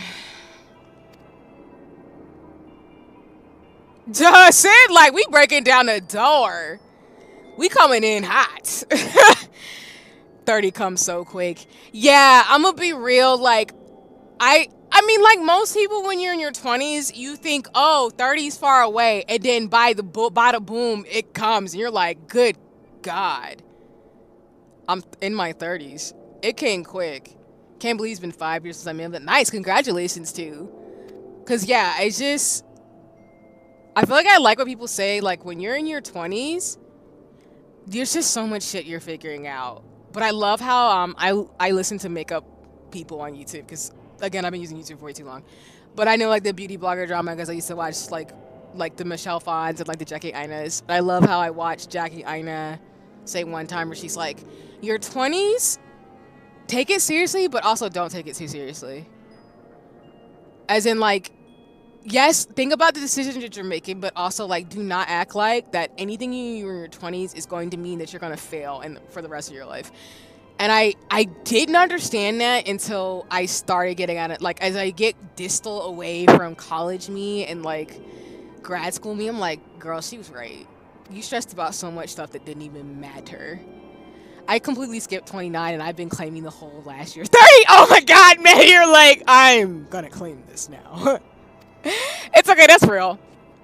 Because I feel like most of the time, I feel like some people when they turn 29 are just like, I don't want to be 29 because it's not 30, but it's not in your 20s, so I just want to skip it. But yeah, 29 was a very reflective time, and now 30 has been very much like, shit makes sense. It does. Not that it didn't make sense back then, but it's just more like, I feel like a lot of stuff now makes sense as to why certain things didn't work out, and now I'm like cleaning the debris of my 20s, and I'm just like, okay, I get it. It wasn't that deep. This is not to dismiss anybody in terms of actual wild stuff that happened in your life. Do not dismiss that type of stuff. I am not gaslighting anybody by saying that. We've all have the stuff we've been through that's traumatic. I more so mean of some of the things that I used to get really anxious about that I'm like, girl, no. Boo-boo, that was fine. Or, girl, that relationship, nah, don't do that to yourself. It's okay. Or that job, don't do that. And talk to older people. Like, I know you ignore older people when you're young, but don't ignore them. They right. They was right about a lot of stuff. Especially the ones who got some sense. Like, older folks.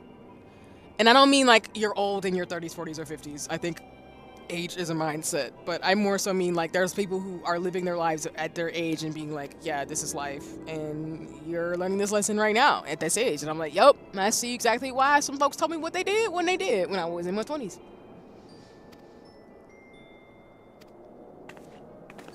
Including your knees. Stretching. Exercise. Oh God. Also being mindful that everybody can do exercise and stuff because, again, we all have different bodies and stuff. But to the point of, like, you age. It's a thing. Aging is a thing.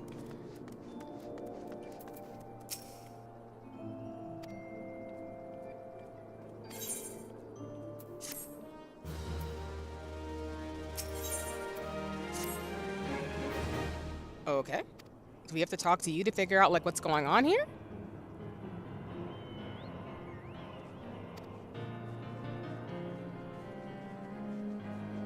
That's true. In terms of espionage. Called the Tangle. Drain his pipes coming down from the stronghold. Don't ask me how I know. He's like, don't ask me how I did this thing. But... okay. Yeah, like I said, I want to push through this next part because I kind of want to get to a better stopping point than this.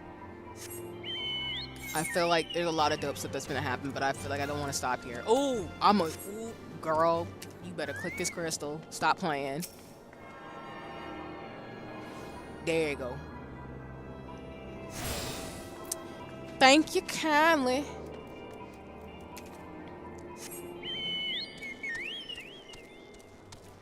What's goody, Skip? Huzzah. We making progress. Like I said, I'm probably going to do a few more things and then try to find a good stopping point. I'm really, really wanting to play more, so...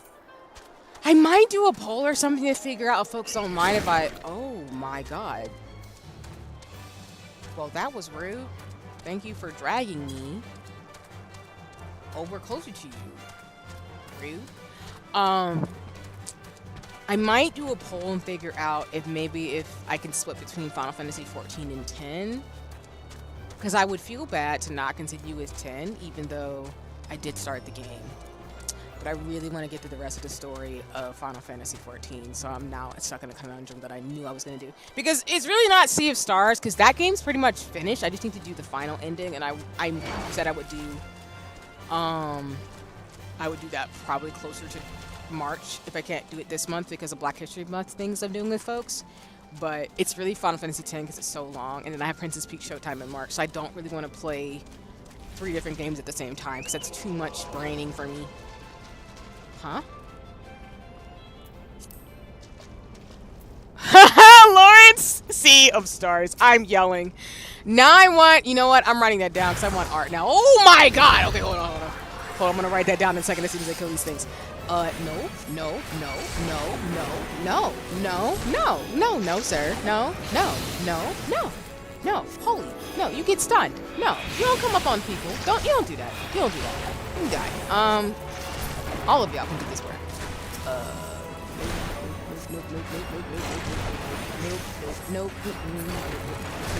Nope. He's killing you right now. Nope. I'm trying to think and process, and you interrupted my flow. Rude. There you go. Okay, bugs. The devil. Oh god, bugs. Bugs are the worst. Okay, Sea of Stars, because Lawrence, I'm really about to get some fan art that's like Sea of Stars related because of that. Thank you for saying that. My brain, that's just so, I appreciate that. Yelling counter. And thank you for the appreciation in terms of being proud, because progression, yes, is rough sometimes. Oh my gosh. And yes, I should have a yell counter because I didn't finish, which, apologies y'all, I didn't finish Liza Peaks. That game is hard, but the amount of yelling I did in that one stream, I'm like, I can't do it. That's why me and Kika and other folks play Lethal Company, because I have to do it at least, I have to do it because I said I would. I'm going to be screaming I can barely enter the zombies and see the stars in this. I'm just like, it's yelling. We're yelling again.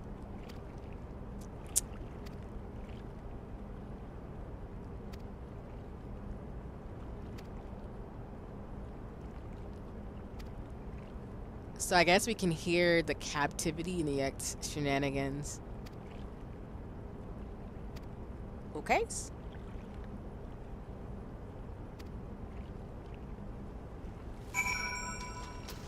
Alright, where you at, homie? Were you good? Yup, that's why we... Exactly. That's why we attuned that crystal. Because if we didn't, we was going to have to run back with the chocobo, and we just going to be messed up. And don't nobody got time for that.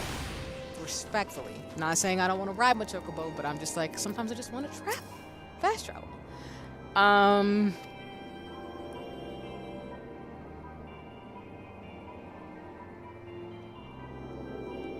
Oh, Lethal, I'm thinking, yo, see. What kind of anime OPs do you like? Oh, that's a great question. Let me give you some of my favorites. I tend to don't mind all genres, but some of my favorites have been, I love the opening for Samurai Champloo. That's one of my favorites, Battle Cry. I love the style of that opening. Another one is, it's not an OP, but I love the ending for Soul Eater, the 3rd season. I forget the song, but I do like that. I do like the first Soul Eater opening too. I do like the Soul Eater soundtrack, so I won't say I won't like the other ones too. So Samurai Champloo, Soul Eater. I do like Ghost in the Shell Standalone Complex as another OP that is really amazing. And Magical Shopping Arcade Anabashi is another. That's one that people don't know about, but I love that anime because it was goofy. It was goofy and it had a great opening, and the music was lit. So typically, anime openings that have great music and are fun and great animation that's stylistic, I typically like. Along with Michiko to Hatchin. Michiko to Hatchin has a great OP as well. I like the colors in that one, and I like the fact that Michiko to Hatchin is based in Brazil. So you can see like the way in which Watanabe designed that, and then of course Cowboy Bebop. And yes, I'm biased towards Watanabe. I love a lot of his shows because Samurai Champloo, Cowboy Bebop, Michiko to Hatchin, Kids on the Slope. Those are shows I love. Like they're not my besides Cowboy Bebop, they're not my absolute favorites. Like in terms of like everything, but I love them. I have a special place in my heart for those. But yeah, I hope that answers the question. Those are some of my favorites.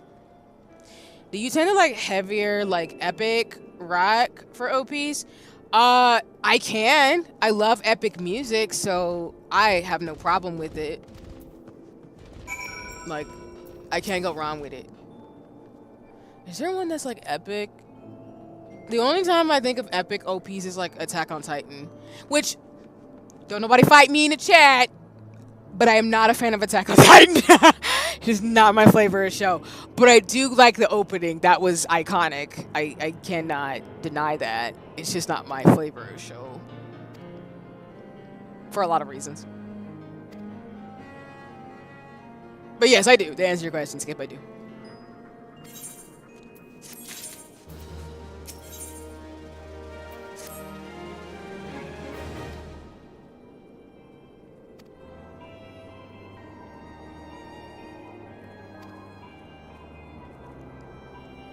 So they pretty much use radio, which is fair. Oh.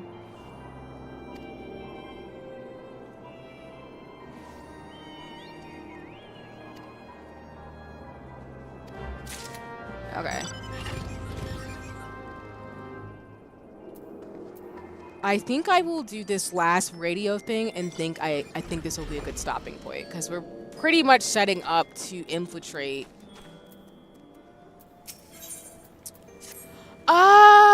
That's a good question.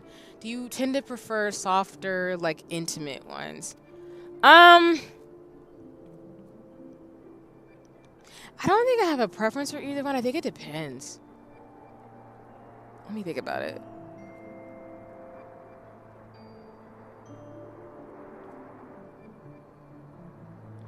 Yeah, I think I may lean. I don't think I have a preference actually. Now that you raise it, I think it just really, I just like, if it hits, it hits.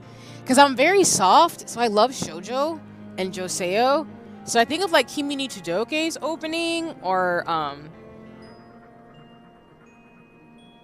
think of Kimi ni Chidoke. I also think of A Sign of Affection. Like those soft shows, I love the OSTs because they kind of are relaxing, like really cute. But I also really like epic ones. It just really depends. Because I kind of watch all genres of things. The only things I don't do, like I said, are horror and psychological. Like, too dark and gory. I don't like stuff like that. Because I just... If I want to be reminded about the atrocities of humans and demons and stuff, I really could just go pay attention sometimes to the news or history books. Because, oof. Not to shy away from those things, but yeah. But, yeah. Sorry, that's how I would answer it. Because it just depends. I think OSTs that nail the atmosphere of the show are always going to be hitting with me. Because I think the ones I've named, like Kimi ni Chidoke, Sign of Affection, Samurai Champloo, even Cowboy Bebop, like I think the openings, you like OPs for a combination animation and music. Exactly, yeah. I think if you're able to convey what the story is, or at least the ethos of it through your OST with a banger soundtrack, I'm your girl. That's kind of how my brain works.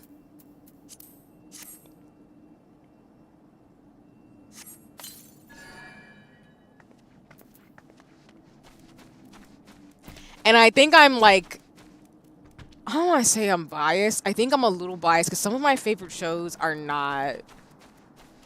This is going to sound hipstery. But a lot of my favorite books don't become popular until I'm like, old, like it's been a while. Because for example, HIYOKO is one of my favorite books of all time. I love that series. It's so cute. Miyamura is one of my favorite male characters, or men characters, masculine identified characters, in an anime. And I was struggling, because unless you knew about that show, no one knew about that. So seeing it get animated like a decade later is bonkers to me. It's bonkers. Same thing with Setsuki. Oh, excuse you? Oh, here we go. I'm always more focused on just the music as a more music inclined person, I think. No, and that's fair. That's really fair to you. I think it's a little bit of both, but I could be biased because I love music, but I love art and animation. So I like a combination of both. But yeah, like, it sounds hipstery because, like, I like Satsuki de Miyano and HIYOKO are some of my favorite shows. And, like, there was nothing. Unless you were in the fandom, no one was talking about those shows, at least where I was. And so seeing them get animated almost a decade later is wild. I just started watching A Sign of Affection. It's cute so far. Also, hello, I'm back. Sorry for the on and off. No, you're fine, Telly. It's all good. I've been streaming for a couple of hours, so you're fine. It's all good. Yeah, because, what is the manga? I keep forgetting the name of the, lol, hipster, see. I mean, I did like seeing kid fashion growing up, so that's probably what a little bit of that is. But I have this tendency to pick shows that either are very obscure, not intentionally, but I tend to be that person who's like, oh, I see this. This is probably going to get popular. And then like a decade later it does. And I'm like, oh, well, I can bask in it. Because, to your point, Tyler, like A Sign of Affection, I know the mangaka because she did another story that I actually read. I forget the name of it though, because it wasn't like my absolute favorite, but I liked it. So when I saw A Sign of Affection and started reading it in 2020, 2019 when it started coming out, I was like, oh, this is the same person. Her art style is just slightly different. But I was gonna Google it, but we got a cutscene. Let me look it up.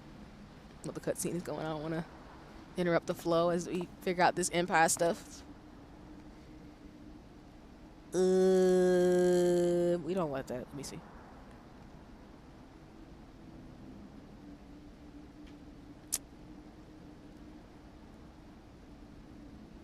Yeah, Sue Morishita.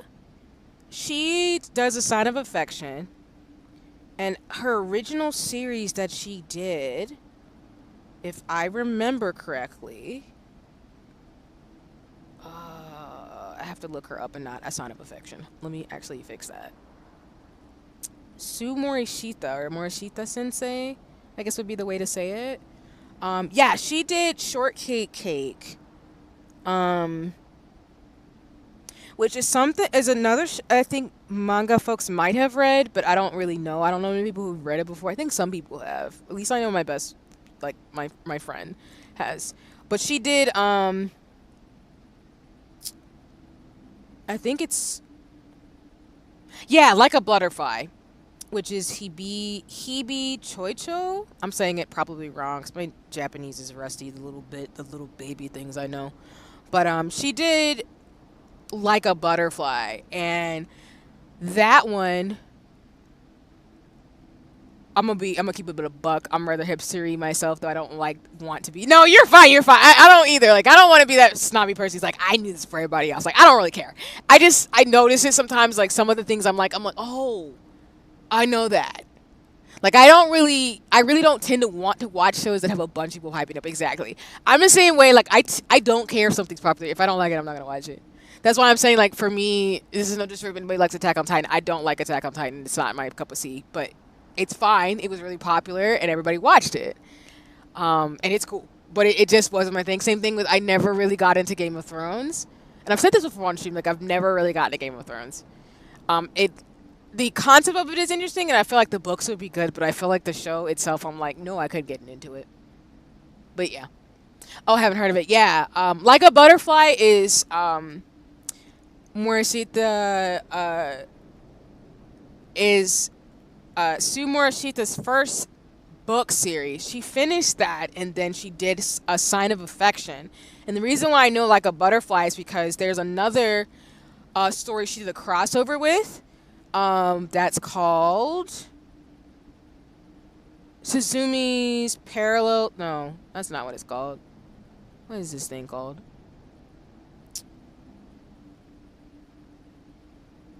Let me actually Google the English title so I don't butcher the Japanese, because I don't want to do that, because now I'm officially rusty.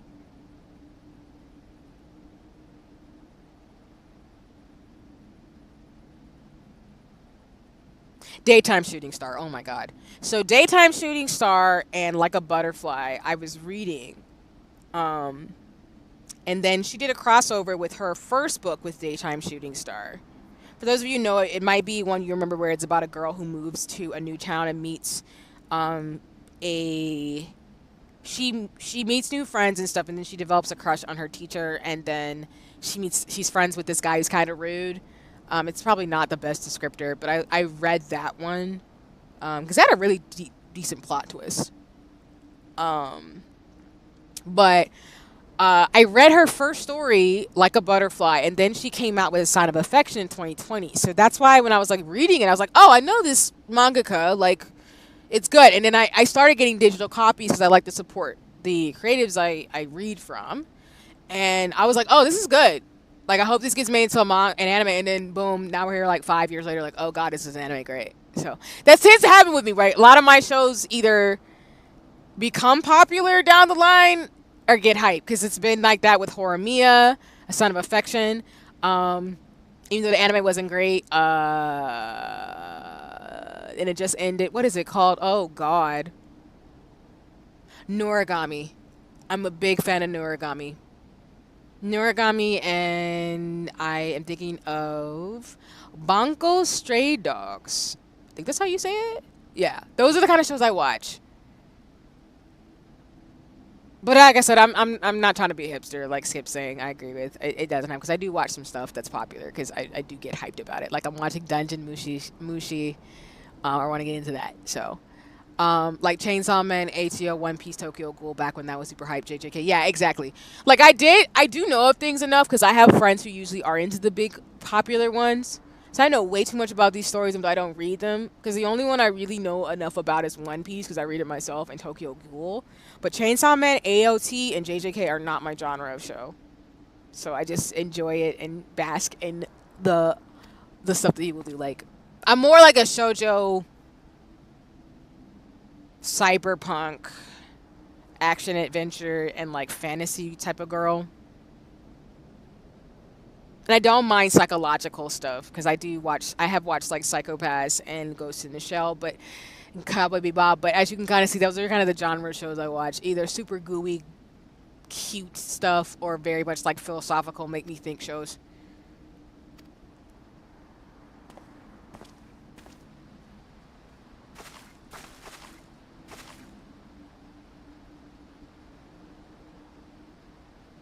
Nice save. Okay. I think what I'll do is I will stop it here. I think I'm going to get to this last thing and get ready for the next quest. So that way, on the next stream of Final Fantasy XIV, we will continue on with the Saving My Friends timeline. Like, one of my friends swears by JJK and Chainsaw Man, like, top 2 of the year, and I'm just like, dog, I don't super, like, care, dude. Screaming! Yeah! I feel like I'm that friend, too, sometimes, where, like, I really enjoy my friends' hobbies and stuff. I'm just not into those. I just can't do it. And I think, without spoiling, with those in particular, I can't get into them because, like, I do not like shows where it is implied through the story, because it is very much heavily implied with the both of those stories that anybody I get attached to could potentially either get murked or die. And I don't like that. That hurts my feelings. And the way the story's set up, it's very obvious that the main character and characters are not liable to make it. And AOT proves my point without spoiling it. I didn't say anything. I'm not saying anything about AOT if you haven't watched it. But again, I just don't do shows like that where it's like the plot is going to set it up where people are going to die. And I can't do it.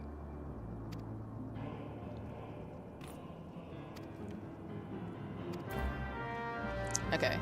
I'm going to go back to New Gardania now and actually see if I can buy some wares, and then we'll call it a stream. So we'll come back here next stream. I made a lot of progress, though. I'm, like, leveling up. I'm level 53. That's wild. Oh, boy. And I gotta look at some guys. This is gonna be a thing for me this week. Okay. Yeah. And then, like I said, there's no disrespect. I have no disrespect for any anime fans. Everybody likes what they like. I just don't. And that's okay. I've never been like that as a kid. I would not do it. I think the most violent show I've ever seen is Paranoia Agent. If anybody remembers that show was very violent, and very psychological. But that's one of the ones I saw. But again, as y'all can tell, I watched a lot of Adult Swim when I was a kid. So, or growing up. 30,000? I just want to see it up. Specifically JJK, he's got me to watch this one already. It is wild because I've heard so much praise for it and some other forces all over everywhere. Yeah, I mean, I think JJK, I specifically think, to your point, Skip, that the animation is amazing, and I know the story's not bad. It's just not my cup of tea, like, at all. Oh, see, before you go, if it isn't a bother. No, you're not bothering me. It's all good. Let me know what your current gear is. I'll see what I can craft for you. Thank you so much, Telly. You're super sweet. I'm 58. Yeah. I think what's killing me a little bit is probably my earrings and stuff. It's the accessories that's probably knocking me down a peg. So I get froggy and want to like buy other things, and I really should just focus on upgrading my gear.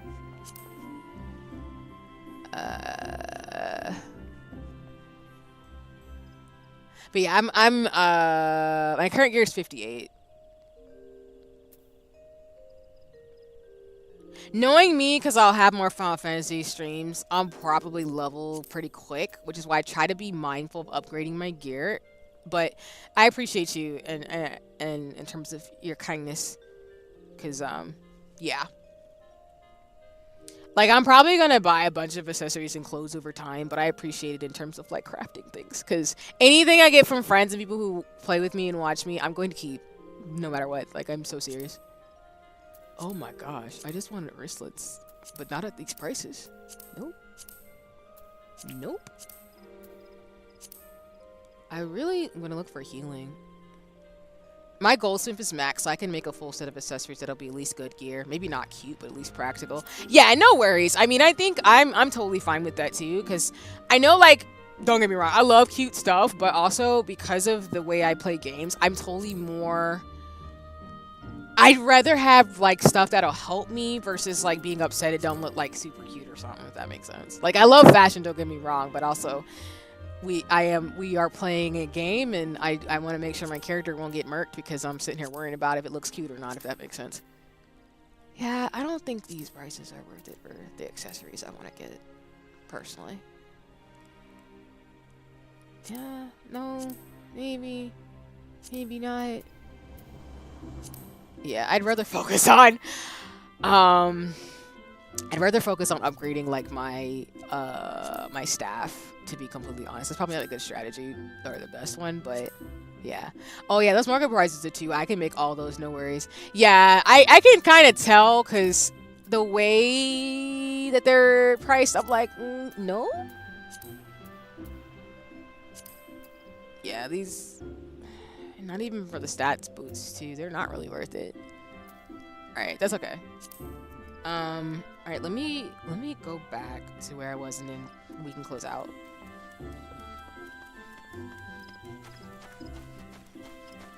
Like, on my other account, shout out to D in terms of, or Santa for gifts. I know I upgraded my gear because I wanted to be able to move through the story, but I also try to be mindful of like the pricing of things too with the marketplace. Because I'm just like, oh, it's pricey, like for that amount of money. But I'm watching it and I'm like, I don't see it. I'm not feeling what all this large group of people are feeling. Yeah, exactly. I resonate with that. That's kind of how I am sometimes. I feel like I'm that type of person who's just like, I don't get it, but I'm here for y'all. But I think I was talking about that a little bit earlier where, like, in terms of alcohol, for example, I don't drink and I don't get the hype, but I also am here for my friends who do recreational things because I'm like, y'all can have fun. I just don't want to indulge. So it's kind of in that same thing where it's like, I don't really do things just because everybody else is doing it, but I bask in my friends being like, yeah, we want to do it. I'm like, cool, enjoy it. I'm here for you. I appreciate you, Telly. I really do. Okay, let me get to the end and then I'll save it. We will close out. I think I played for 5 hours. Which explains a lot because, like I said, I usually will do like 1 to 3 hours. Sometimes I'll go over an hour or two, but I really can't do long streams. My bratty's just like, nope. And I feel accomplished. Oh, nice. You too? Yeah. I've never had alcohol, and that's the other reason why when people meet me, they think I'm lying, and I'm like, I really haven't. I'm not kidding. I have not done any recreational drugs my entire life. Not in like a weird, oh, you know, you think you're better than everybody kind of way, but it's more like I just don't indulge. That's just not my thing. My problem is sweets. Okay. Alrighty, well, thank you all so much. Let me get rid of the timer. Sorry for the tech issues with my 2D model. I'll look into that this week. Thank you all for who came through either for a little bit or watched or stayed the entire time. We're getting stuff done. I hope folks are able to be productive during the co-working session. I did talk about the books in terms of Black History Month, so if I will probably make a thread just tagging the ones that I have. I need to get my crafting threads of recommendations and kind of stitch those together. So I hope that was informative. And yeah, I got a lot of progress in Final Fantasy 14. We are reunited with the rest of the Scions, or not all of them, but we reunited with some folks. Sid is good. Yeah, the story is really good. Like, I have no complaints. It really, the way they did it, I gotta see if this is true. Maybe this is a thing, but it builds like Final Fantasy Tactics Advance, where like you get the characters and the world and some of the feedback and thoughts of of what's happening, but then as you keep moving forward, you kind of see who and what is wilding out, and it just goes from there. And it's just so good. So I really love Final Fantasy 14. I know D, I think you were the one who said it on the stream where it's like, are you gonna be a Final Fantasy 14 streamer? And I was like, I don't know, maybe not. Now I'm like, nope, you did it. You fucked up. Not that I fucked up, but you're streaming Final Fantasy games, and 14 is a trap. And I'm right. It's really good. What I'm gonna do is actually look into dress patterns and stuff because if I do want to make the clothes of my characters in real life, I need to actually get on the ball with sewing classes and stuff. And God, sewing and like lace bobbing because I do want to add lace to some of my stuff too. I want to make it my own, but also make it wearable and fashionable. But I gotta figure it out. There's so many things I gotta do. Um, I have drank, but only ever when I'm surrounded by friends. No, and that's totally cool. And again, me bringing it up now, it's not a judgment of anybody. It's really not. It's just like again, there's just things that I realized that I learned about myself very early on that I was like committed to, and I think some people didn't believe me when they were like, "See, you're not gonna drink ever," and I'm like, "I'm dead ass serious. I'm never gonna drink," and I'm now in my 30s and I still haven't had a lick of alcohol, and people do not believe me when I'm like, "No," which is why I do agree when people say listen to people when they tell you something if they really know themselves, even when they're young, they really mean what they're saying because I really meant what I said back then. And now in my 30s, and people are like, "Oh, really?" I'm like, "Yeah, I'm not kidding. I'm not kidding." Like I know people like can cook with alcohol and stuff, and that's different to me. But I don't drink. So, and thank you for coming by, Ate and everybody else too, especially like folks for streaming and stuff earlier today. Like I mean that. I think one of the big reasons why, because I was always so deadly afraid of it. Like Isa is trying to like grab it by the horns and take some sort of control over my life, and I also have never been drunk before, so that's another thing. Oh, that's fair too. Yeah, my bestie, she can't get drunk. She just gets sick. So she don't even no, wait. I think she's only got hungover once. And I think I had to look. I'm gonna ask Bunny. But she's been drunk like once. And she said it was a horrible experience. So she's like never again. But she doesn't get drunk. She could drink like vodka and rum and she'll be alright. And I'm just like, I don't understand. But maybe most of my friends that I know who drink, I don't know how they do it. They don't get drunk. I feel like most of them are just like, I'm here. And this happened. Also, I know you said you prefer not to have to use the Pixel model, but I think it's super cute. Oh, thank you. I appreciate it. Don't get me wrong. I love Pixel Me because Pixel Me, whenever I'm playing Pixel games, I will always use 2D Pixel Me. And shout out to oh my gosh, I'm forgetting my Pixel mama. Oh my lord. Sun Prawns, thank you. Sun Prawns, that's how I'm getting tired. Sun Prawns is the one who designed me, and Dreaming Anya designed my outfit. So I love Pixel Me. I just hate when my 2D self doesn't work when I play 3D games because I'm breaking my rule of I only streamed with my 2D self when I'm in like playing Final Fantasy 14 in 3D games, and then I do my Pixel self for Pixel games. But yes, I appreciate you. Thank you, because it's one of my alternate outfits. Which yes, I will eventually have this in 2D form. That's not a shocker, but I did have shenanigans. So yeah. And love you too. Kisses, hugs, love. Uno reverse. Thank y'all for coming. I appreciate it. I will probably be streaming again, knowing me, looking at my calendar on my wall. I will probably be streaming again Friday, Saturday. Maybe. I want to say Wednesday because I think I'm going to have more Final Fantasy 14 streams. But I will probably poll to ask about Final Fantasy X because I feel like I might want to hold off on doing that again until I make a little bit more progress in Final Fantasy 14 and maybe do that in March.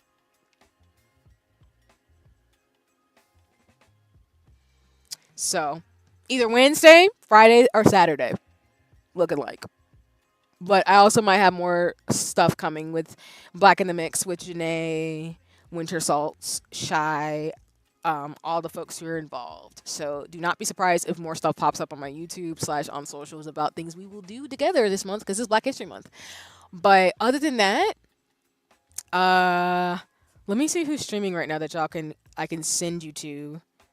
Because like I said, I was lurking in RS chat. Let me see, is RS still streaming? Yep. You can check out Ara on Twitch if you would like to go hang out with some folks. Ara is still playing Metopia. So let me drop it in the chat. If that's not of interest, we appreciate Ara around here. Ghastly Dojin, another mutual in the space, is also streaming. So I will drop Ghastly's Oh yeah, I am so serious. As soon as I figure out stuff, I really think my first collab is probably gonna be something Final Fantasy 14 related. I kind of have a feeling about that. If not Party Animals or something like that. I don't know. I have to reach out to folks. Wink, wink. But yeah, they're gonna be collabs. I know me. Um, and then if Ghastly or RS if not of interest, I do know Ghastly's playing Shipwreck 64, and then Shu, another mutual, a dope human that I so appreciate, is playing Dead Space actually right now. Where is Shu's command though? Did my thing eat it again? Oh my gosh. Where did it go? Dang it. I gotta fix that. Oh no, I'm so serious because I know with the free company that me, you, Soul, and everybody's a part of. I really know that it's just inevitable at this point that a Final Fantasy 14 thing happens that I want to do. I just have to figure out what the frick I want to do with that. Um, but I also have to figure out what I want to do more so with collabs because I have been on other people's streams like Janae or Jayla, but I got to figure out what I want to do. And that's a big part of why I wanted to do Black and a Mix and of other stuff because I don't want to just say like, oh, we can just all stream some game. I do want to like do it with timing and like figure out what works for folks and like different things. But I'll figure it out.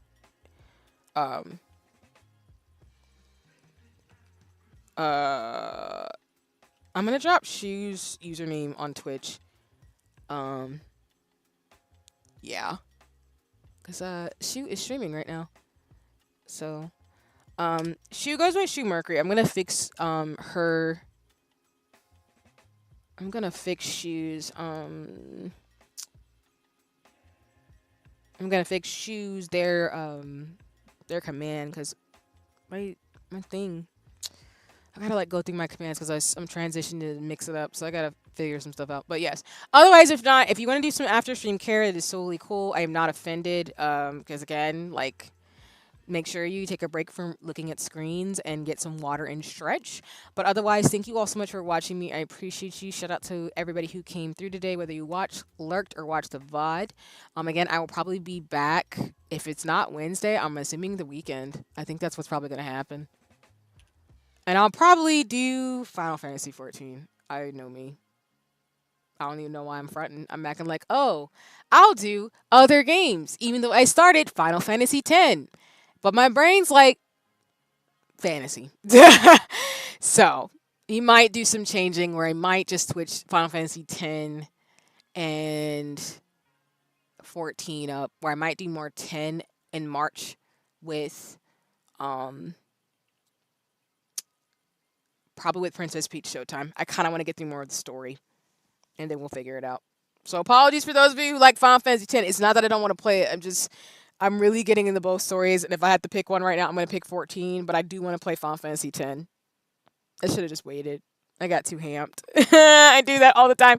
And then, of course, in terms of Pixel Me, because I do not want to dismiss that I will be Pixel version of me, I probably will schedule a intermission, which is when I figure out my Sea of Stars stream, I will schedule my intermission stream, which is basically playing a demo or a cozy game, and the next cozy game is going to be Bear and Breakfast. I do want to play that game on stream, so I will play that when we beat Sea of Stars, the actual ending. But alrighty. I think that's everything. Shout out to everybody. Thank you so much. I love you. Please take care. Please stay safe. I hope you have a nice one. Thank you again for watching me. You all do not owe me anything at all. I'm just doing this for fun. So if I bring you any entertainment or make you think or, yeah, my shenanigans makes you laugh or something, that's all that matters to me. Because I'm not doing this for money or anything. I'm just having fun being a dork on the interwebs with my avatars and my Lizzie McGuire shenanigans. I think I said shenanigans like 3 times in a row. Oh my god. Let me go. I'm always doing that. But anyway. Alrighty. Love y'all. Thank you. Have a nice one. I will outro us out with my usual background music. Shout out to HIYOKO as always. And then I think we'll be able to write out on my music. So until then, everybody, take care, stay safe. If you need anything, you can find me on the socials. I'll be usually hanging around on Twitter and Blue Sky, as well as Discord. Yeah, Discord's lit, even though I don't know how to use it sometimes. But alrighty, take care. Bye bye for now. Huzzah!